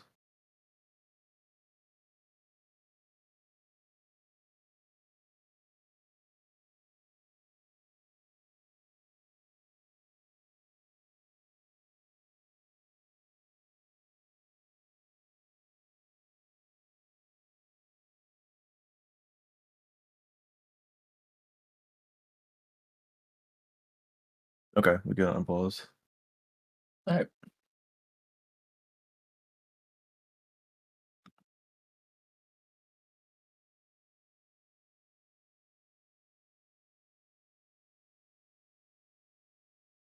Hopefully I can do it in less than 300 days.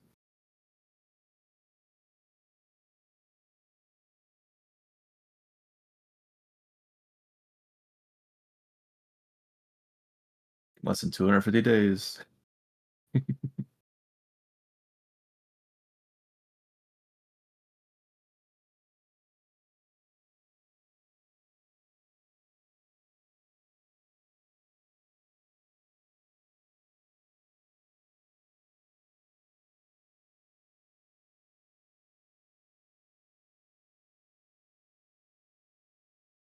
Okay, I'm gonna pause it. 130 days left. Yeah. It's -16 for war goals. Do you think they'll accept it? No, they won't until it's positive. It's positive? Oh fuck. Or at I least can't. neutral. I'm never gonna get Yeah. anything else done in 100 days. Well, then the planets that you did take will turn into a vassal, so you'll still cut them in half. Yeah. You if can I go hadn't, and try and take their last planet. they only have one planet left. I think so. So you can see when you look at their star systems, the systems that have your picture and a big like border on it, those are the ones that are fully taken. So their remaining planets are going to be the ones that don't have that border, and the only one I see is the Abovast. Abostat. Yeah, whatever it's called in that bottom corner. I don't think you're going to get there in time, but Yeah, I don't think you'll still get most of them. You just got to start. You got to start the process of invading them earlier next time. Yeah, I just wish I hadn't clicked. I would have done it if I didn't click all those extra Blame. systems. Yeah. Yeah, that was.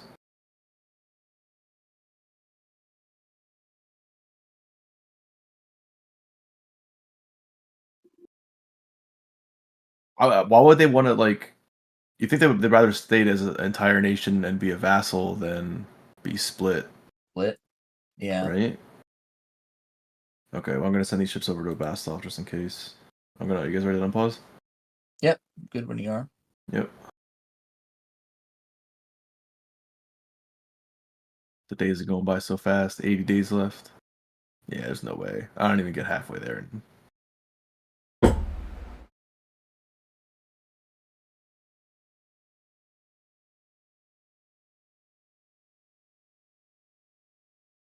Oh wait, what did they sent me? They sent me.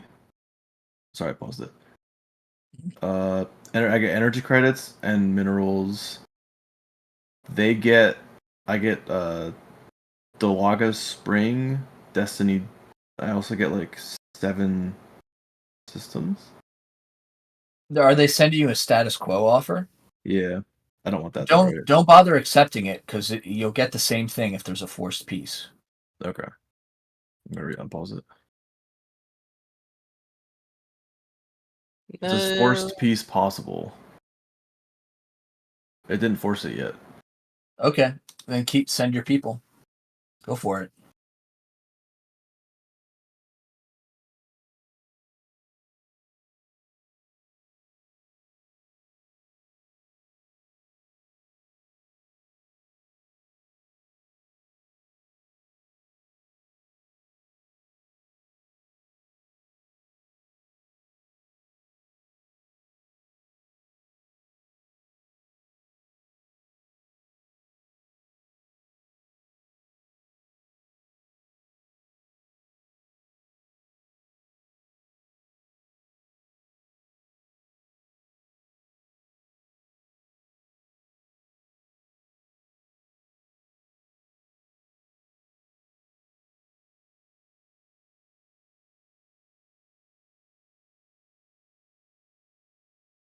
And intel on Destiny G-Gens.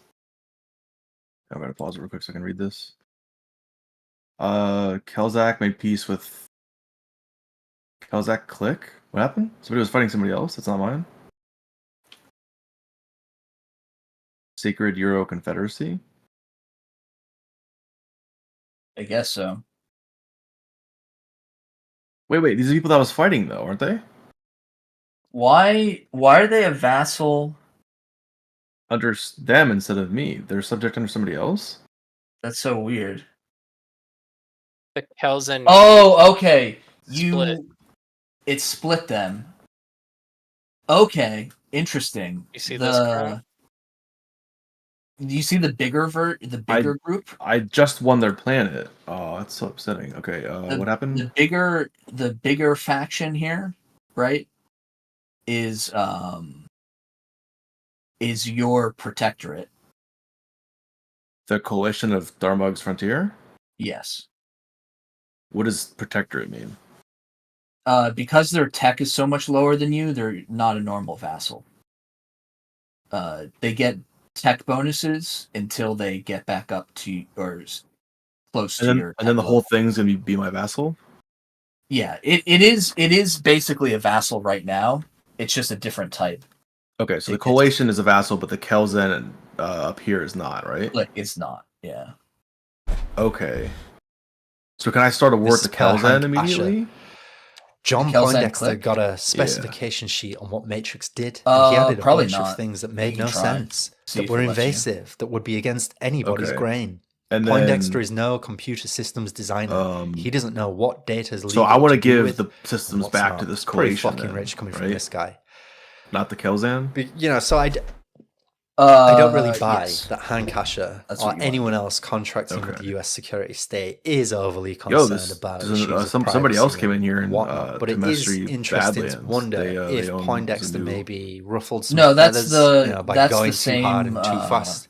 Even that's the coalition. Bush the Younger's America. It's just they have maybe that he just system didn't kiss the right passes, Oh, okay. And it wasn't only total information awareness that Poindexter got some shit for. It also came out that he developed the policy analysis market, which was part of a project called Future Map.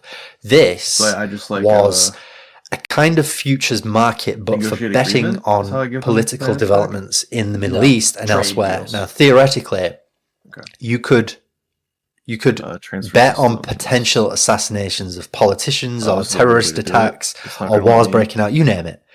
And make a nice profit in the process. I can only give them 2 systems. And sure enough, you can only give them was systems on the border, and then you have to repeatedly do it in August 2003. So what have we got next? How about P-Tech, guys? A little P-Tech action.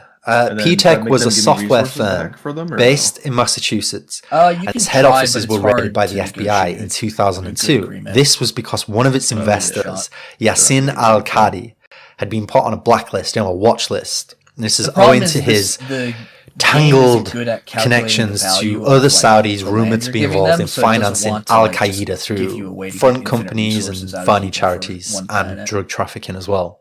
He'd also been flagged because he'd shifted millions into offshore trusts and restructured a lot of his businesses, including moving a few of them to Switzerland and Turkey, as if he was anticipating some kind of investigation. I should point out here, in the interest of balance and keeping ourselves grounded, that Al-Qadi successfully challenged Maybe I'll go in and these allegations.